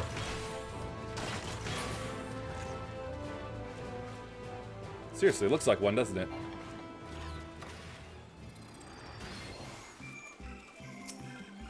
Quiet, you'll frighten it away. Ah, it's you again. I don't mean to be rude, but I'm in the middle of another task. The Cloudkin I need to capture is close. Very close. You wish to help me with this too? You spend your time in unusual ways, my friend. Still, 2 hunters are generally better than 1. Very well. The canal here is a common gathering spot for birds of all kinds, but the one I'm after today is the hornbill. Its feathers are green, and its cry is a distinctive caw. Single it out and shoot it with the sleeping dart. The effects are short-lived, so I'll lie in wait down by the riverbank to claim our quarry. Be sure to hit the right one. I gotta shoot a green bird that goes caw.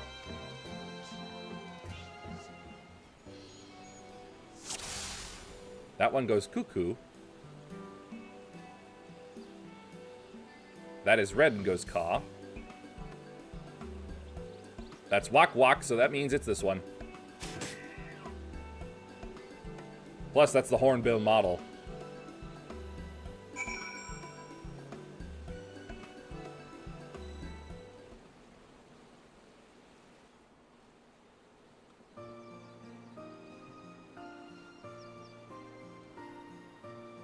What is this weird steam? Hope it doesn't drown in that water.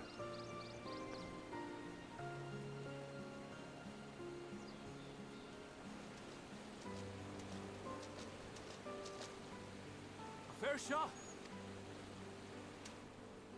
Nicely done. Let me truss this one up, and I'll make my way over to you.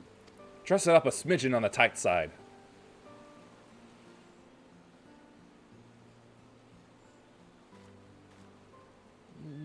Water.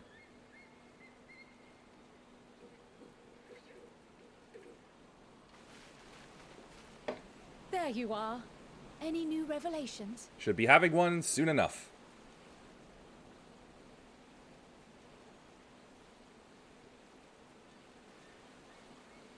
So you met with that gleaner again, this time to capture a hornbill. I understand catching and bringing in creatures from the outside, but what's the point of chasing after ones already here? Because they don't like us and they run. It's a simple thing, really. Occasionally, we remove specimens no longer needed for study, or those we've had difficulty raising. But we can't simply turn them loose. Safely returning such creatures to their native habitats is another facet of a cleaner's duties. But not in this case, I'm afraid. I've been asked to bring the bird below.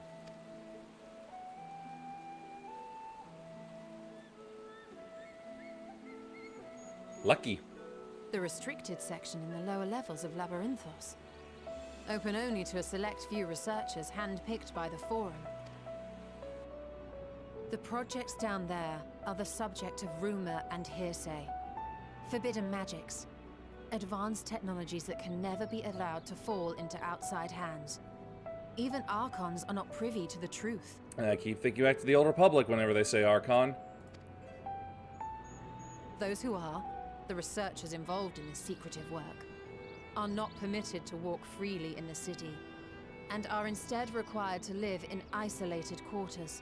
Is there a reason why it's shaped like a fan? What could a facility subject to such strict security protocols possibly need with a hornbill? An experiment? A highly precise feeding? Possibly. I wasn't afforded an explanation. But judging by the requisition list given to me and my colleagues, I doubt it's for any kind of advanced research. I'd be more inclined to believe we were making preparations to migrate to the south. Mericidia or thereabouts. What? Why would you say that? Much of the flora and fauna we were asked to procure could serve as reliable sources of sustenance. Oh yeah, they did say that about the marmots. They're comparatively hardy species too, able to endure harsh climates. And among them are specimens known to be effective in improving soil quality and purifying water. When you put it that way, migration does sound like a reasonable assumption. That's all it is, though. An assumption. Through our tasks, we gleaners glimpse only bits and pieces of the Forum's plans. You glean only a fraction. Our prime concern is that our requisitions, be they living or otherwise, are properly preserved for the knowledge of future generations. Now, I really must be going. I regret that I cannot reward you as you deserve. Perhaps you might reward us after a fashion then. It is imperative that we reach the lower levels. And seeing as you are already set to descend with your assigned cargo, mayhap we could accompany you as your assistants. I'm afraid that won't be possible. Once the animals have been prepared for transport, we send them down separately via the lift. I will of course follow after to make my report, but I can hardly pass you off as porters when there's nothing left to carry. Ooh, put us in a box and send us down. Indeed. Pray forget I said anything.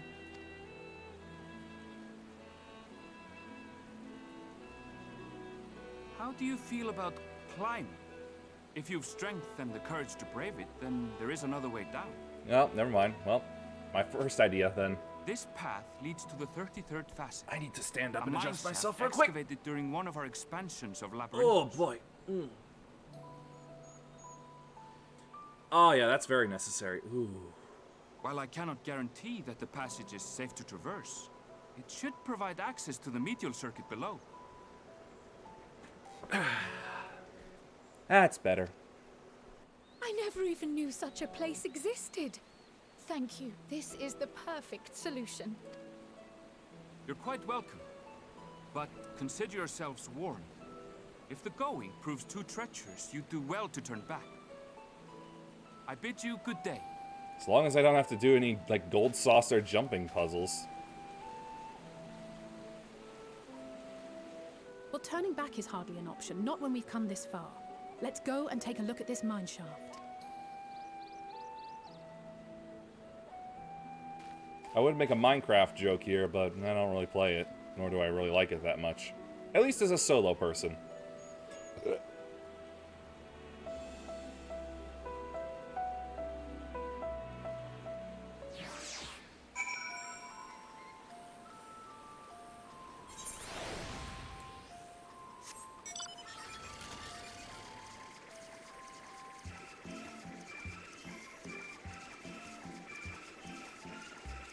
I swear, this almost sounds like music I would think I would hear in a Kirby game.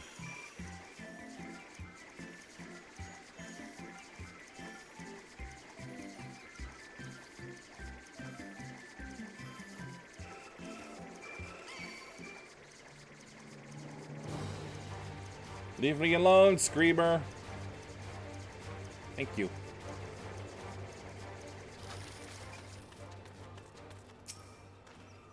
This must be it. The entrance to the mine shaft. What is that ominous white smoke?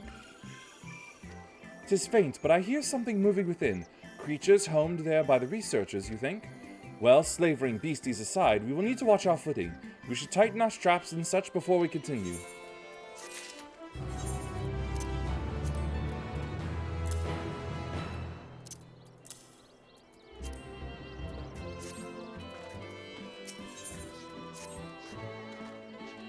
Assuming everyone's tightened their straps and checked their gear, then I say we head on in.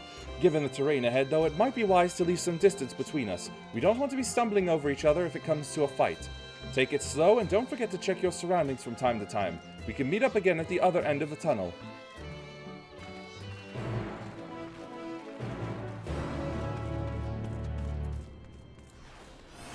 Time to go down this tube.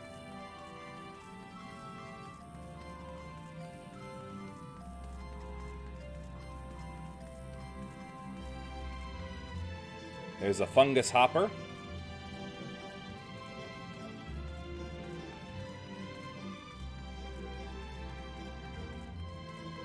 Now it sounds a bit like a waltz.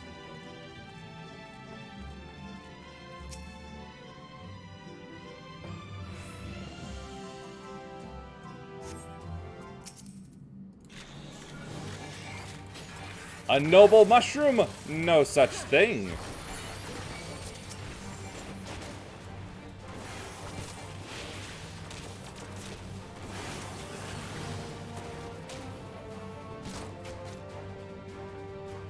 Auto attack.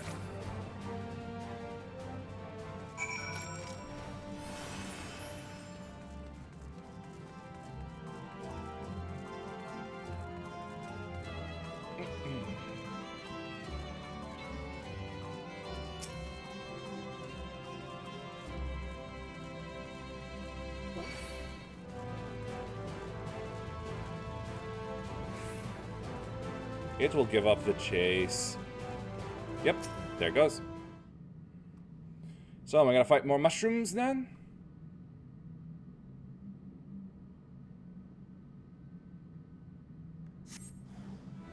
Yep, more mushrooms.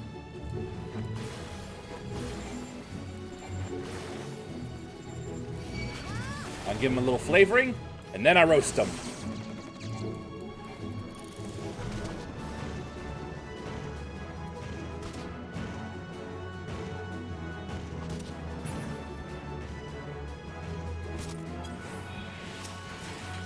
Who wants roasted shrooms?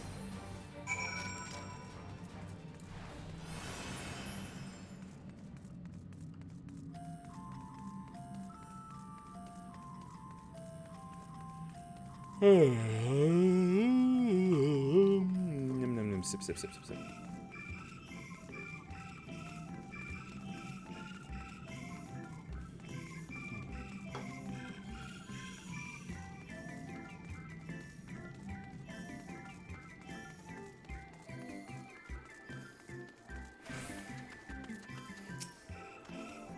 Everyone seems to have made it through without incident, nothing of consequence at least, and as promised the tunnel has delivered us into the medial circuit.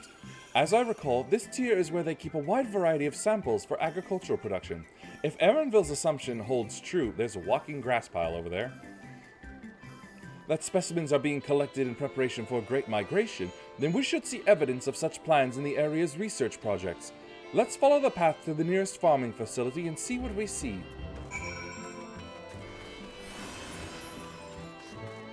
Genomos. Yep. As I thought.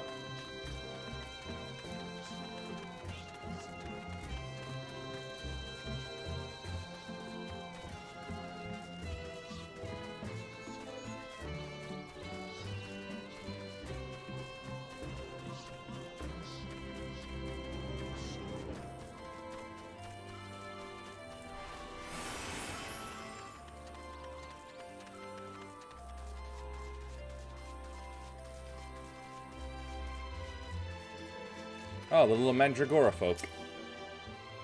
Cute.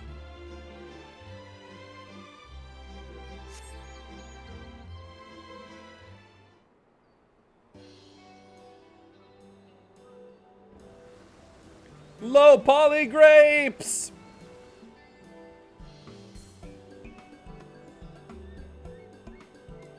Aha! Now I know where we are. This is Mariel Ergonomics.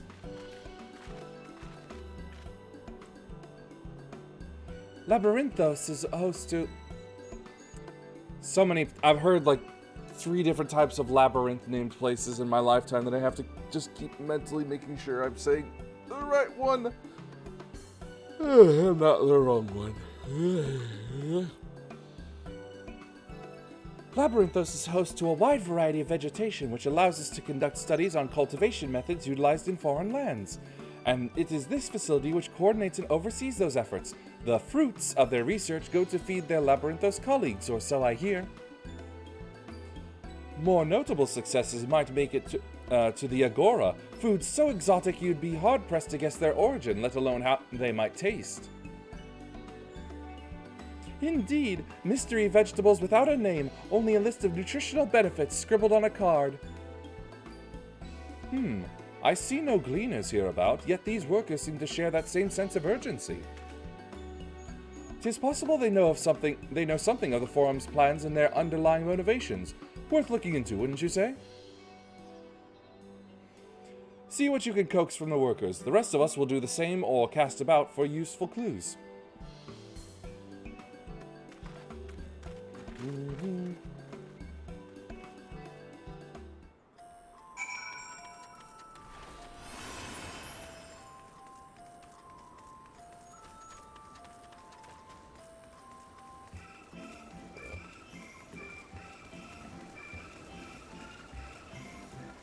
Ah, finally someone.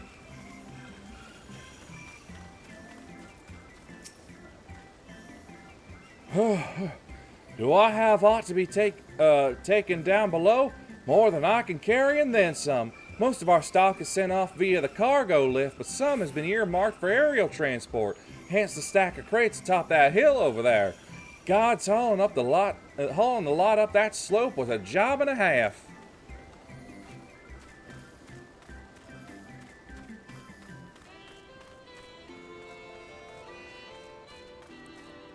Low poly grapes. What crops are we raising? Well, as you can see, this one is a variety of grape. Is it low poly? Only needs a good source of sunlight to grow, and the conditions here are nothing short of perfect. Hardly surprising given that it's native to a particular locale in the very place upon which Labyrinthos was modeled, a region in the south of Ilsabard. It boasts remarkable habitat diversity, allowing for myriad flora and fauna to thrive. Chilly peaks in the north give way to swaths of temperate plains, which in turn transition to hot, humid coastline. Such bountiful territory is ever contested, as you might expect. Used to be called Corvos before the Imperials renamed it Locus Amoenus. Locus Among Us? Okay. The Forum saw it not as a prize, however, but as a... Flying Goobus are freaky. But as a researcher's ideal environment, one whose climates we strove to recreate within the confines of Labyrinthos, it's since provided a rich foundation for countless experiments in cultivation.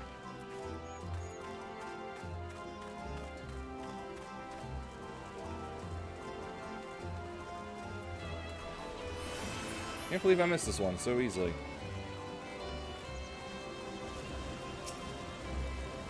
Oh, hello there. We weren't expecting visitors, not with the use of the lift being restricted. How did you make it down here anyway?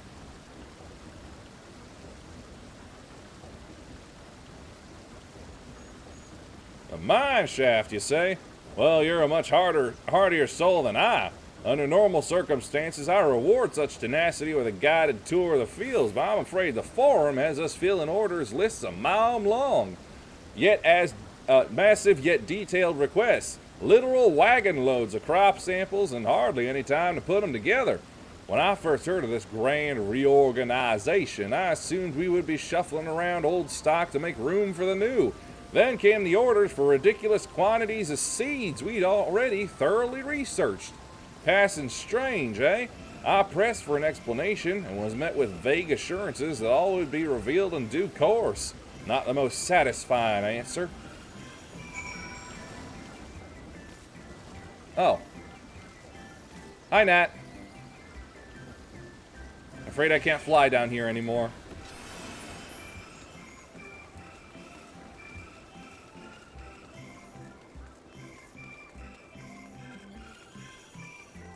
A straight tomato. Onion, Corrigan. I wonder if I could throw that tomato at someone. That's a big hornet. My guess is I'm going the wrong way.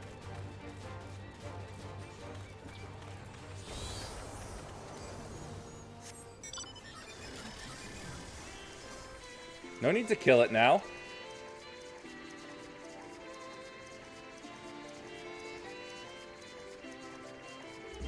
Aha! The labels on these crates tell the story of their contents. Bundles of common seeds and saplings accompanied by sheaves of reports. Sheaves?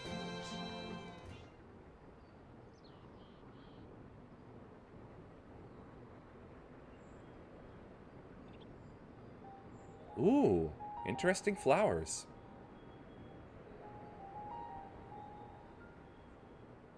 Pure white with a little pink and what looks like a rock in the center.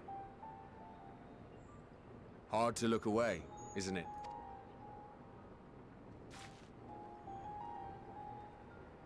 But they're more than pretty flowers.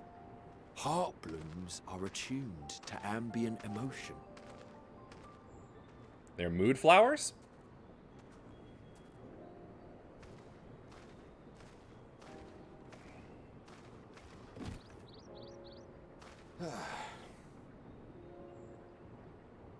You don't seem convinced, but believe me, it's true. Well, then go ahead and touch it and feel angry. This ashen grey, for instance, it mirrors the anxiety and urgency of those working nearby as they rush to fulfill sudden orders. Well, do you really have time to stop for me then? Intense feelings like those spur the petals to change colour. Bright glowing hues in the presence of joy. Dark subdued shades for frustration or despair. Yet even with the collected wisdom of Charlian at our disposal, we've yet to identify the underlying principle of this empathic effect. And there are other mysteries besides. Although the flower is extraordinarily long-lived, its low reproductive rate has made it difficult to find younger populations growing in the wild. Fascinating. With too few sightings to map its distribution, and no closely related species to track, we've been unable to pinpoint its land of origin. To further complicate matters, every culture, even dimly aware of its existence, has given it a different name and mythos. Our attempts to study it via the historical record have been an exercise in frustration. As an avid botanist myself, I should one day like to unravel the Heartbloom's secrets. But I'm afraid other duties must take precedence. I will leave you to your thoughts. Thanks for saying that and not questioning why I'm here.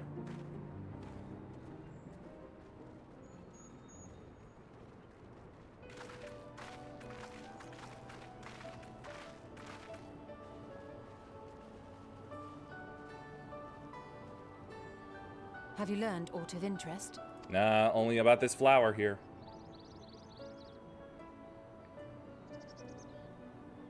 A flower that reacts to one's feelings? Strange. I must say, I have never heard of such a thing. 422.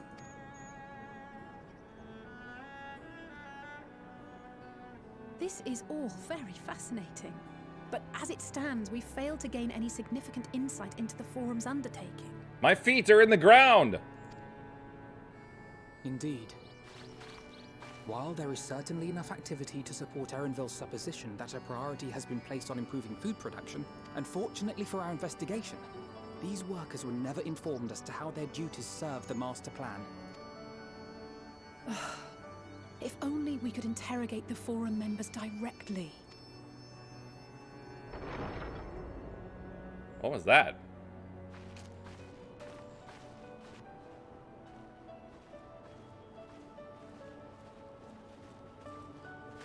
Isn't that the entrance to the Arcade?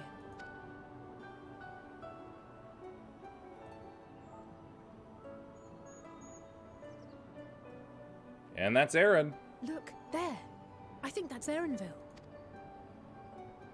A little difficult to tell from here, but I think you're right.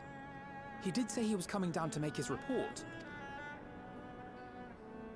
Erenville receives his orders from the Forum. Would it not follow, then, that the superior to whom he reports is a Forum member? Or at least a close associate? I smell a kidnapping. You mean to eavesdrop on their conversation? What of the risks? Ours alone to bear. We won't interfere with Erenville's work, nor will he be implicated as an accomplice. If you're not comfortable taking part, I can do this alone. You'll drag me into it somehow, I'm sure. Nay. I said myself that I wished to know Father's intentions. And no answers will be forthcoming should we simply ask nicely. We can apologize later, should it come to it. Right now, we need every crumb of information we can get our hands on. Consequences be damned. How's that saying go? Better to seek forgiveness than permission? It might be best if you came along as well. In fact, we should all... Knew it.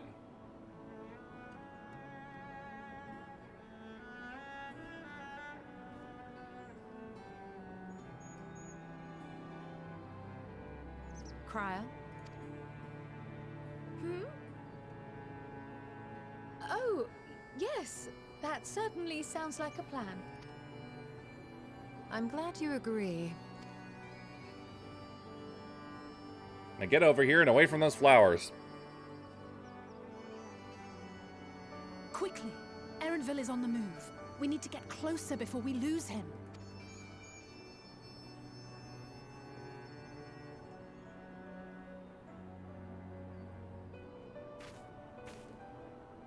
Almost. I can almost reach you.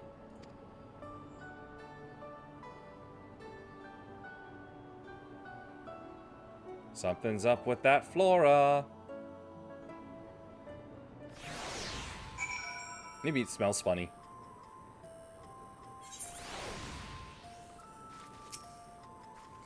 Is Kryle still feeling unwell? I've never seen her so distracted. Keep an eye on her, but keep moving too. We cannot let our quarry slip away.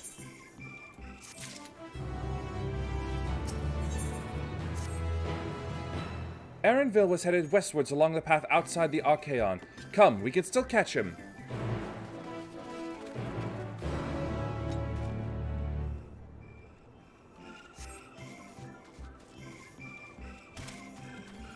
Easy.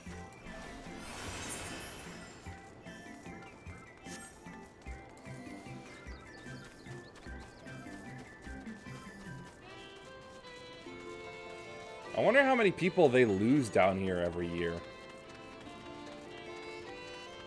You got the trolls, you got the angry vegetables, you got the giant frickin' bees.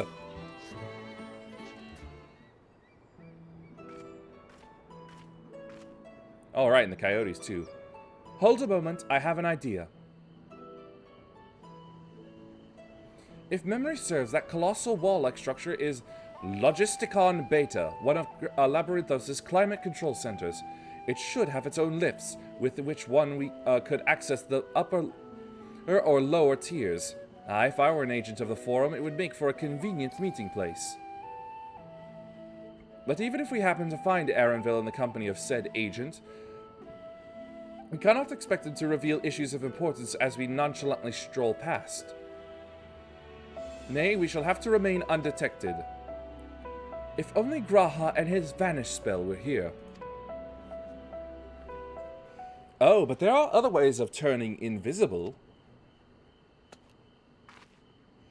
Hippity hop, my little toads. Oh no! Goodness! Here we go.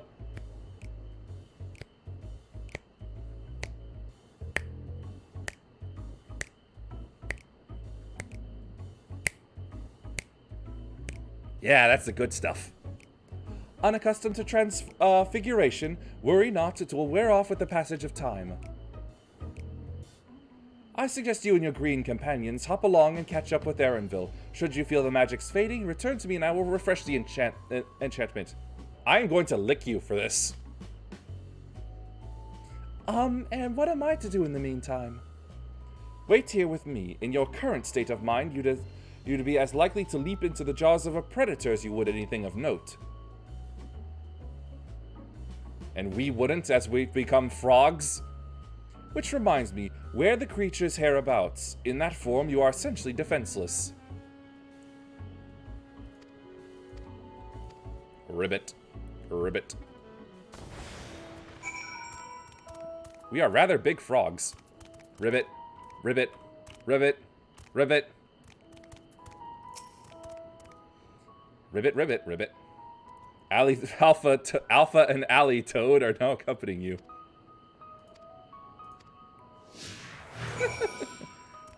Ribbit, ribbit. It's not easy being green.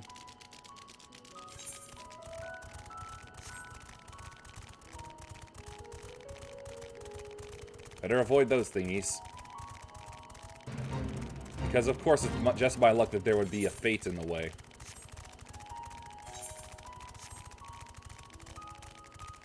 Bigger frog!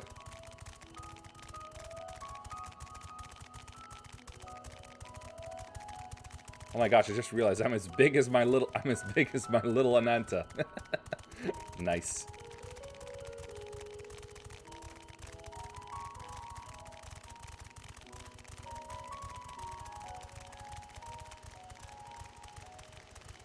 Catch me if you can, cat.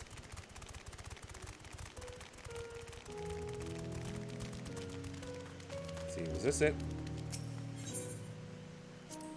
Ribbit, ribbit. Okay, I thought so.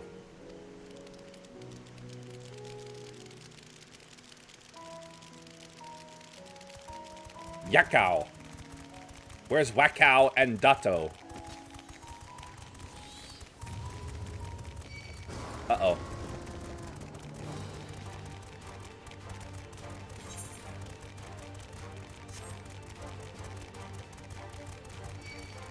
Oh no. Hop for your lives! One day we'll find it, the rainbow connection. Hop along, little froggy. The lovers, the dreamers, and me.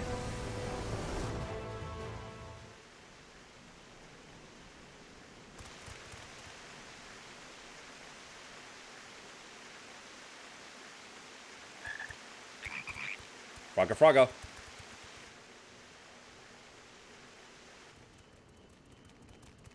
Call me Captain Ginyu.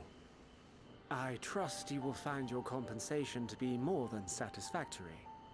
We wish to make clear that we are pleased with the efficiency and thoroughness of your work. So much so that we have come bearing new tasks in need of your competent hand. Never gets a day of rest.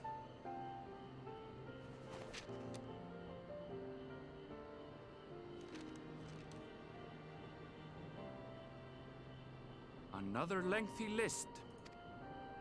If I may speak frankly, the Gleaners have been pushed to the point of collapse by your unending demands. We are not familiars to be exploited. We are Charlian scholars, and we deserve an explanation for this unseemly treatment. What warrants such urgency?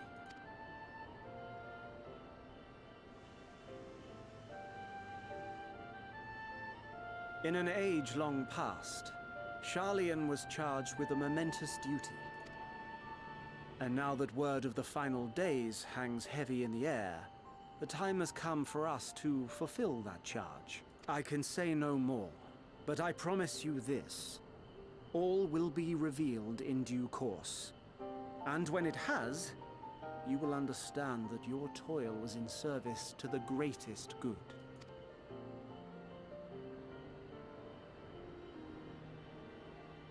Then I will do your bidding. For now. But unless you wish the Gleaners to rise up in protest, I advise you to offer tangible improvements for our working conditions. Your promised revelation does nothing to address present circumstances. Better pay and better tools. A fair point. Your concerns will be conveyed to the Forum.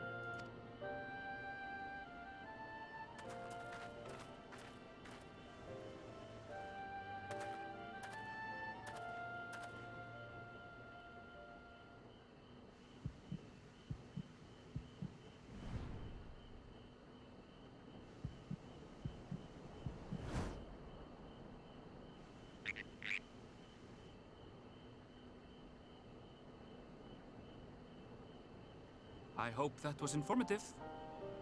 You may consider my debt to you repaid in full. Of course a man who spends his life catching animals would know the difference between a regular frog and us. While I do have my reservations about the Forum, I want to believe that they have our best interests at heart. Yeah, but they could be going about it the entirely wrong way. Which is why I'm reassured that you're busy sniffing out the truth of things. We can ill afford to place all our eggs in one basket, this master plan of theirs, without first understanding the risks involved. I'm a frog, I don't sniff.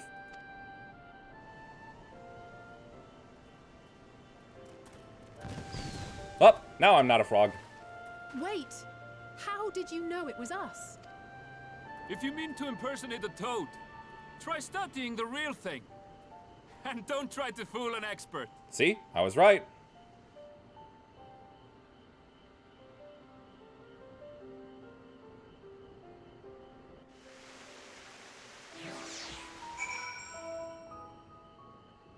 Man knows his frogs. I suppose we should have known a gleaner who specializes in animal procurement would not be so easily deceived, yet he seemed inclined to put his trust in us all the same. More importantly, perhaps we've discovered a new piece of the puzzle, this momentous duty the Forum agent mentioned. Charlian has been called to action, and the Telophoroid's declaration was the catalyst.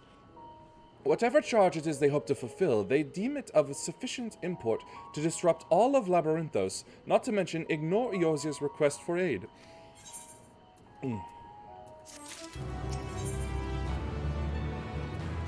Oh, we finally get to accuse someone? What duty could warrant the direct involvement of the Forum and the commitment of all its resources? Judging by what we have just heard, none of the Gleaners were offered any kind of explanation. At this point, it seems abundantly clear that we'll learn nothing new by pressing them further. We should head back to Ishtola and Kryl for the moment. See what they think of this.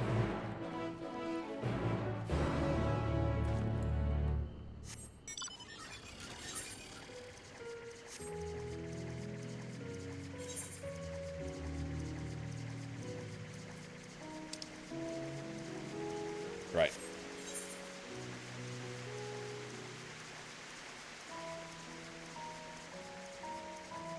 Just have a slow ride.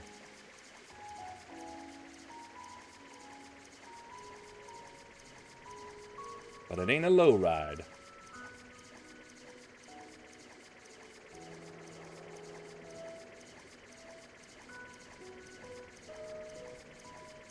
Now I want to listen to Lowrider.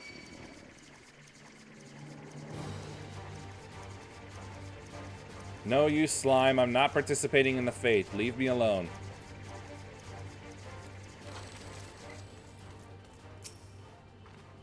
Welcome back. I trust you found Erenvel then? Yes, but where did Kryl go? Interesting. I had a feeling you would learn something important, even if that something was simply a confirmation that no one knows much of anything. We should share this with Kryl, then discuss how we'd like to proceed. Assuming we find her back at the farm, she was still behaving oddly, so I bade her return and rest there. Perhaps not the best decision in hindsight. Would you mind checking near those flowers she was so entranced by? The rest of us can survey the more distant areas just in case she decided to wander. She's totally gonna be by the flowers.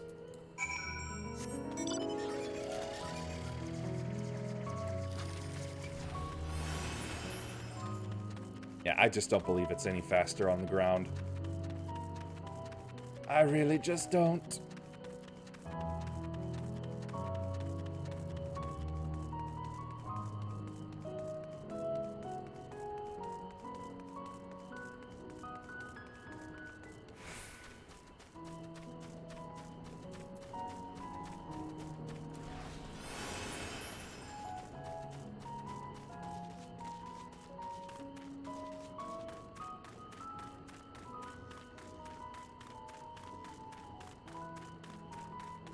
I'll go back up to where the flowers were just after grabbing this mission, which is surely going to give me some soup.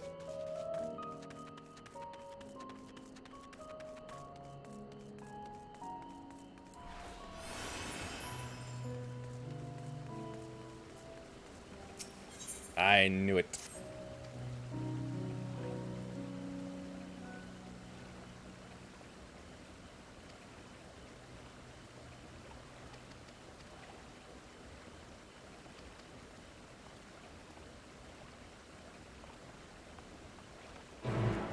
Okay, back to the flowers.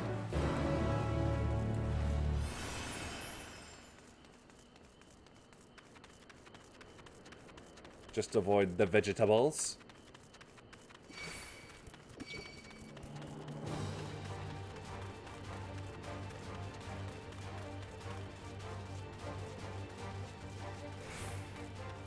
And there she is.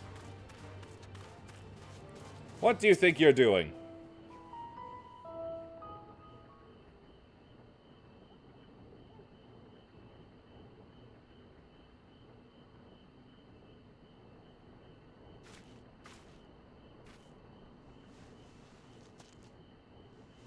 You sure you should be doing that? These are supposed to be really rare and really hard to find.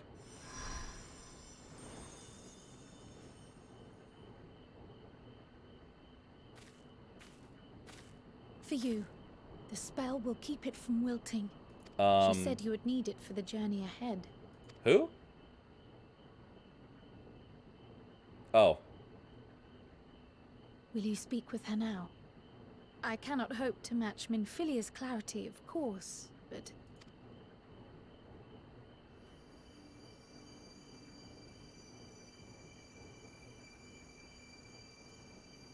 I almost forgot that you were better at that than I was. Thank you.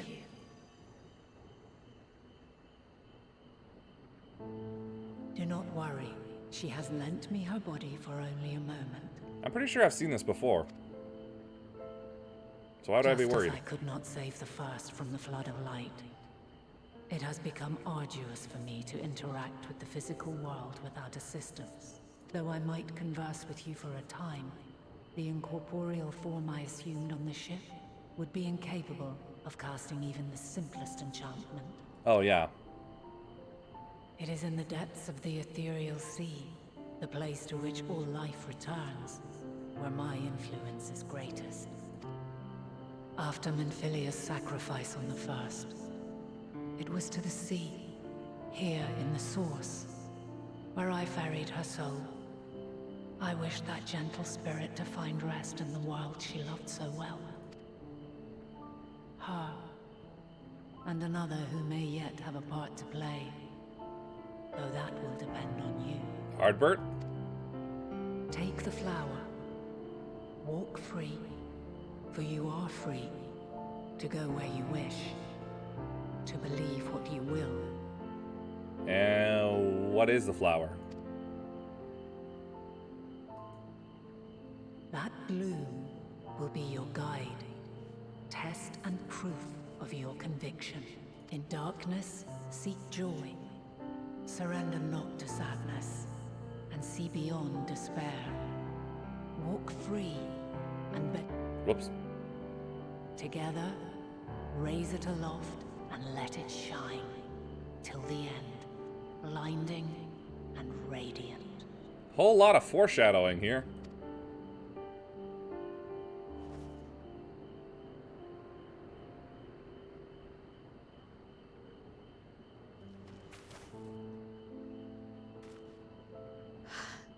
That was all too brief. Already she seems so far away. Did she always feel closer to you? My apologies if I startled you. Ever since we began our descent into Labyrinthos, I had sensed another's will, straining to reach out. Even with my particular talents, though, I was unable to make a connection at first. So weak and tenuous it was, once I took hold of that wispy thread. Imagine my surprise to discover it was Heidelin herself. Needless to say, it seemed wise to learn what we could before letting go.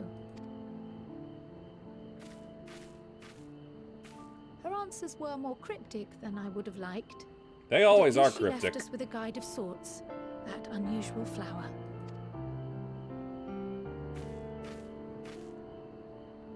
Yes, we are definitely making progress. Are we? You can't be serious. We've done nothing wrong. Uh-oh. Sounds like security finally came around.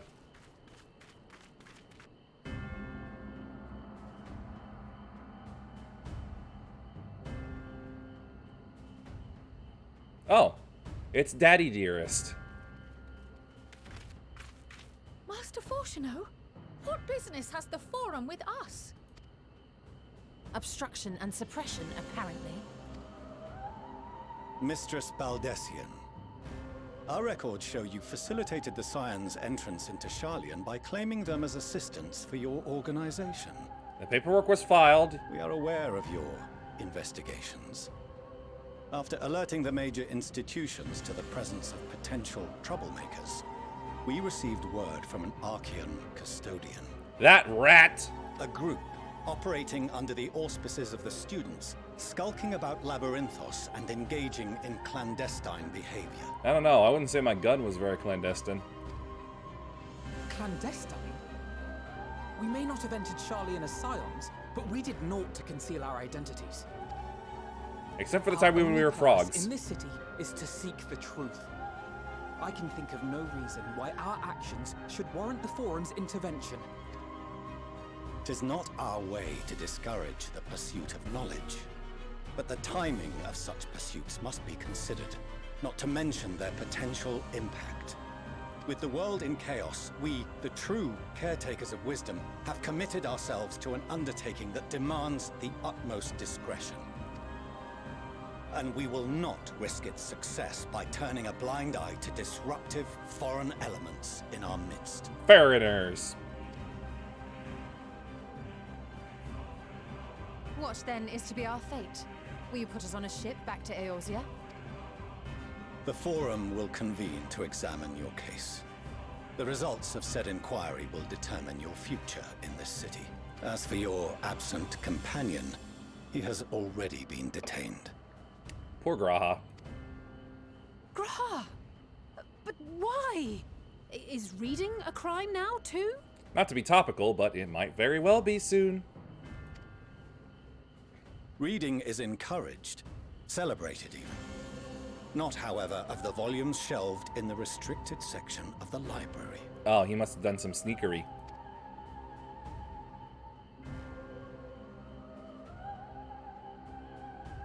Refusing to comply will only make matters worse. Let us instead treat this as an opportunity to open a dialogue with the Forum. Not like they'll listen.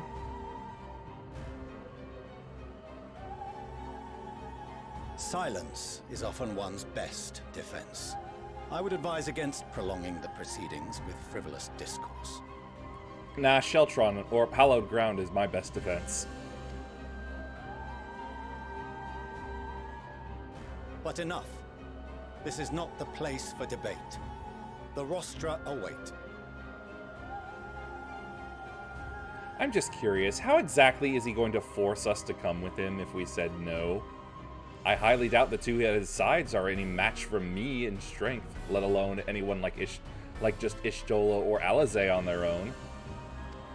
Just wondering.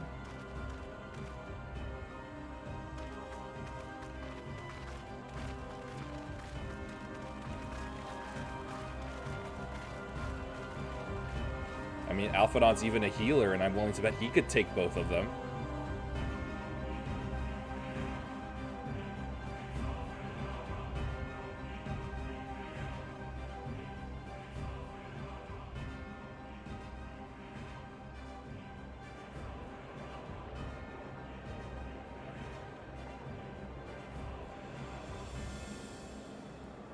This is a weirdly shaped court here.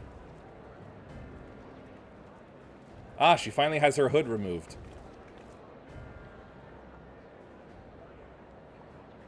Forgive me. I was careless. We would have been detained regardless. This way, at least, we managed to stay together. I trust your time within the Forbidden Archives was well spent.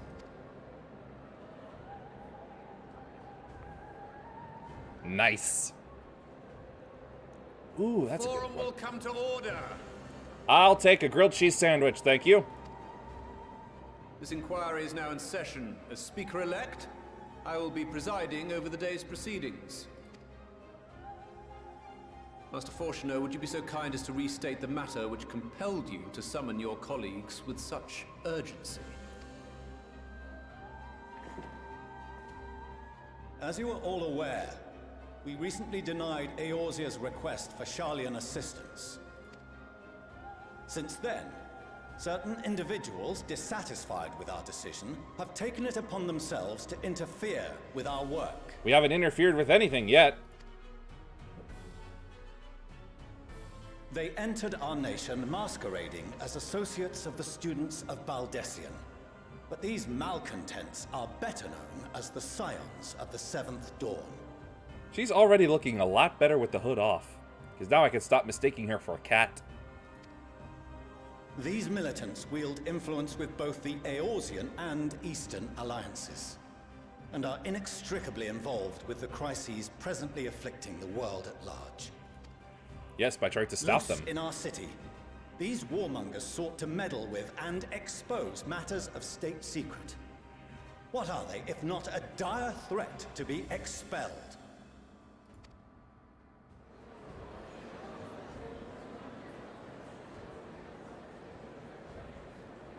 You have tarnished the good name of the students. Galuf would be ashamed. Uh-huh, yeah, sure. You're totally qualified to speak on that, I'm sure.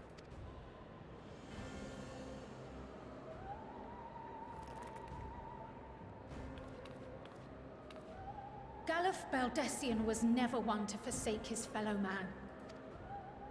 Even if this nation closed every door and retreated from the world, he would have found a way to help the Scions, help every soul of this star fight back against the coming doom.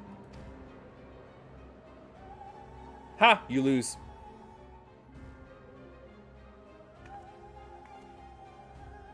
A terrible enemy stands poised to lay waste to all we hold dear.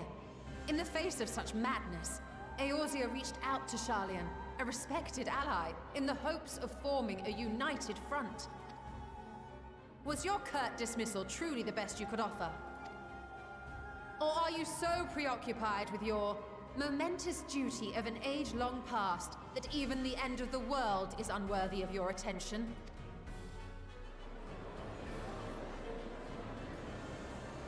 Whence came this revelation? We listened in on a lot of people. From the mouth of a forum member within fortuitous earshot. Ribbit. Hey, where's my mask? Then it seems your findings support my own.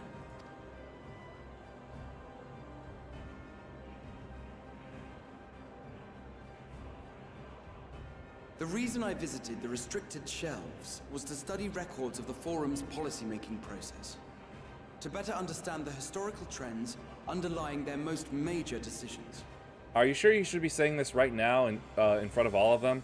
At first glance, the positions of neutrality in war and the accumulation of knowledge above all else appear constant and consistent, the unchanging pillars of Sharlayan society. And once upon a time, I might have left it at that. These days, however, I am more attuned to the subtleties of governance, and so I noticed something odd.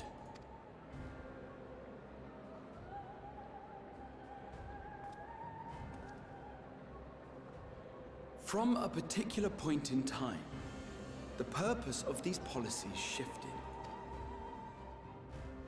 No longer was knowledge preserved for the benefit of society.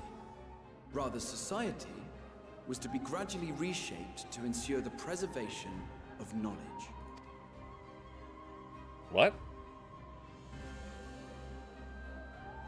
The most conspicuous and telling change was the one which befell Labyrinthos.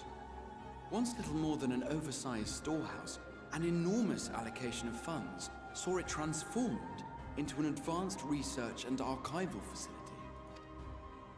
I also discovered a fascinating account on the finances of our Dravanian colony. The settlement attracted students from far and wide, and the connections and tuition fees thus acquired were funneled into further improvements for the archives. And? Now, there is no question that our nation's progress is tied to the acquisition of wisdom.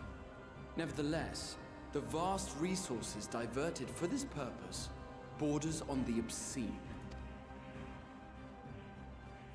But returning to the matter of when, our change in course appears to have been made some 270 years ago. The very same period when Sharlayan scholars in the hinterlands began a formal study of the ethereal sea. You found something, did you not? And whatever it was, gave rise to your oh-so-important duty. Maybe they thought they could live in it. Mind your tongue, Archon. If you had seen... Huh? Who's force choking him? Yes. We are bound by a duty we cannot ignore. Knowing this, what would you have us do? Abandon our vital work and join you on the field of battle? Whoever asked you to contribute like that? We will never choose the way of the sword. We will fulfill our mission, not through strife and bloodshed, but survival. Come what may, we shall live on. We must. Do as you must, then. But we Scions will fight until the heavens fall, until our last breath.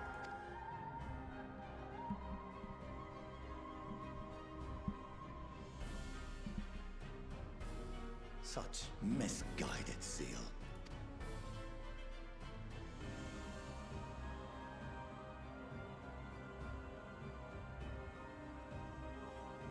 Father,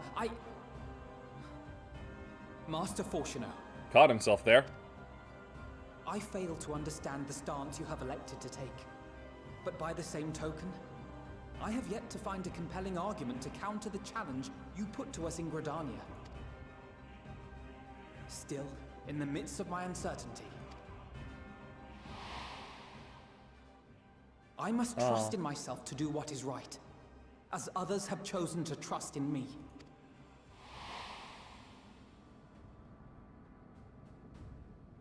So I will continue, as I always have, weighing the consequences of my every action, and allowing my hope for the future to inform my decisions. That's quite enough. Have you all forgotten the reason for this assembly? Skolok Monteshane. He's the head of the studium and an old friend of my grandfather's. Will he help? Honestly, every discussion devolves into some interminable debate. Terrible habit. Let's return to the topic at hand, hmm? By their own admission, these scions have resolved to fight alongside the Eorzean nations against the doom which swift approaches. But there exists no evidence of an attempt to incite our citizens to do the same. Thank you! Furthermore, while our decision may well have been the correct one, we cannot simply bull our way through these disagreements without inviting doubts or objections. Put yourselves in their place. Who among you would leave a tome unopened if an elder forbid you read it with no reason given? No. If we're to quell further discontent, then we must conclude this matter with a fair and even hand. I like this guy.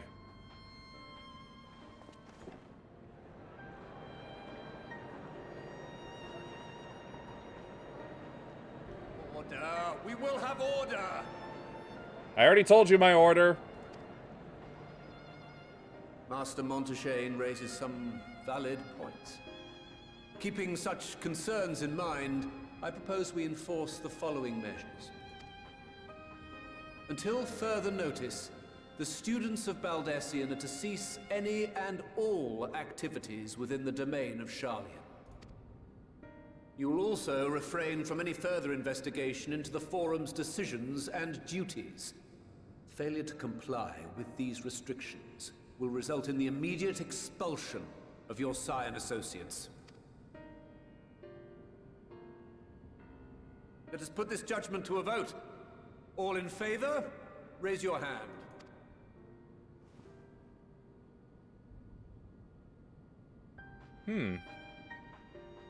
It doesn't quite look like a majority. But then again, how can they tell? I count 51 for and 48 against. The proposal is passed. Ah, frick. Students, Scions, you have heard the Forum's judgment. Pray abide by it, or face the consequences. I'm having flashbacks to Dinotopia right now.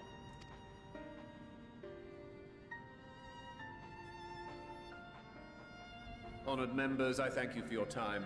This inquiry is concluded.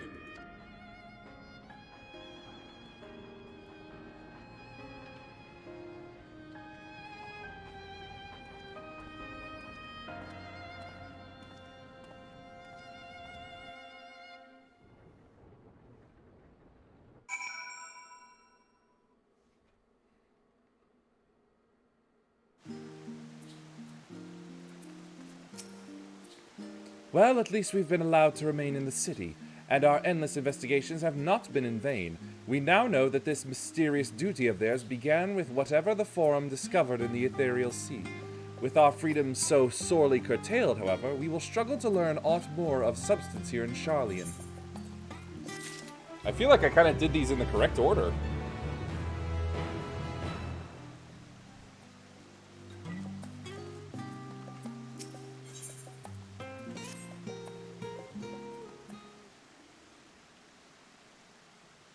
The overall picture has grown clearer, yes, but that's in spite of the Forum being so maddeningly vague about this duty of theirs. Why are they so reluctant to explain their actions in plain words? Survival, come what may? Is father's work so vital that it takes precedence over his own family? Oh. It's the mom! Or was this just like a handmaiden?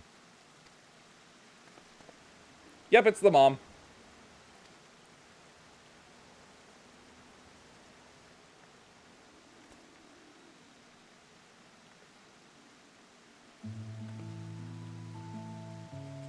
Emilience Leveilleur at your service.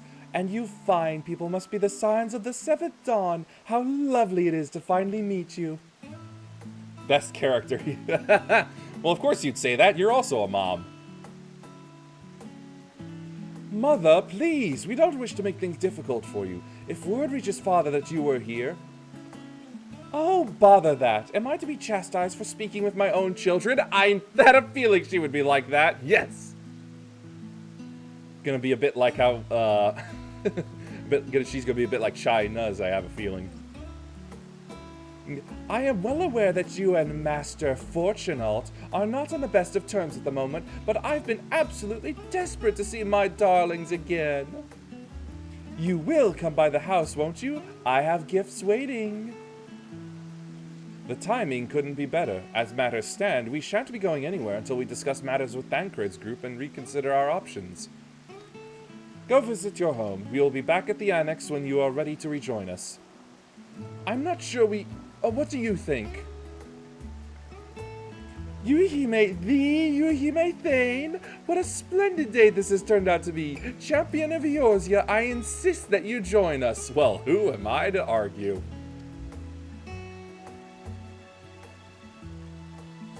Also, nice that I have my mask back. Ah, but we must be quick about it. Not for my own benefit, but should my husband return and find you enjoying our hospitality, the servants will be made to suffer the consequences. That's harsh of him. What a dick of a boss. If you would be so kind as to escort my children to the estate. And then she was gone, and with her any opportunity to protest. Yeah, she's laughing it up. Indeed, the matter is settled. Enjoy yourselves, you three.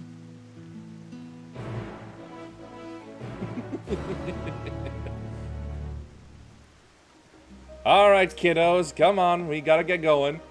I apologize. My mother is not one to take no for an answer. Still, I am glad, relieved even, to see her in such high spirits. Oh, what say you? Though it seems we shall have little enough time to enjoy it, will you accompany us on our visit home? Fine, if we're going, then let's get it over with. But be sure to stay in the entrance hall. No peeking into our private chambers, thank you very much. Ah. Why ever not? Your room was always perfectly neat and tidy. Everyone has things they'd rather keep to themselves, don't they? Cherished mementos you couldn't bring yourself to throw away, childhood toys. I mean, God, never mind. The Leveilleur estate is that way, straight down the stairs. Come on. She's so telling on herself.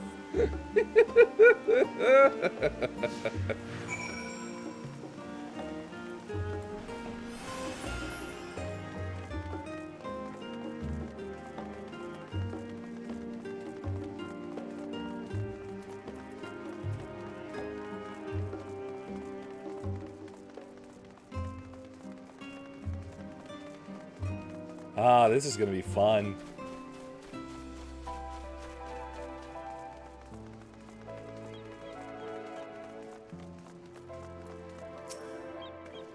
And here you are at last. Please do come in.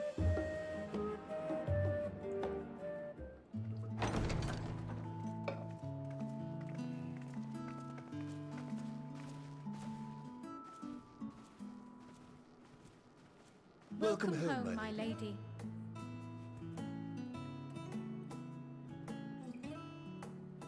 Why did that one Rogue Dane look like one of the Guardian of the Time Portal in Samurai Jack? I'm telling you, man, you ain't the one. Seriously, look at him! Look at him! What? What are you gawping at? It's a big place.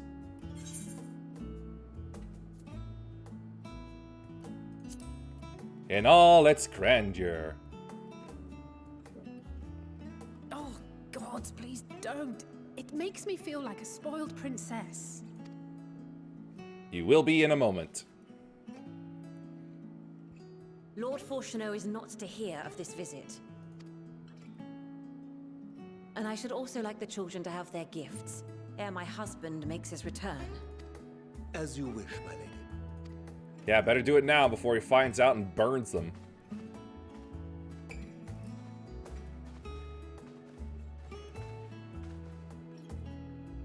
Master Alphino, Mistress Alice, if you would accompany me upstairs. We shan't be long.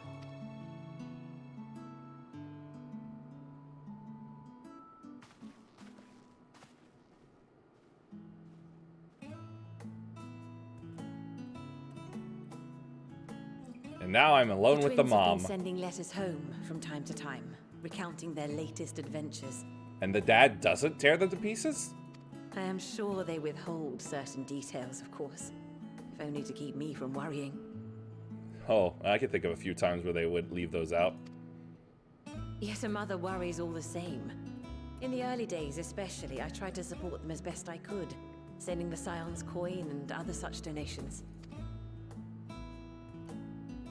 Fortunately, they have found the strength to overcome adversity time and time again. Their words grow more confident with every letter, their depictions more vivid. The triumphs and defeats, the joys and sorrows. 'Tis clear that they have come to find value in every experience. Nice. But of those they treasure most, it would seem that meeting you might be the most impactful.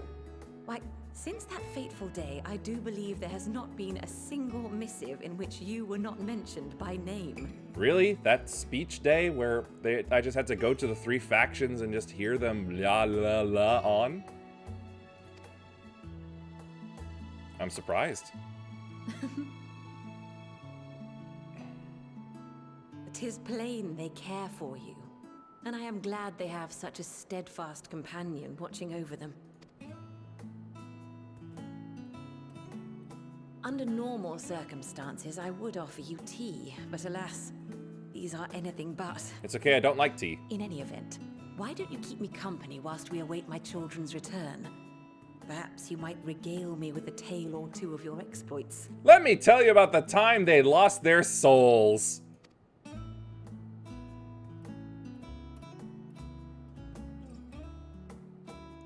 That would shock her.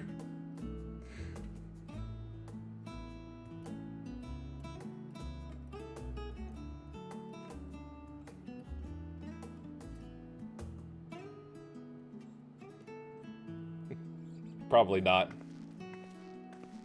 When you mentioned gifts, I wasn't sure what to expect. Mother, It looks like she's got little jetpacks attached to her shoes.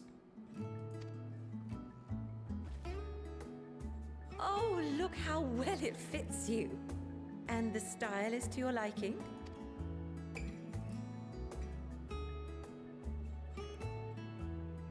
It's perfect. Exactly what I would have chosen. But please, tell me you had something different made for Alphino. Naturally.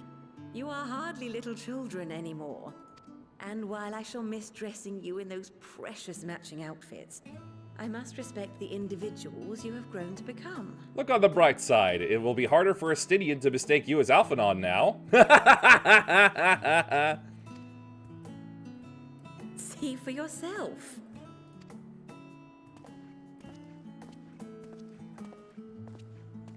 He's got glowy bits. Thank you for the splendid clothes, Mother. Stylish, comfortable, and eminently practical. I am so glad you like them. They are, however, missing one final touch.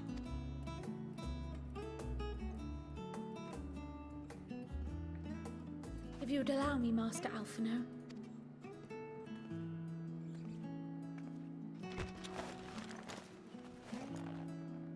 He has upgraded.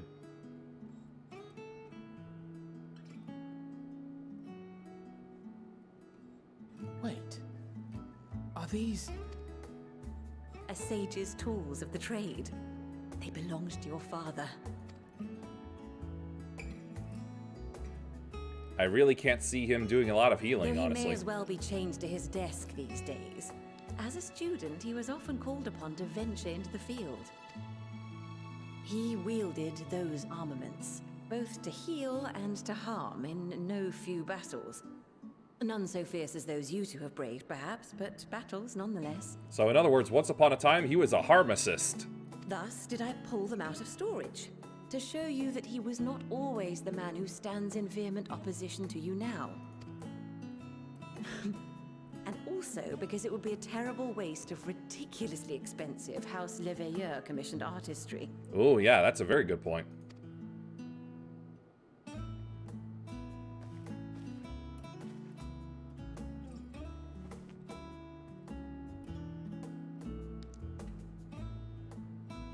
There's the stone. I am told these devices are quite difficult to master, but someone of your extensive experience should soon have them darting Loves about ratting her with husband grace out, and yeah. May the wisdom in that crystal serve you well. And please, try to find common ground with your father, that you might come and go without need for this awful subterfuge.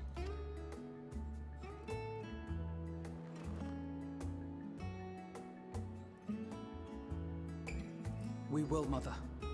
I promise. My final gifts to you, before you run off, are an observation and a suggestion. Firstly, Fortuneau has ever been a serious man, but it was only after you were born that he truly lost himself in his work.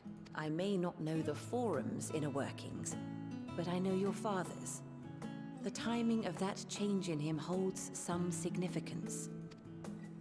Secondly, do not seek to best your father with words. Why? Is it because it's impossible?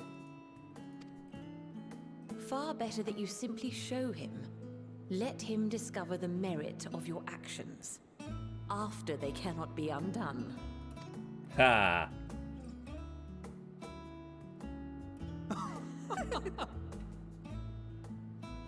Oh, Mother. Oh, bother. We shall take your wisdom to heart. Thank you again for these gifts, and farewell for now.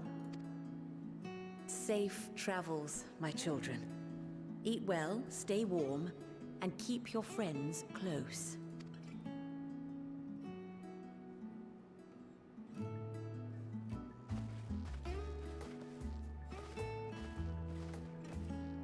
So, still regret coming here? Vanished. Oh, there they are.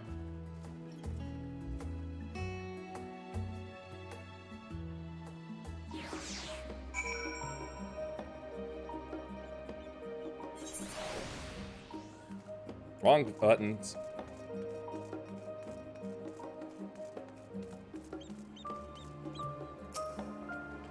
Thank you for indulging Mother's request. I could see it meant a lot to her, and I shall refrain from inquiring as to the content of your private conversation. Our visits were all too brief. For now, however, it will have to suffice, as will these tokens of home that we carry with us, these gifts to help us remember who we are and whence we came. But enough sentimentality. Let us return to the annex and rejoin our companions.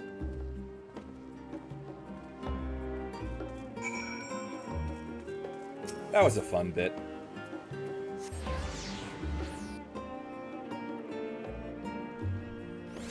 And a nice bit, too.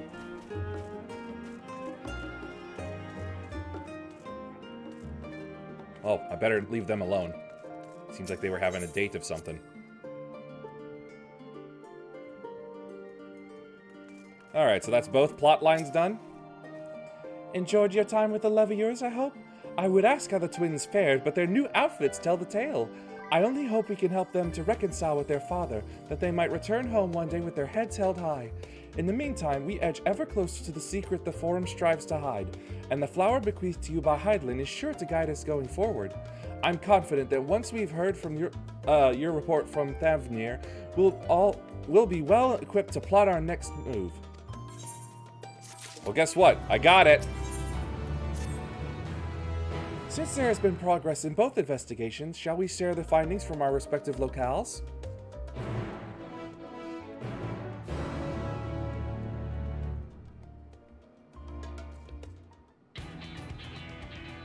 Rocking out.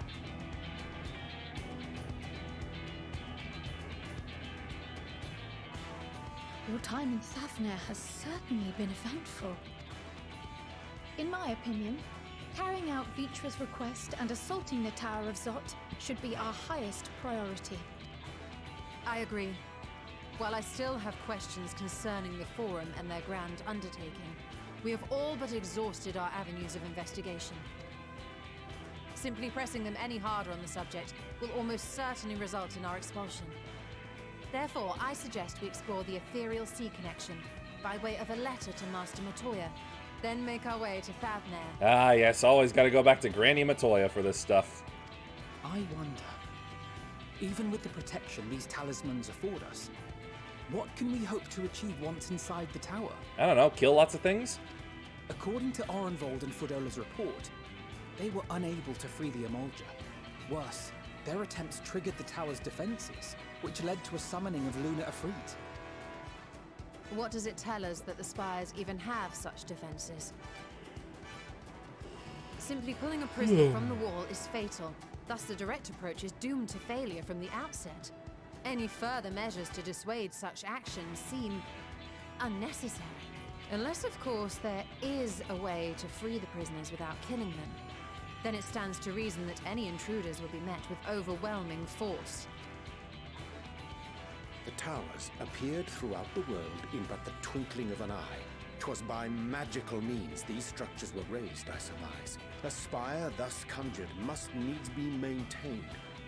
And I suspect an arcane catalyst, some manner of core, doth lie hidden within. Ah, we take out the magic generator.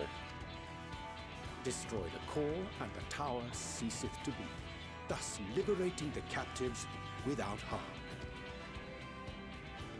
So we can hope, and I would prefer to enter the tower with a working theory than with no plan at all. Assuming Ishtola's reasoning is correct, the chances of the defenses remaining dormant are small to none. Any primates will have to be dealt with, and defeating one will likely only lead to the summoning of another. Our every victory will only compound the prisoner's suffering. So in other words, drag out the fight. May we not then divide our forces? Those proficient in healing will focus on sustaining the captives. That duty can be covered by Urianger, Cryo, Yostola, and myself. The remaining Scions will proceed with the search for the core. Admittedly, this strategy puts both parties at greater risk, but it should bolster our chances of saving the Arcosodra by a considerable margin. Sure, Alphinaud is in the right group. He is Sage, after all. If you're to fight primals, then you'd best have at least one healer with you. Oh, yeah. And I am The more dynamic. than happy to fulfill that role. I found wielding a sage's armaments to be rather intuitive, and look forward to testing them against a more challenging foe. When were you practicing with those? It seems we have a plan. All that remains is to carry it out. I will inform Rads at Han of our movements, so let us make our preparations and regroup near the tower. I love it when a plan comes together. The military post in what's left of the Hamsa hatchery should serve as a convenient staging point. That sounds perfect. And remember, the experimental aetherite at the confluence is there for those who need it, so there's no excuse for being late. Uh-oh.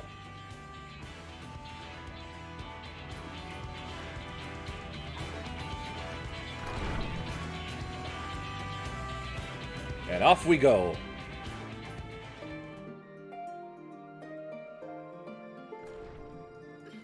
Only I'm still here.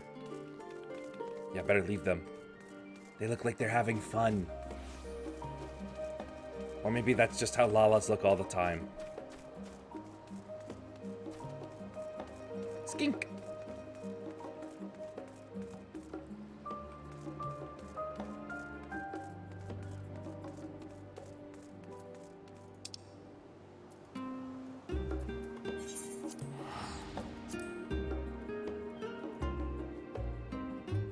Nudity!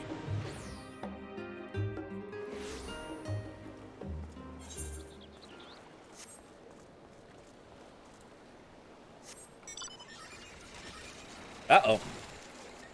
Damn it.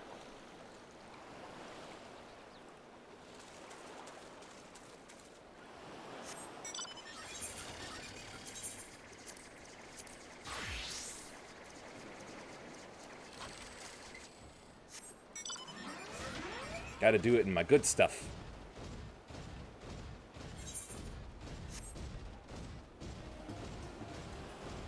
Now then, a walk across the beach. Across the nice, pretty beach.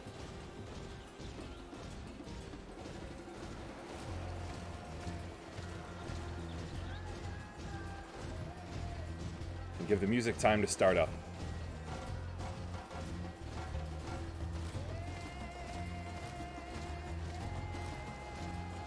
What? Nudity? Where? Oh, I'm sure you'll find it in the VOD and make a clip out of it. It was the bun boy.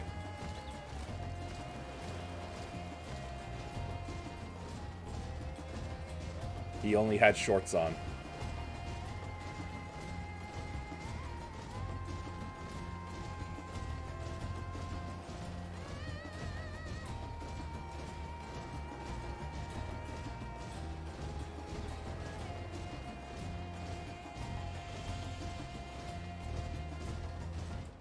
That was a nice walk.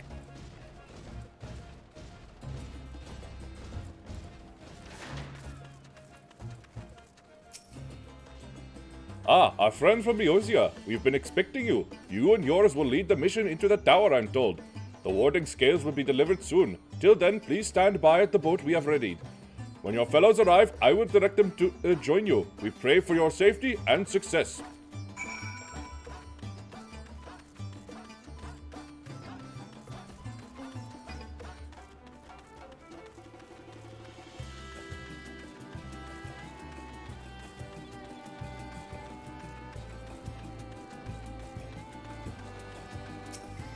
One last adjustment.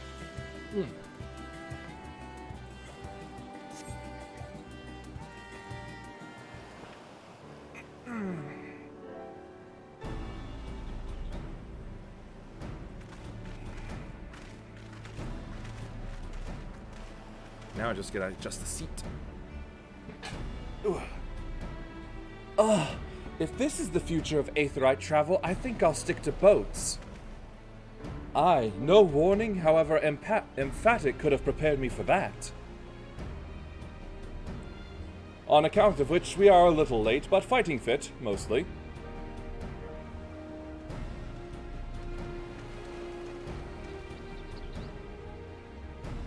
Of course he'd want to see this. My friends, permit me to thank you for accepting this mission. You must be... we should still call you Varshan, I suppose? Indeed, it would not do to confuse our soldiers. Very well then. And for our part, we are humbled that you should see fit to entrust us with your warding scales. Please convey as much to His Excellency. One for each of you. Please accept them with my blessings. Our thanks. With these, we can go anywhere those with the blessing of light can go. Not only for this operation either, but all the ones to come. We can finally break your monopoly on primals. Yeah, but my kill count is still higher. In that case, they're all yours from now on. You know what? Fine. I'll just go with I'll go with this.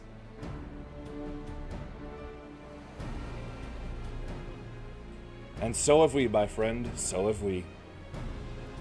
If everyone is amenable to it, let us review the strategy for good measure. As previously agreed, we will divide into two groups. Yuhime and her band will break through the tower's defenses and locate its core. Meanwhile, the rest of us will tend to the prisoners, who will doubtless want for healing due to the duress of repeated summonings. The primals which the tower bringeth forth shall be deities of Thavnarian myth. As we have no prior experience with such foes, pray exercise the utmost caution when confronting them. We commence the operation at your word, my friend. Alright then, bird. For the people of Fafnir, nay, the entire world, we must prevail.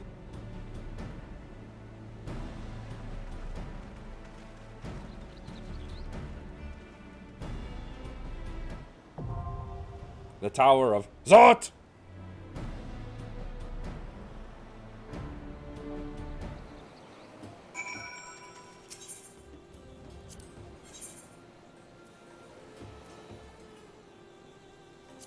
Yes, good old Estinian.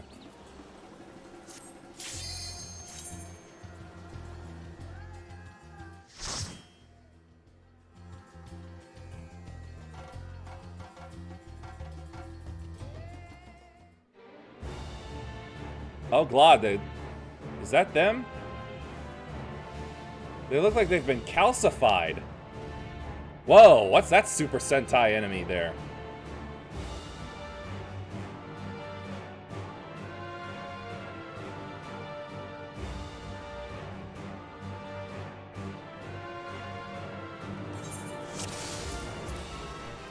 Have a swig, and start it up.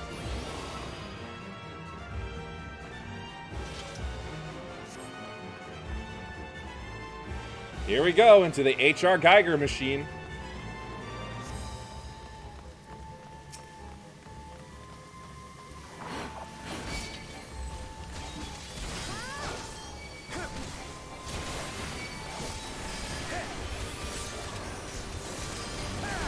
Gore. But no, they want him dead.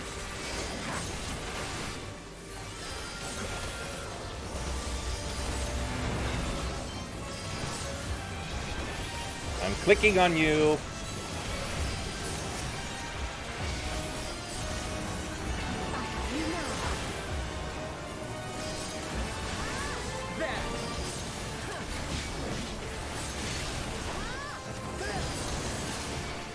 You underestimate me.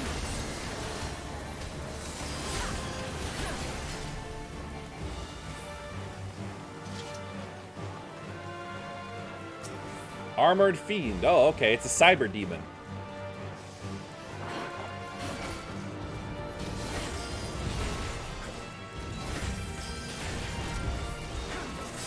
Whoops. Use that out of turn.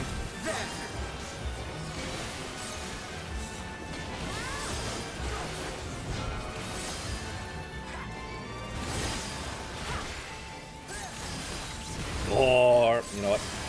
Give it some bleed as well. And then give it a bonk.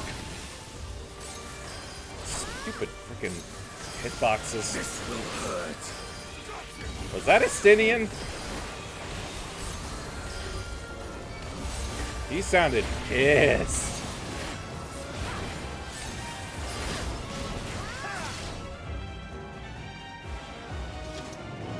Great Surge of Aether, as if a summoning begins. Oh, it's the Three Sisters, all right.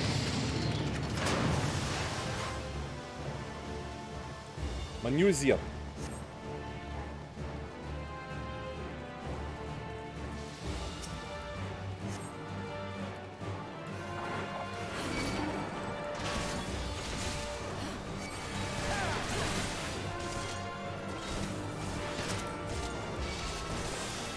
I believe they want this one dead. This will hurt. Yeah, yep, that's a Sinian, alright. Sounds like he needs a lozenge.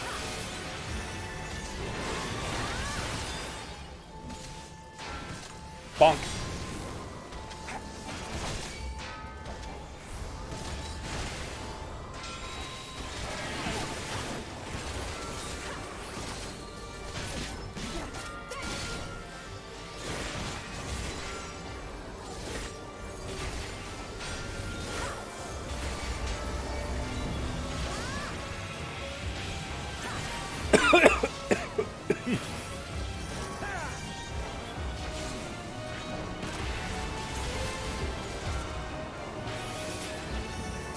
And a bonk to you.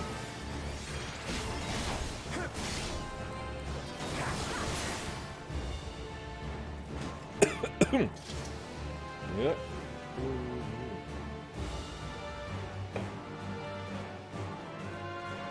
Ah, that should help. This place is massive. Oh, hello, Cyber Demon.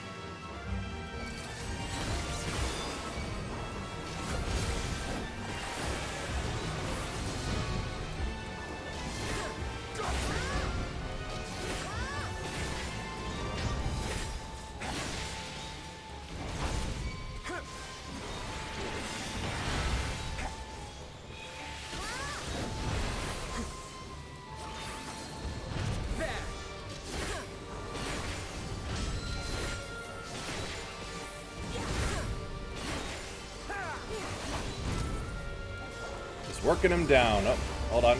Low blow.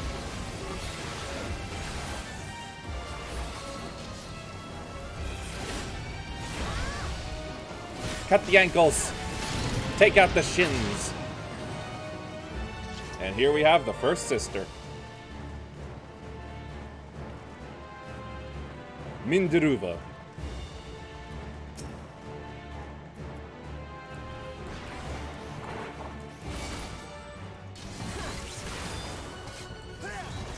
That is quite a fearsome looking head.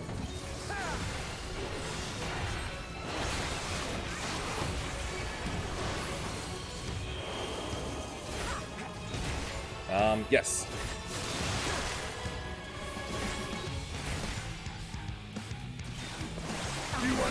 Man, we are rocking!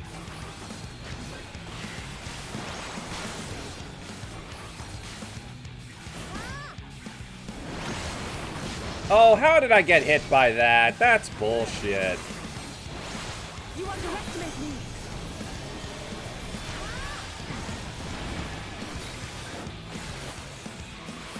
What's that dot over there? Aha! That's what that dot was.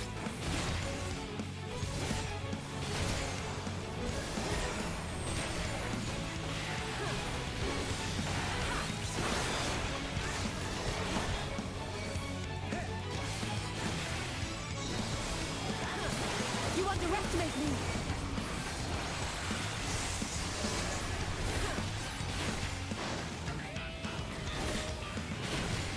Transmute Thunder 3. Transmute Fire. Let's see.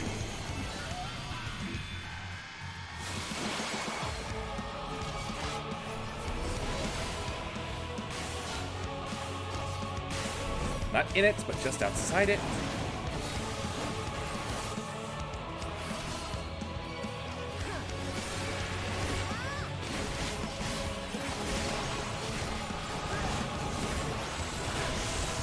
Wait, I saw those symbols.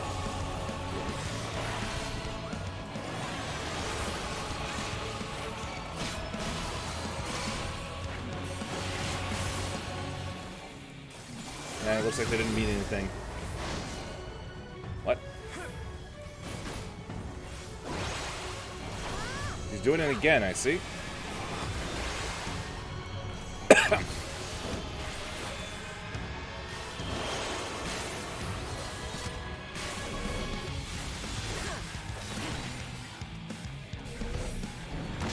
You suck.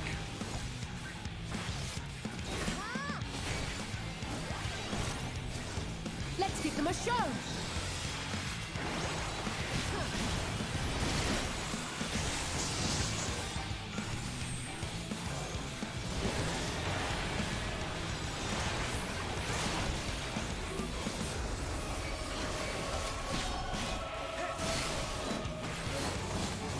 Almost there.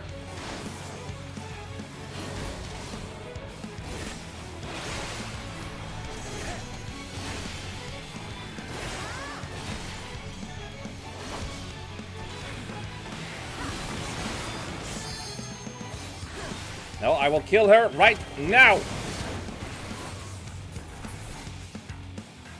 Ah, close enough. Wait. Oh. Seems a lot stronger than the previous ones.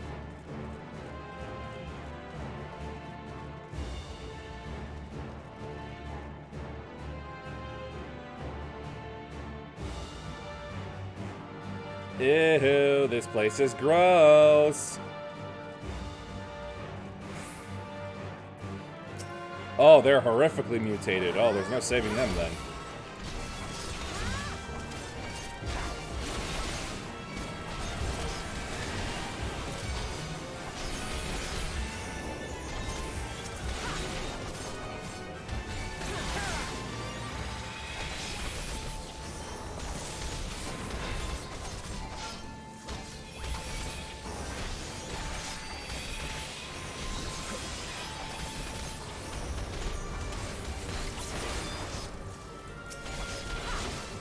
Just wiggling tentacles.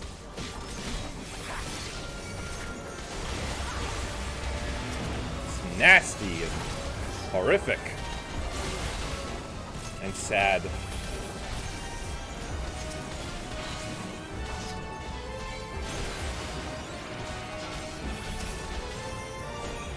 Bonk.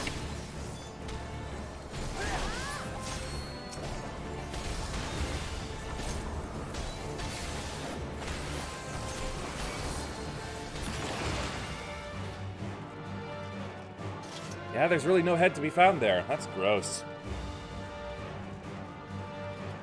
Oh, what the?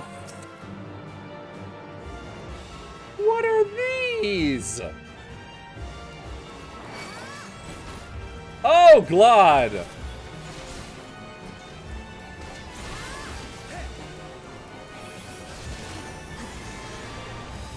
What are these aborted cartoon drawings? What the hell?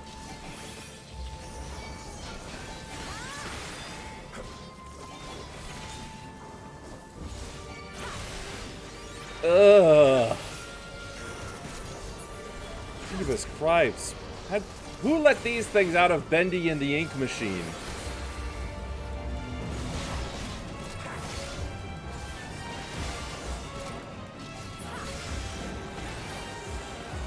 Ugh, get lost, creeps. Oh, wow. This is one angry lobster-looking thing.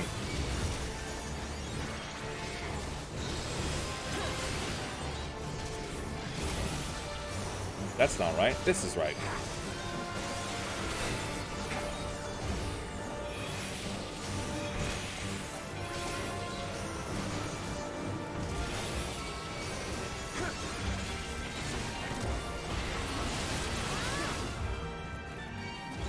You cannot stop us!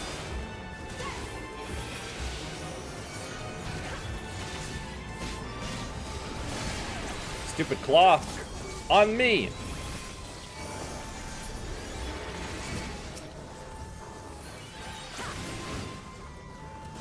This will hurt. It looks like one of the various other versions of a Rancor that I've seen across the Old Republic.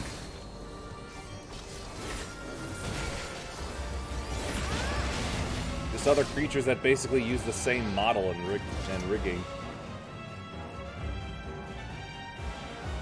Oh, Glod, here we go again.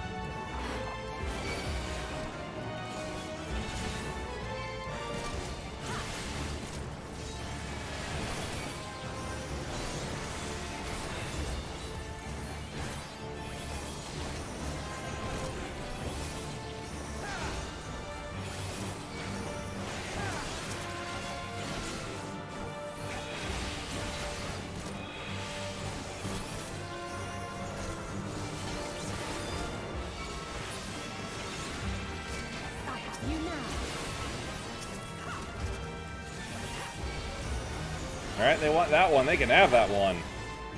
You cannot stop us!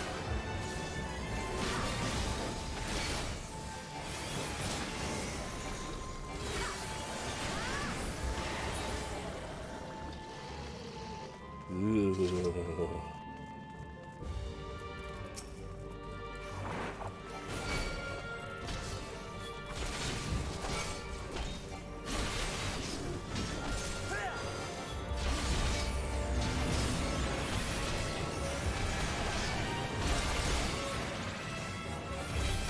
They want the Zot hyper-tuned.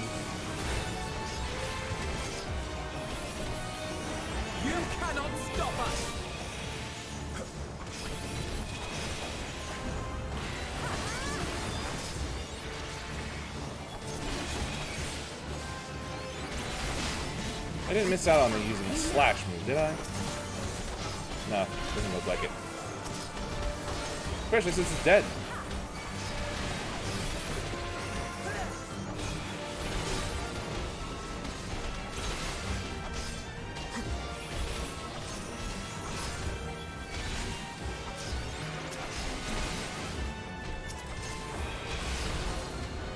Whoops, accidental wrong button, but you know what? That's fine. You cannot stop us!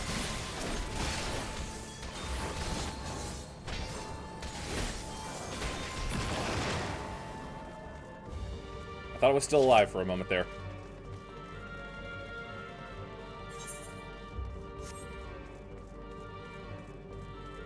Next up is the next sister, Sandaruva.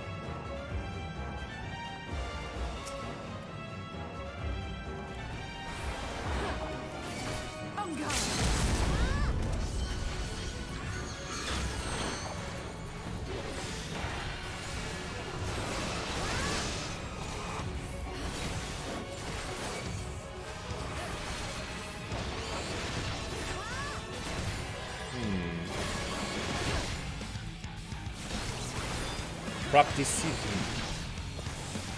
Which I'm sure I'm reading that wrong.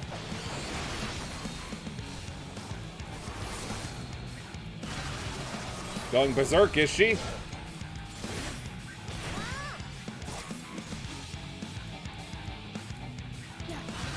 Alright, fine.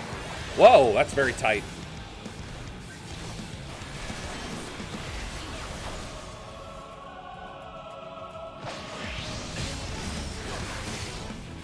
Huh. Reminds me of the assassin from Code Vein.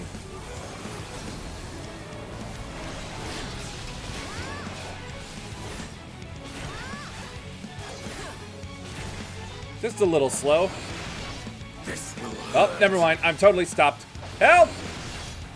Okay, that didn't hurt.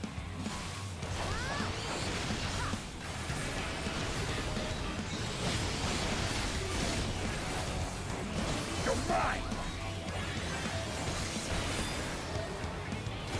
Confuse, uh-oh.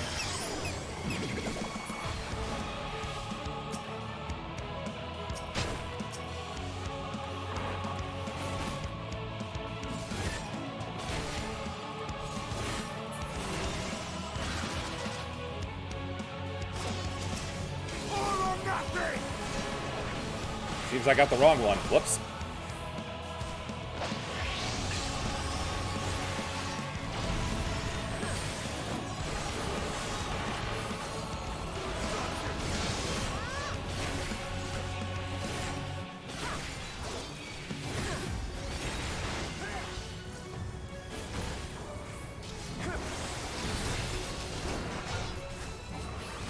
Doing it again.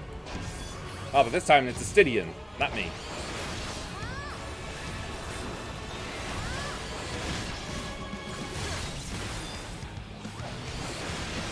Oh, now it's me.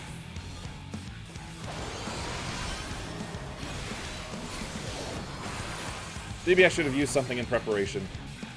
Like Sheltron.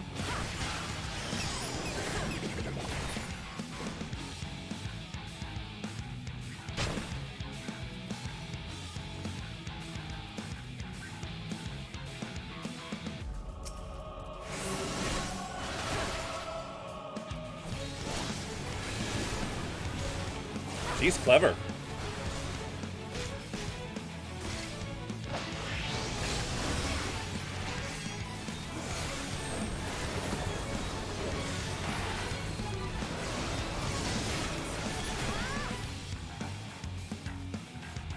And beaten.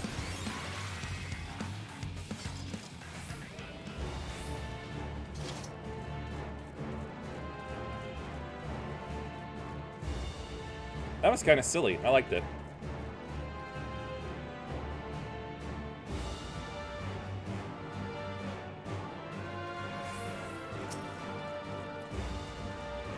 Time to hurt the machines and leave the pilots alone. Nope, wrong move.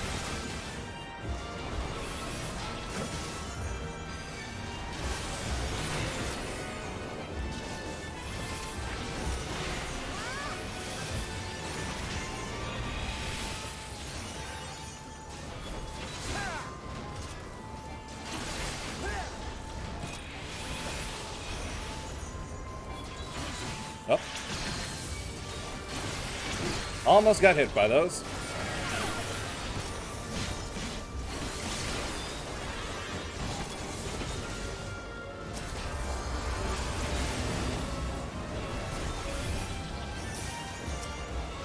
Bonk.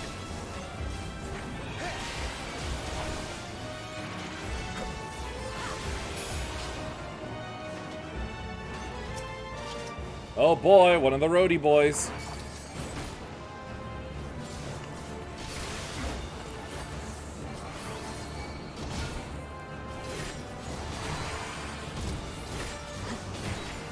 A horrific combination of flesh and machine. This will hurt.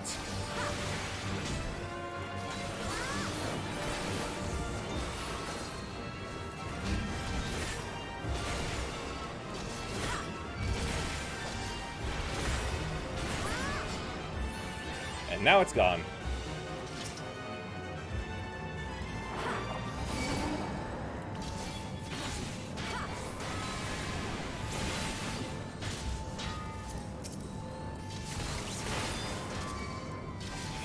Weird that these things would just be here.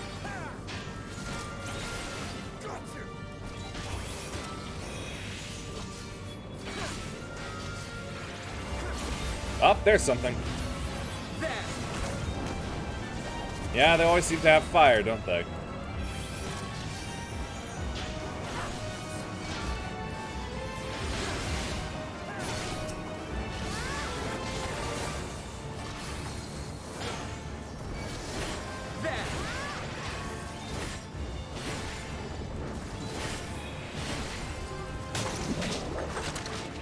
Ugh, that was really gross sounding.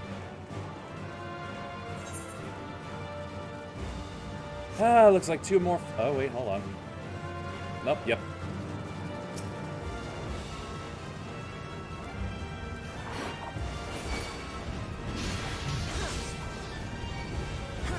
You get in here. I want this to slow down, well, speed up a little bit. Or at least feel like it is, I don't know.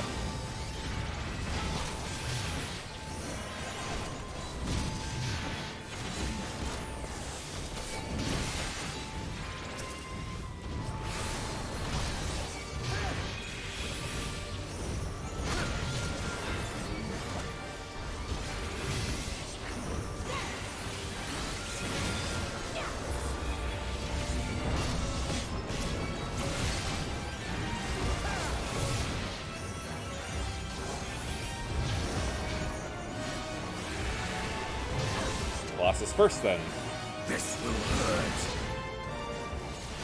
Scares me when he says that.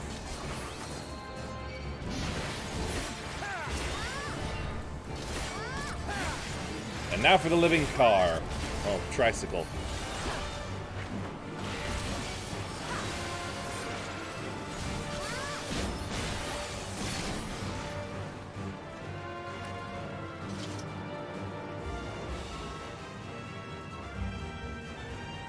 We got a spider bot and a Colossus. Up, two Colossi.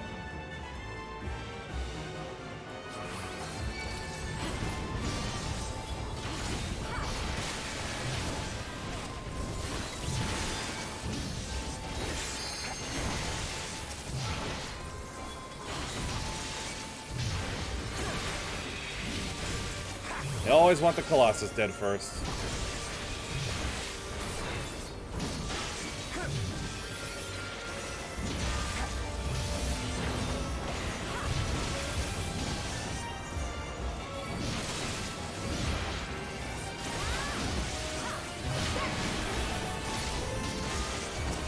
Nope, that's not right.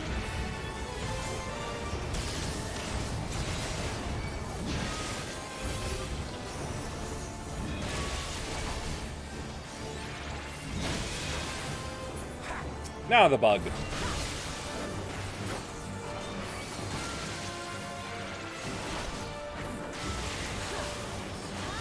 Okay, nice to know that those attacks weren't actually done by the bosses. I got scared about those a lot when those was going on.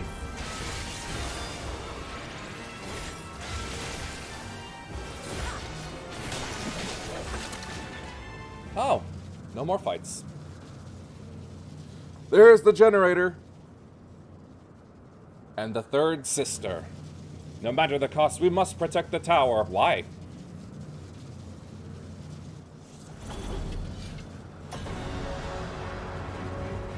Harbingers elect, the Magus Sisters. I gotta say, that is not a very flattering outfit.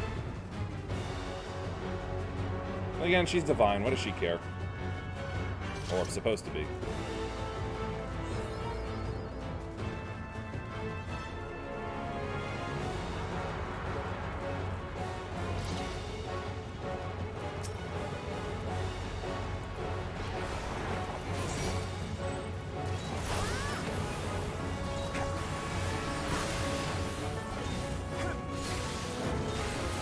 Yes, we desecrate this place that is not sacred in the slightest.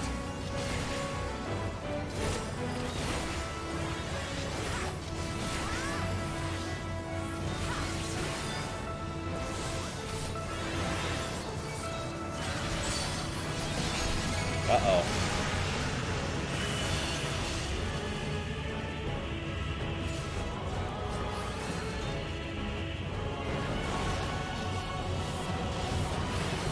Keep moving, keep moving. Okay. Okay. Ow. That didn't hurt as much as I thought it would. Oh no, I really gotta contend with all three?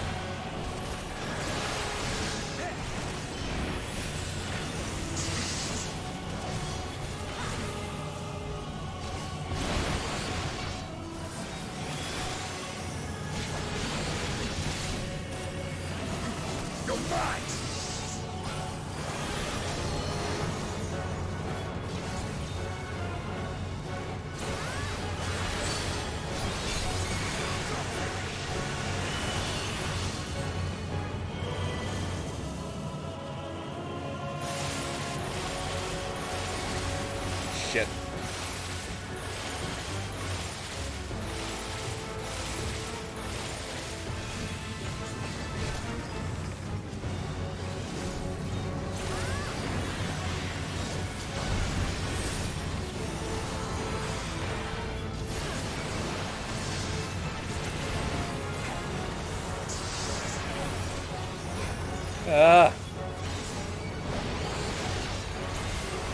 Feeling a little hectic here.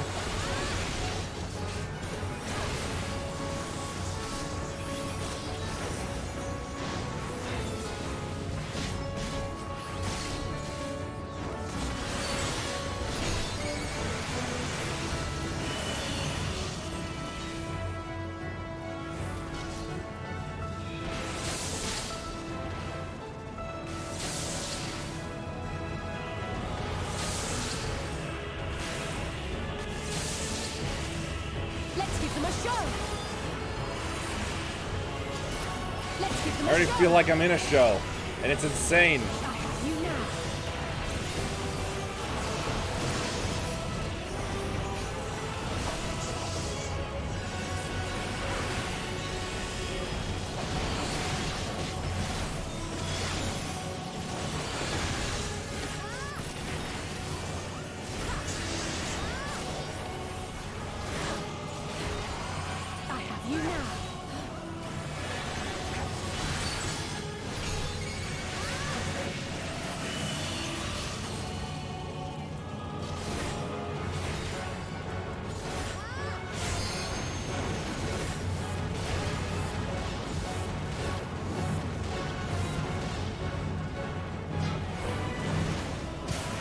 Ah, hell.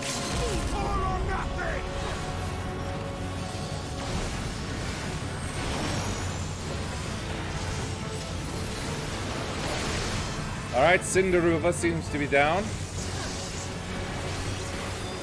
It would be way better to go after Sanderuva, come on!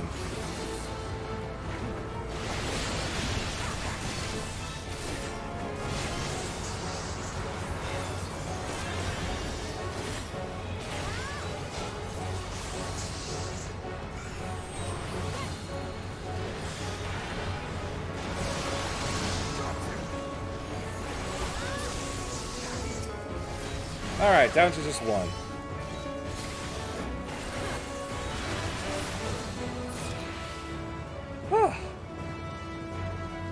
That's crazy.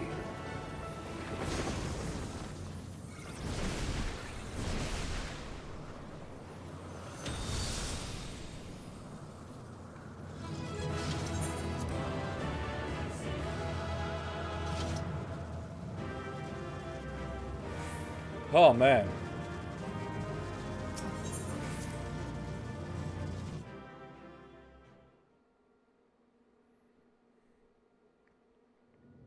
I can't imagine predicting where those things are going to show up with actual people.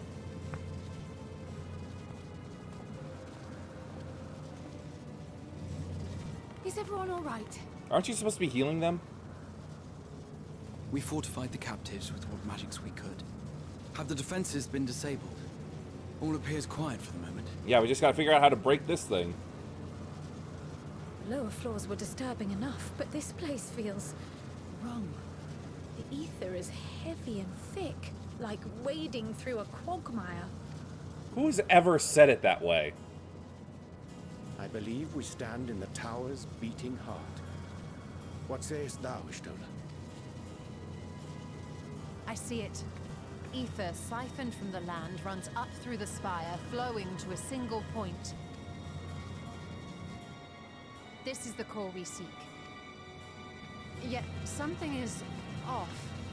As large as this structure is, it siphons far more ether than is required to sustain it. Uh-oh. 'Tis as if the core is feeding on the energy. Many of the voice actors since Heaven's Word are from Europe. I know, but I didn't think even British people would call it that.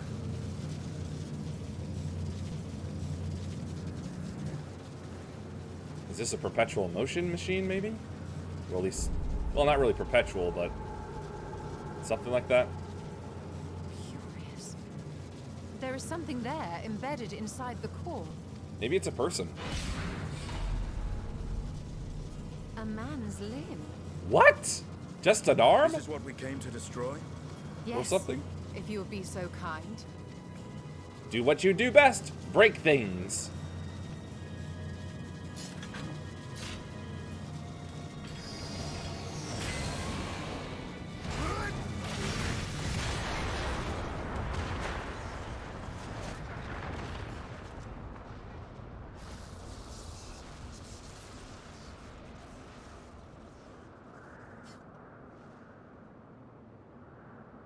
And that should be the end of it. Yep, fall it over. What now? My guess is it's going to collapse. My theory that the tower might come crashing down following the core's destruction does Not appear quite. to be correct. Bully for you! And how are we supposed to survive the fall? Or the people that are still trapped. Huh? What of the prisoners below? The floor beneath our very feet dissolves. Brace yourselves! So this I entire pray I'm not too late. So this entire place is built of aether? Crash on down! Yeah.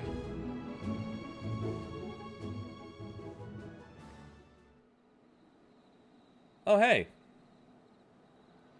Now, are they alive or are they dead? It's Mr. Christmas pudding for a head.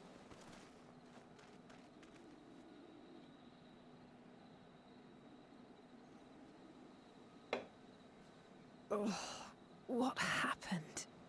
Where are we?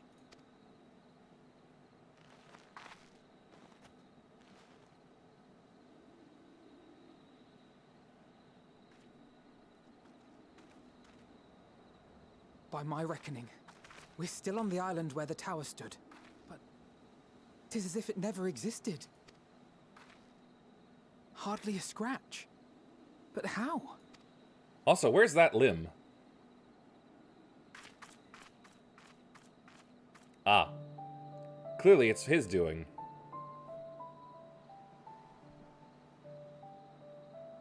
Graha wove a levitation spell at the last moment.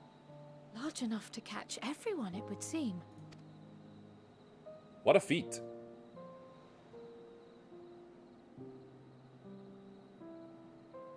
That explains the lack of obvious injuries.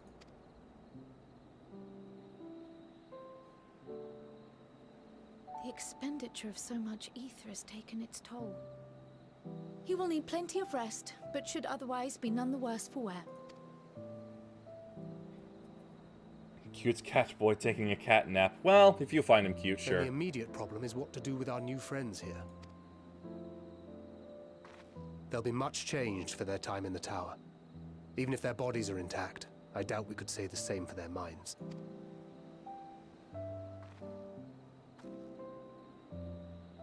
Angelo and I will take care of that.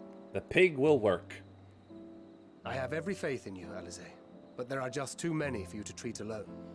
No mocking your biggest fanboy. What? Oh, right, yeah. I'm not mocking him. I'm just saying I'm not into him. We'll send at once to Eorzea for more porksies, and call on the local mages to lend a hand. Hail, scions! Hail from the sky! We were watching the tower when it simply disappeared. What happened here? The threat is banished, and thy people delivered. They are, however, in need of treatment, and we of a secure locale and helping hands to assist us in its provision.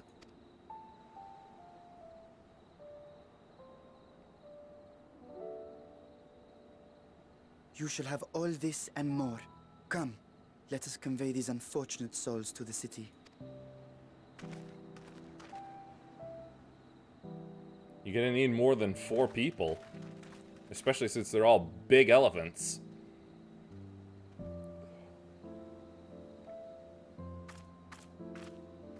There she is. Hey, I got some scales for you. Darn, it didn't work.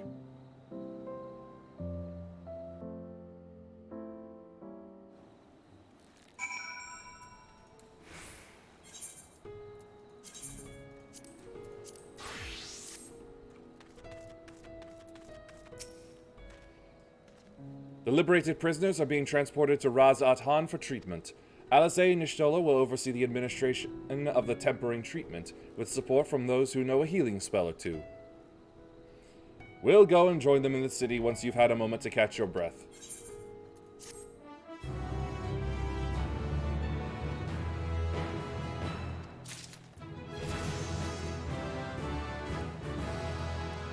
I now have shotgun.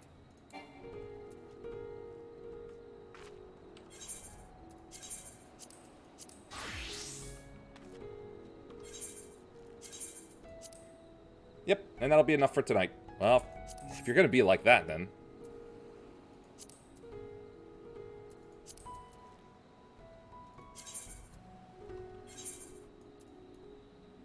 I forget, it's always gonna be like that.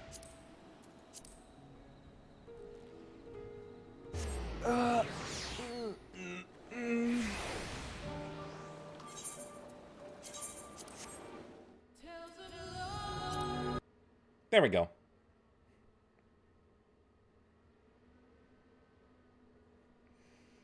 I'm doing some more experimentations with the sound of the stream overall. So I'm hoping that this was at least easier to hear on lower settings than before.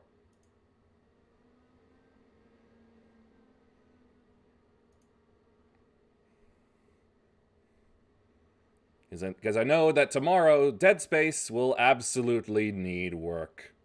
So let's see here. What's going on? We got Auron. We've got Coco still doing her like 12-hour stream or so. And then we have the fish. The small fish. The Namazu.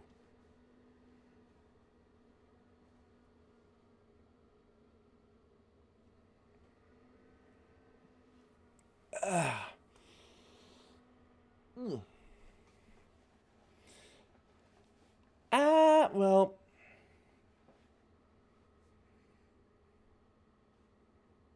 You know what? I haven't had asked this in a while. Gray, give me someone new.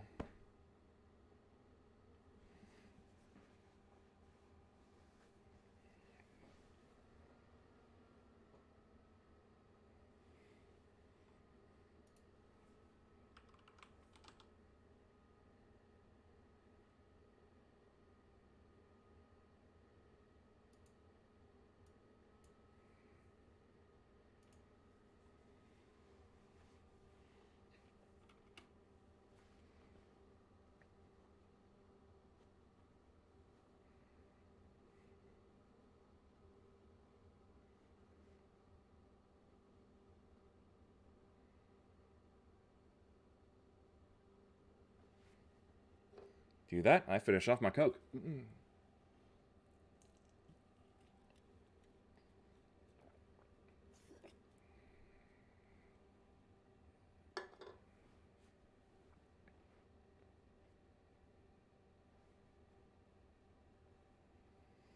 Hey, what a coincidence. She's actually shown up right at the barn. Right on the, like, live channels we think you'll like a bit of Twitch.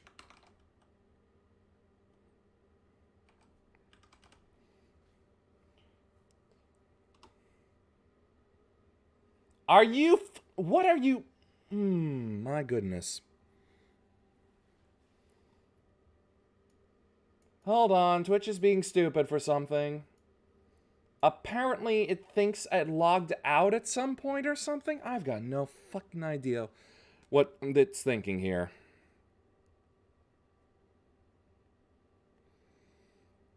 What is this new Mickey Mouse bullshit that you are pulling on me, Twitch?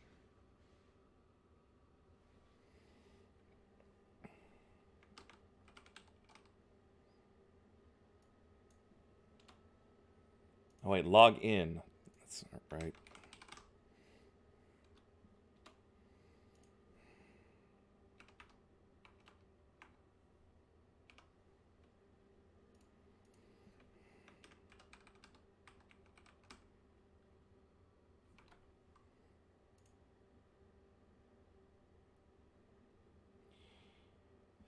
Okay, I got one thing wrong because I was thinking of another number. Oh my god, why are you doing this? Why is it suddenly being so forgetful? What the hell?